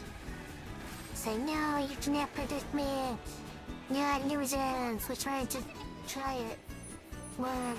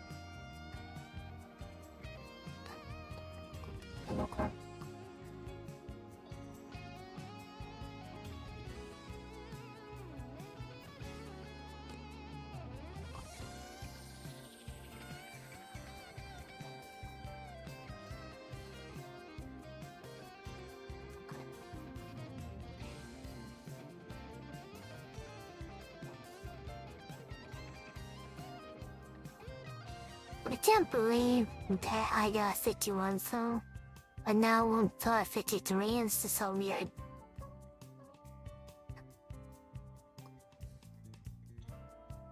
No.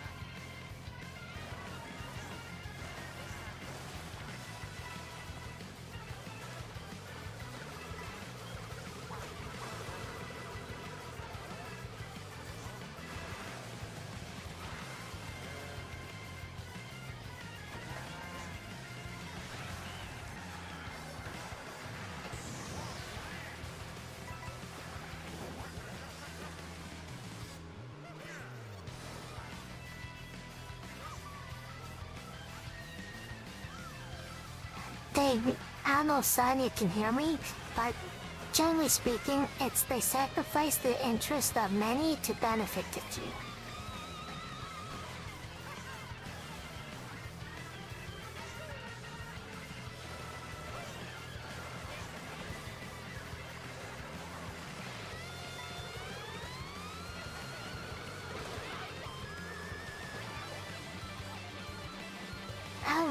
I'll check this later. Well, to general dudes. Oh, okay.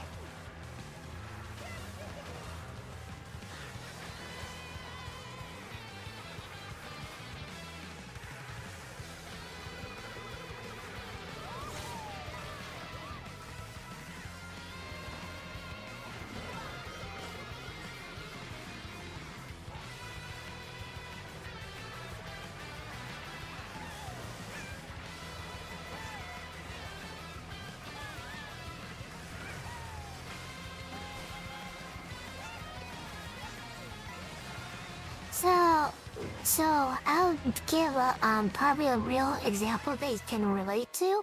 So this goes in something earlier I said. So with internet service providers, typically you might only have one choice. Maybe you have two or three if you're lucky. But generally speaking, you don't have more than 3 different choices of service. Like I think I can pick between Comcast, AT&T, and Wide Open West. Those are the 3 ISPs I get to pick from. But like, I went to Verizon because they had low ping and stuff like that. It was fiber directly to your house. And they flat out said, no, Verizon can't service your area because they have an agreement with AT&T that AT&T services your area. So, what they do, these companies with all the money, they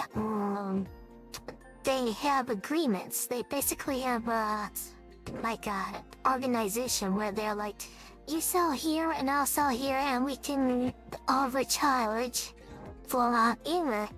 We can overcharge for internet because there's no competition. We fix the competition.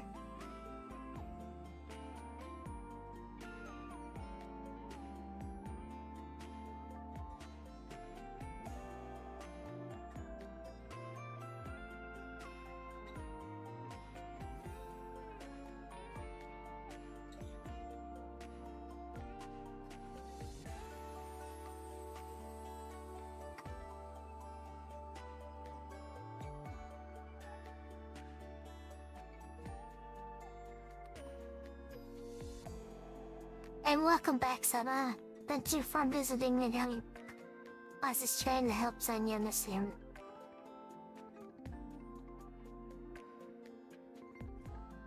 Let me Sonia. I knew I was ready to meet me to go.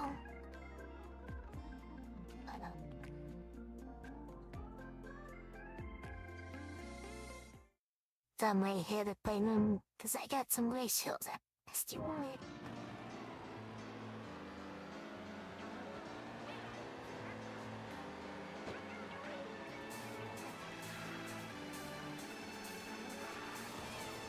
I can't get you out of my head.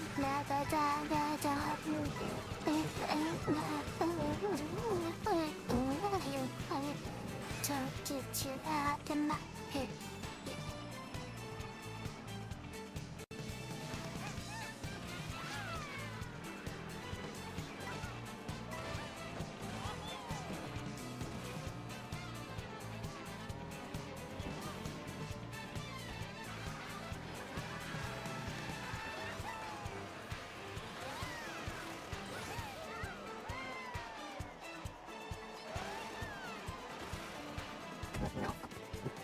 Let's see if that was nasty.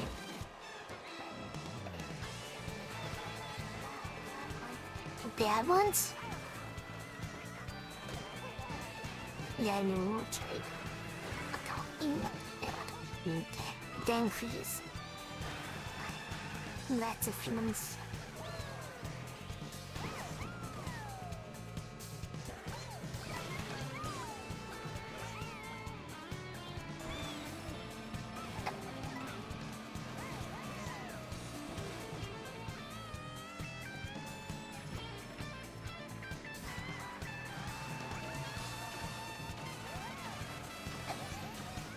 Since it is a price shop, we'll try a little lower.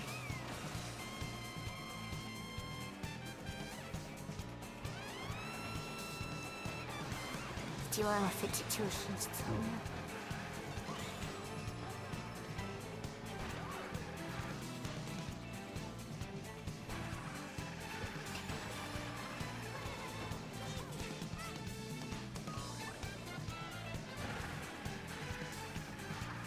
The voice in your head says, spread love and joy to everyone.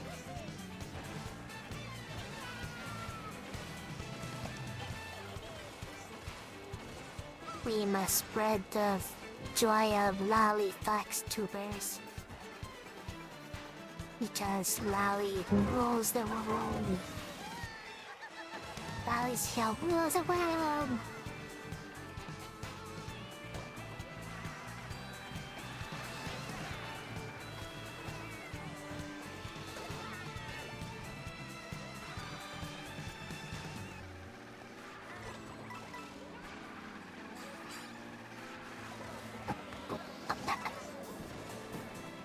This does not work so. I tried in 53. When 51 was working a bit ago.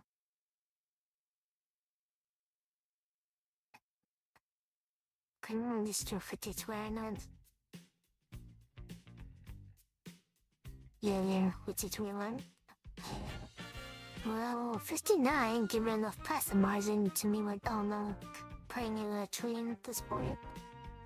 Just saying.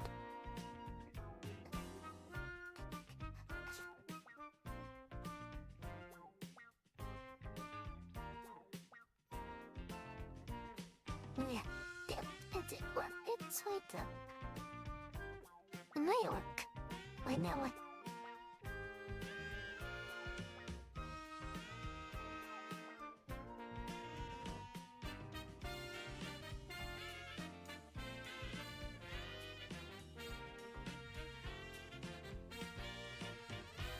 King's hanging in my tree because they're the right little person.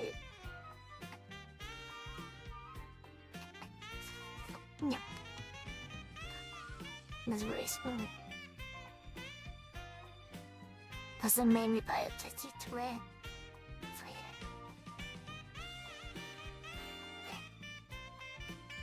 I had 53 and some 50 sounds right tiny. It's close.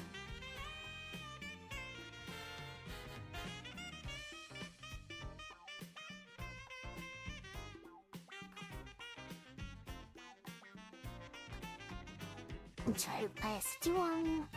And now let's me buy a 51. Should have done that a bit earlier.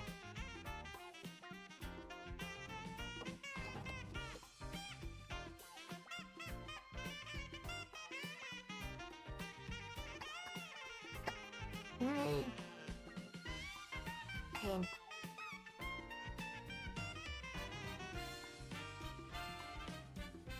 We did enough profit on this trade this week, last one. Now go adjustment token.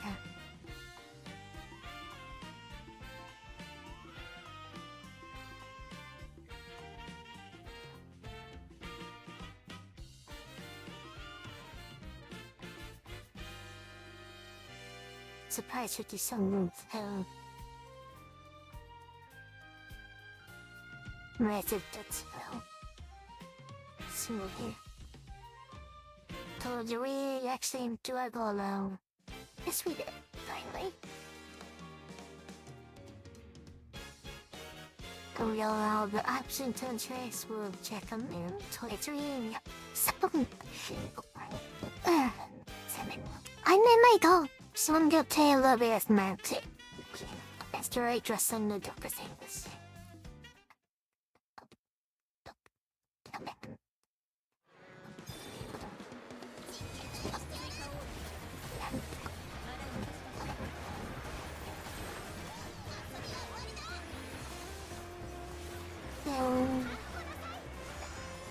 The one I wanted. Cool.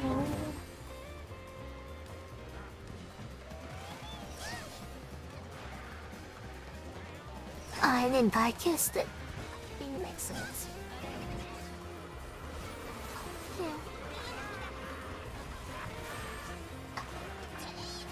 Yeah. Yeah.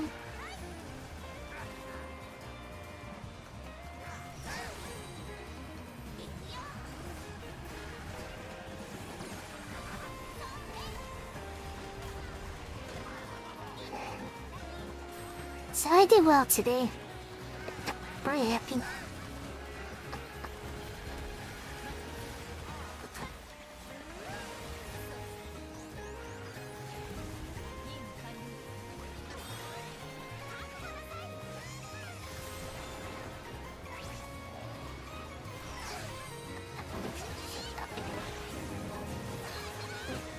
Hmm, 60 kilo because.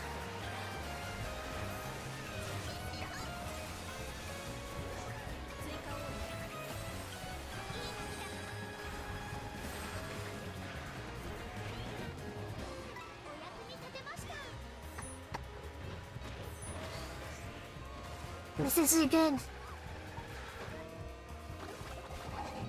Mess me out.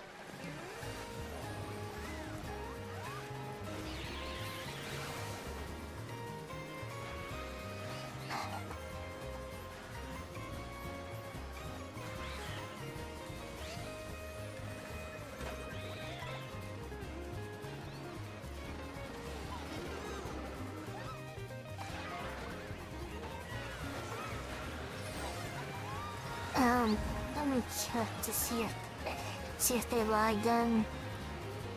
I did ask though. Let's see. They only wonder.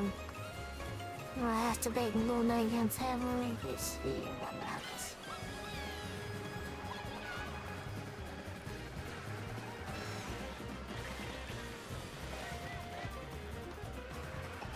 Sonia! Mommy! Barnett!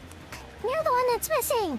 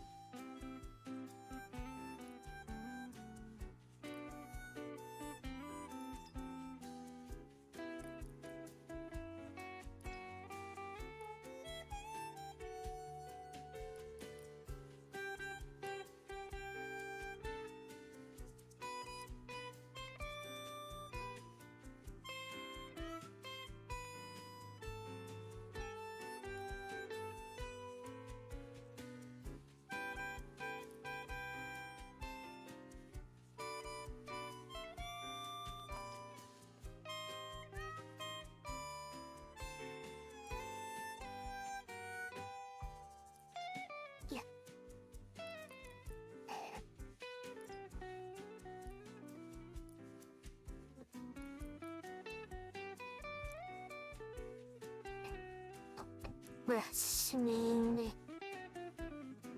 Now they clearly stand up to one more time.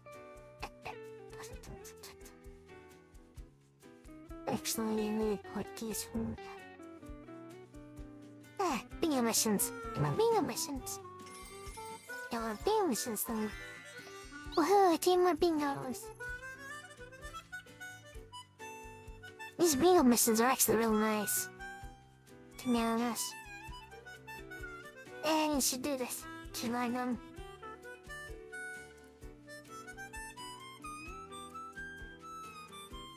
Oh, I forgot to exchange these coins. Okay, so in the Doko, they have like a rating system thing. So you get bonus for your rank or whatever, and I get my bonus so I get to trade them in. So we go here. You want books? I really want books. The books are right there. So we'll do the books, then we do the keys.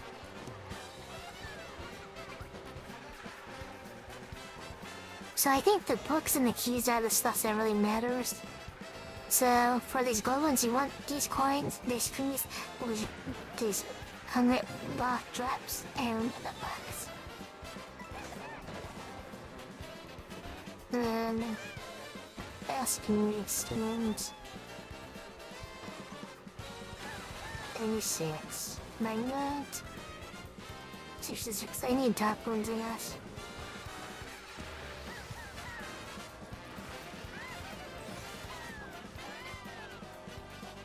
Use some. Well, I haven't used Floor Scroll, but I think I meant to. Collect personally. Yeah. But I'm present, probably. I want to prism. I think prisms are universal.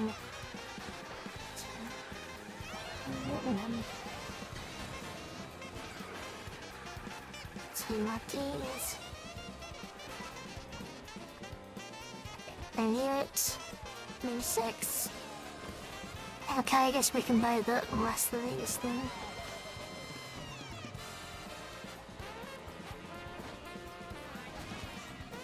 Six.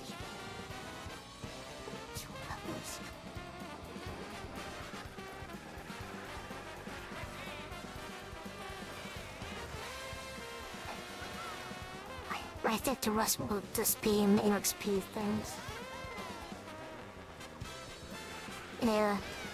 I don't care about anything else here. These don't matter, so it's... So we got extra 1 million to... Wow, that's actually useful. A million XP. Cool.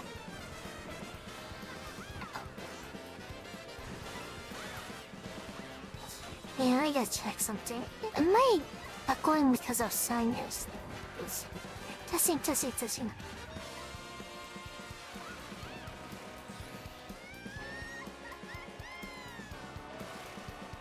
Yeah.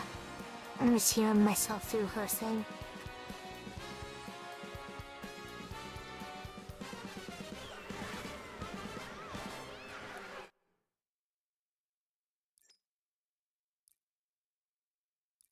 So we're exchanging for these souvenirs. Do I really need these? I mean, do we have any squirrel to bring that? I'll buy those from...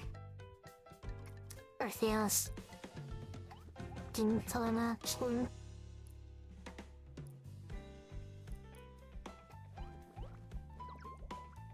So you want to battle the chorus first? Because there's a lot of them there.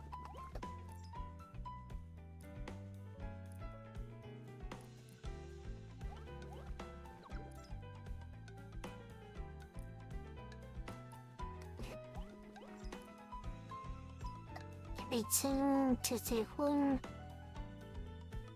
Yeah. His books here. Definite books.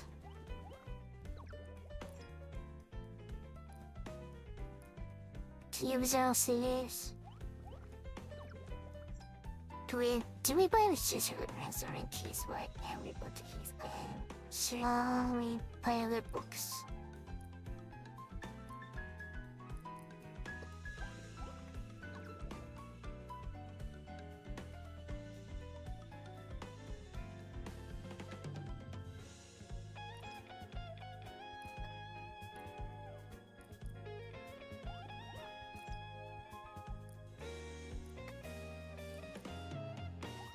So I can do some blue arms. So that he doesn't.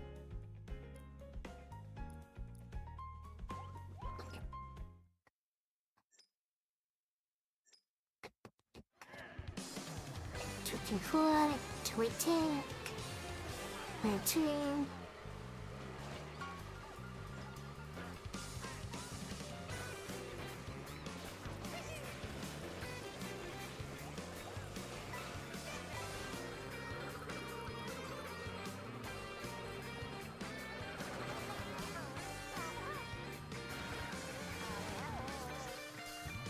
What's the rest of these? 59.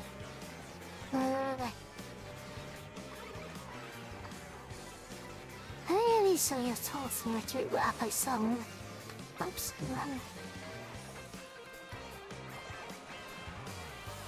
I saw these.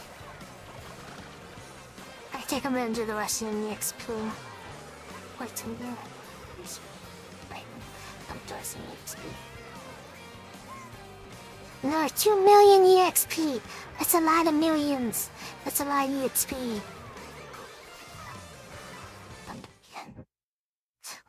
We buy the EXP because EXP is valuable.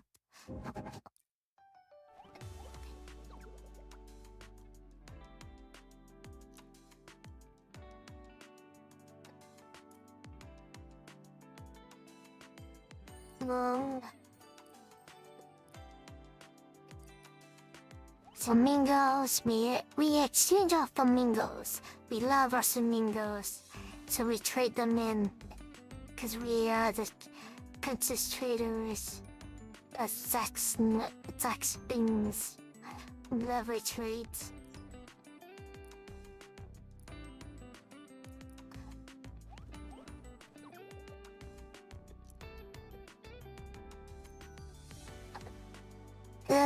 Gems. We wanna gems. Yes. Memory tickets. I love our gems and magical tickets.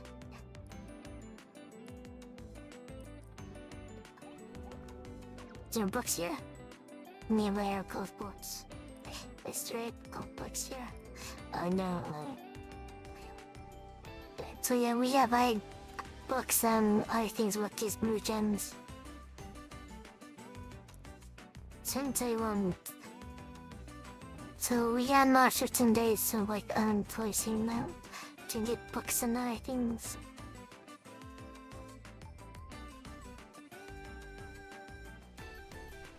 Now we select oh no, we lost it. We lost the 20, huh? We tried out this person with the 20. Yeah, to real give them support. We didn't pass a different 20. We have seen us pass a different 20. So that's the same person. They're a different 20 actually pass.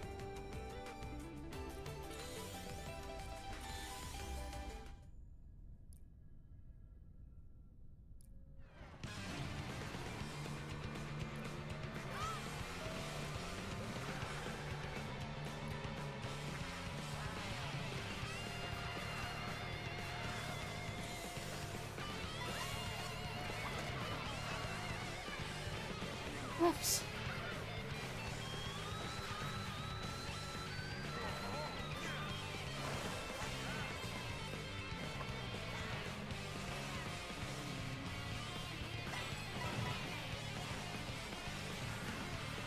teacher followed us around them and they learn well to help clear this, I think. Yeah.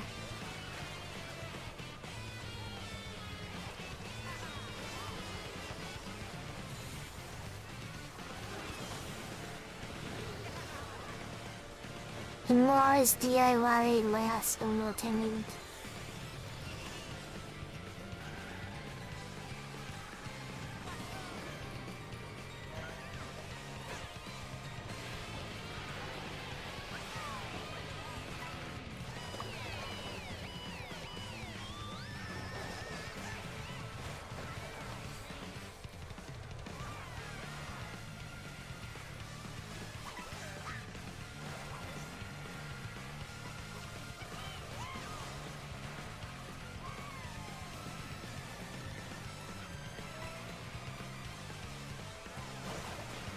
Damn, no. There's no way, what's this one down here? Oh, this mates can grab it in. Man.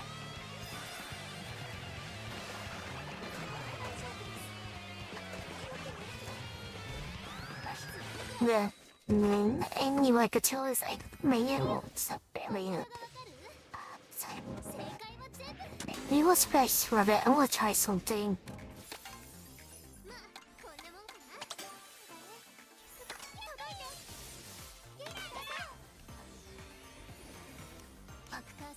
Swarms. Oh.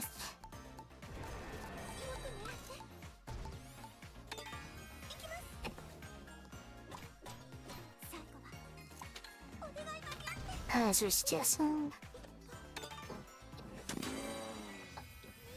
yeah.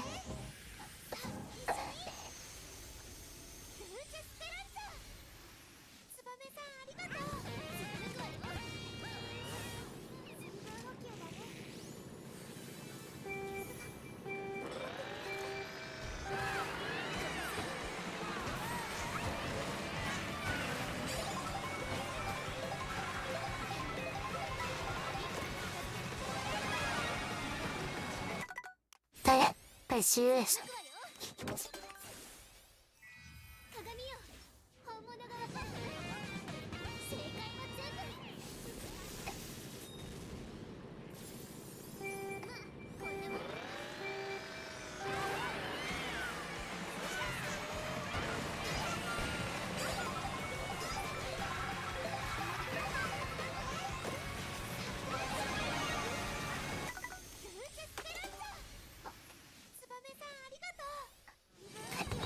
I'm still trying to get ages of hitting that dress button without turning to do the tone.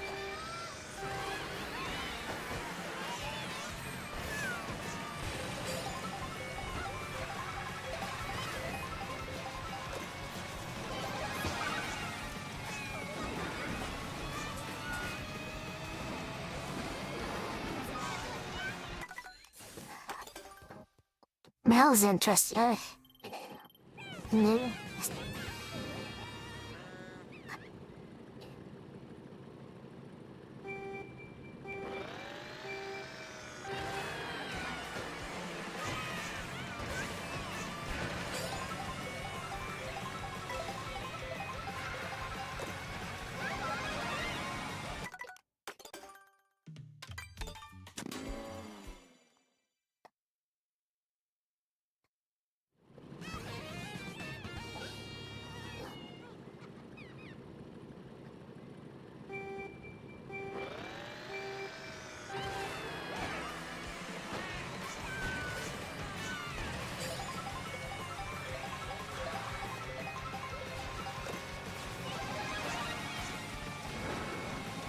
Dude.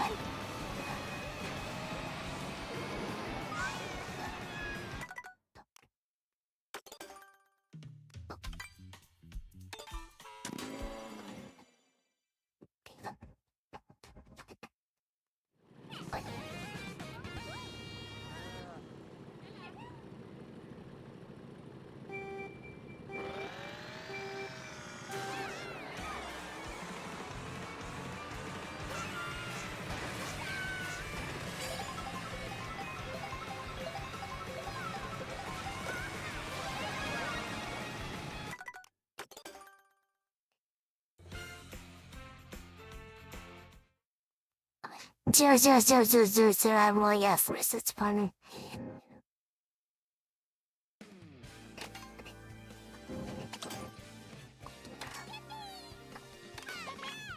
I didn't know there was a team.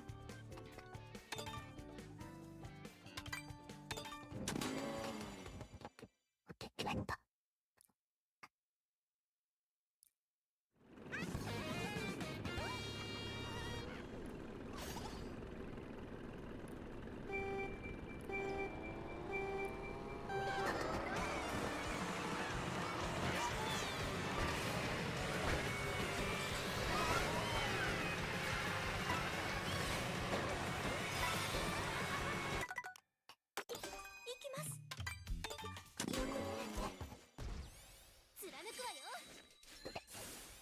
I see.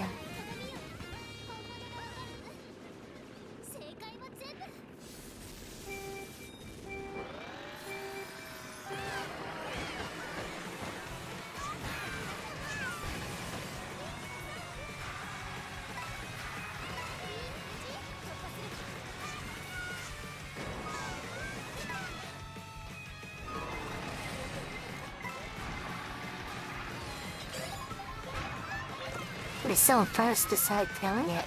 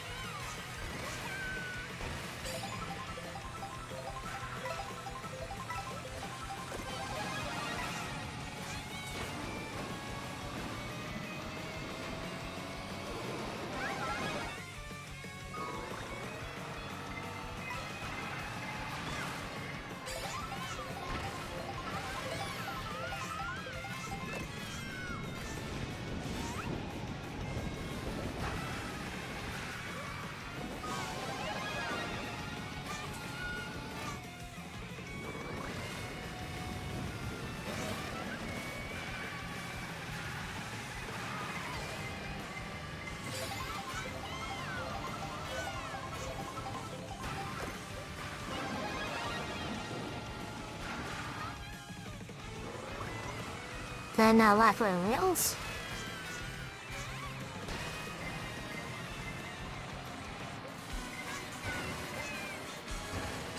Sure.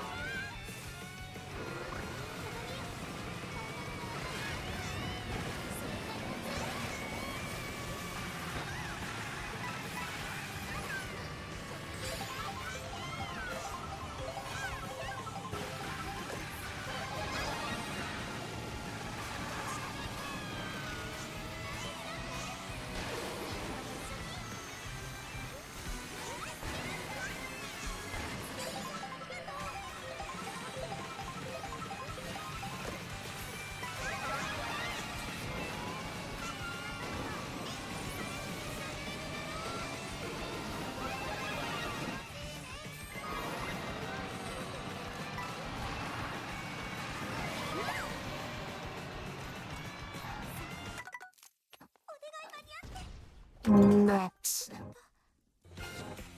The other way is 0 points. Everyone gets first! Woohoo!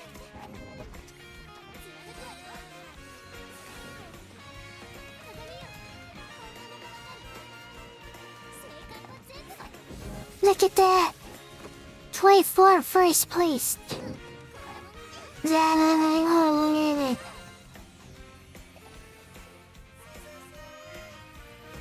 Real name, what?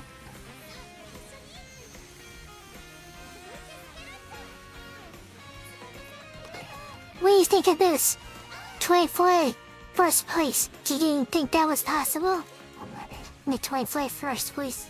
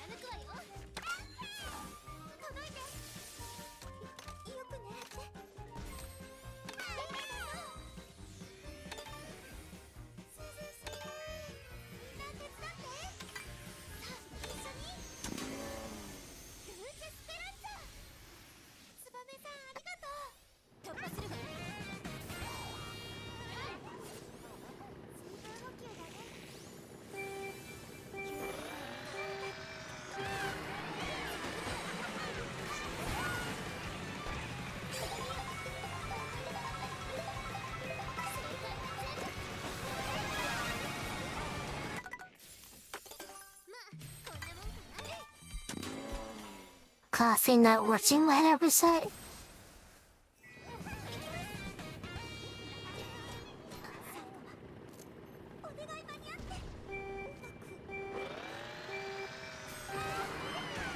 I still don't get why you call it coffee. It's called fire.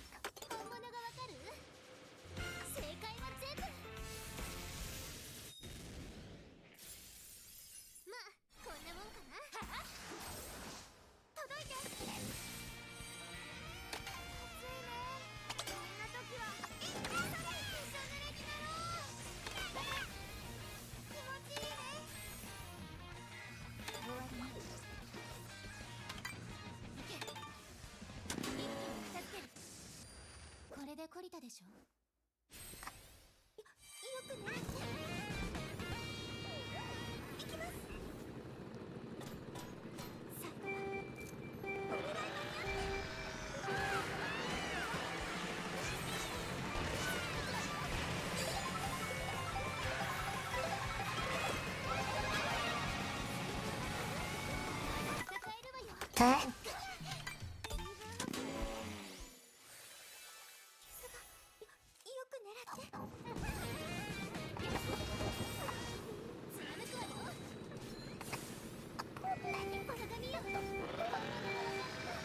Yeah.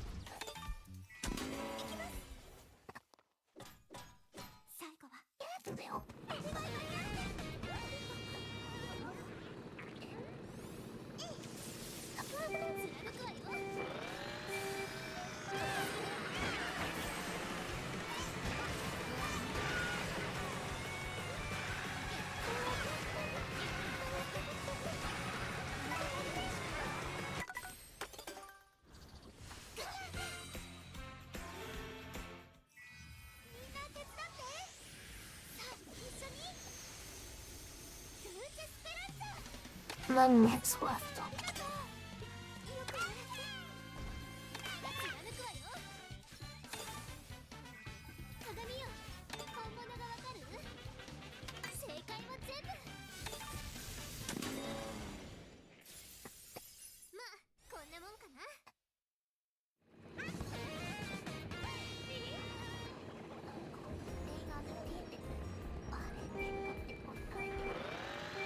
My copy for signing.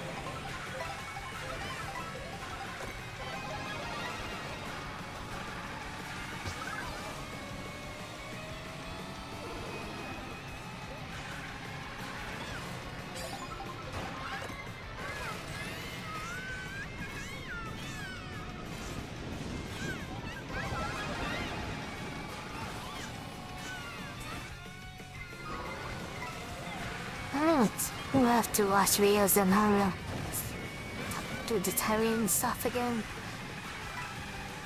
I'm not doing that all.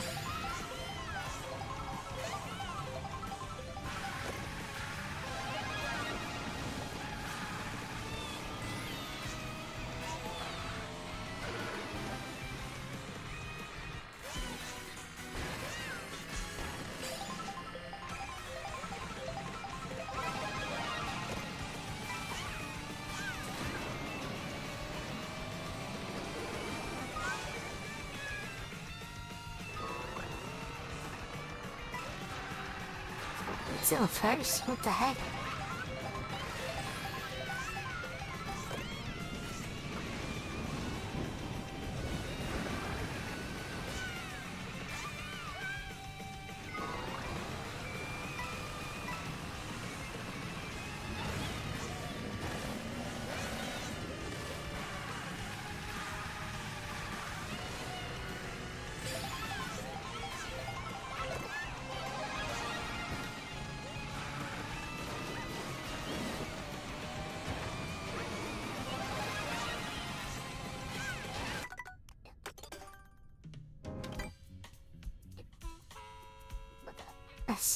Okay, I remembered you guys out. Thank you for coming for my experiment. I think it went well, now I'll be doing mine about revision.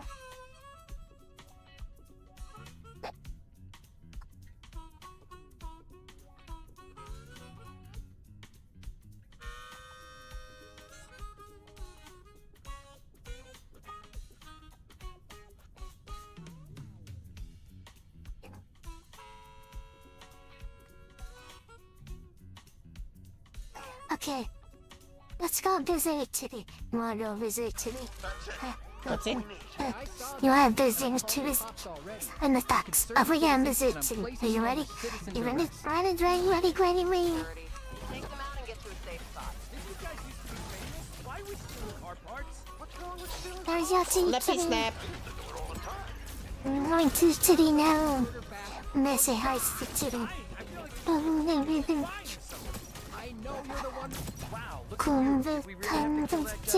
Yeah.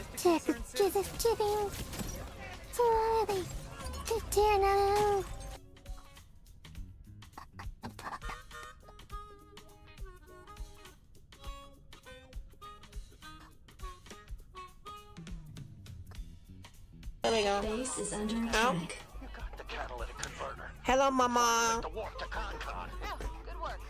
We'll swing down and grab you in the RV, okay? Nice. Welcome everyone from Momo's team. I am Lily. I'm a cute cat-shaped eldritch being. Welcome to my stream. We are playing Hyrule Life 2. You know, having silly fun and whatnot. Feel free to follow